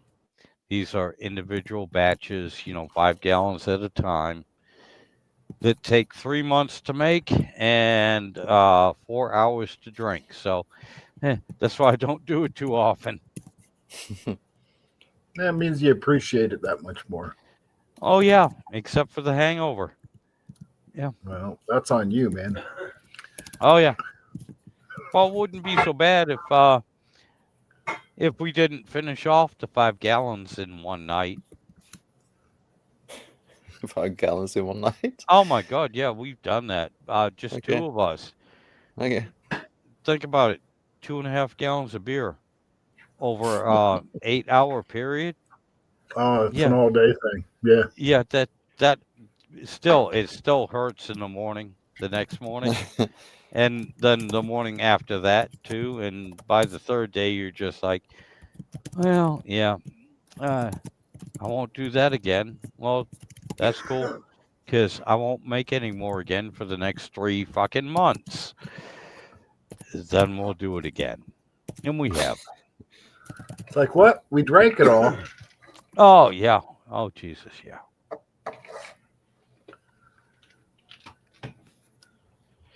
I try ChatGPT to see what our price is for you. So it says that bottles and boxes are usually 12 ounce, or what it's called. All right, yeah. That's just Yeah. 12 ounce. Yeah. I bottle my beers in 16-ounce bottles, Mm-hmm. and they're the ones with the cork Tall boy, on the it top. says. Yeah.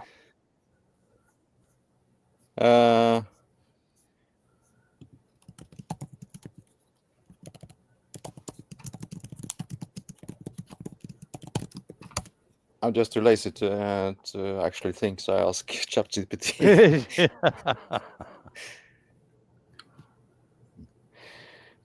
Yeah. So it says one tall boy with Norwegian prices will be $2.71. Okay. All right. How's that? That's a little expensive, because Yeah. all right, I'll put it to you this way. 24 beers, 24 12-ounce beers can run anywhere from 16 to $30. Okay. So it's normally right around, well, on average, you can figure $1 for a 12-ounce beer. Yeah. Okay. That's a good average. For that price, we don't get a 6-pack here. Oh, Wow. yeah. Well, here's the funny thing: being in America, you can pay $15 for a 12-pack, Mhm. or of the same beer, you can pay $18 for a 24. So it doesn't always, stay the same. Yeah, they give you a break if you buy more. Yeah, if you buy more, you get a discount. In other words, they want us to drink more. Yeah. Like we need a reason. Right. But ChatGPT. no, hold on. With that being said, though, EBT does not pay for alcohol. You have to pay for that out of your own pocket. That's probably why they give us the discount if you buy more. Mhm. The first answer ChatGPT gave me was 12 $12 for a half liter, and that's in a bar. So I guess you think that's pretty expensive. Yeah. Yeah. No. Yeah, Yeah. I wouldn't Yeah. be buying No. too many of them. No. Nope. No. Or if I did, they better be like the beers I make, where you only Yeah. need one or maybe two, and then you're like, Yeah, yeah, I can't drive home. Why? Are you unable to drive? No, because I don't remember where I live or who I am. So yeah. I like the term, which probably is normal for you, but I heard it from Vice Grip Garage, whiskey dents. Oh yeah. Yep. Yeah. Jesus Christ. Yeah. Well- Do you promille? I don't know if it's called promille in English. I meant what kind of level of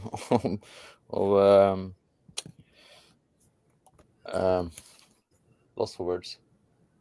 How drunk can you be to drive legally? Legally. All yeah. right.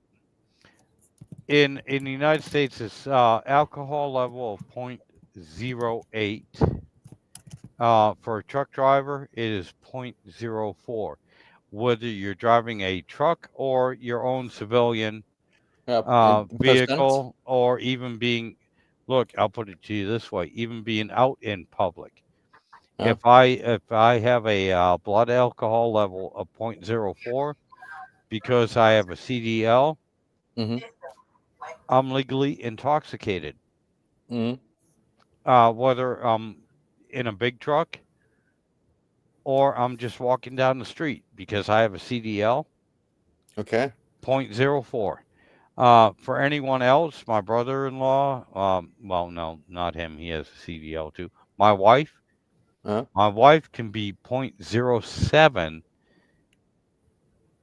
still drive without 0.07. being, Okay. yep, and not be illegal. She can still Hmm. walk down the street Yeah. and not be publicly intoxicated. But me, 0.04, because I have a CDL, I'm legally intoxicated. Hmm. If I didn't have a I've seen CDL, them I could go up to 0.08. 0.08. Yep. Yeah, I've seen people drunk on 0.04.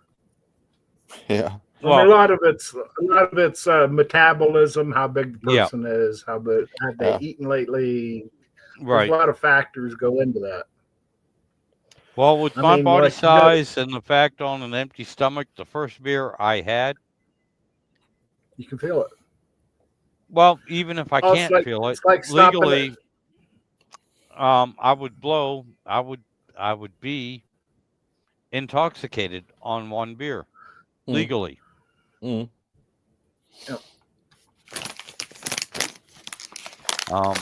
And with that being said, though, after actually 14, I've been sitting here drinking in almost 5 hours. Guys, I love y'all to death, and I'm really enjoying myself. But I have got to end this live stream. I can understand that. Yeah, I got shit to do too. I didn't Yeah. want to walk away, and this. Oh, it's 1:30 already. Yeah. Oh my Hell, when God. I Yeah. got on here, it was this morning. Now it's this afternoon. Yeah. Exactly. And yeah. YouTube No. can steal a lot of hours. Yeah. Like I said, 4 hours and 49 minutes I've been on. Yeah. Wow. Yeah. Tell me about it. So yeah, I gotta end this, guys. Yeah. I love y'all. I And understand. Eric, it was good seeing you. Thank you, Yeah. One-Eyed, for staying with me. I appreciate it. Good to see you Give your both. wife a Yeah, hug. and being winners coming, you'll probably be on the weekends a little more often. I'm figuring. Yes, sir. Yes. I always look for you regardless. You're All right. my weekend buddy chat. Yeah, I appreciate it, man. Thank you. Eric, nice seeing you. Eric, it was Same to you. great seeing you again, buddy. Hmm. Y'all have yourselves a good day. I have got to end this. Yep. I need to go take a nap or do something before the wife Yeah. gets home and beats the shit out of me. So y'all have a good one. Yep, it's See ya. coming. All righty. All right, Y'all bye. take care. Yeah, we'll hit the end button. There we go.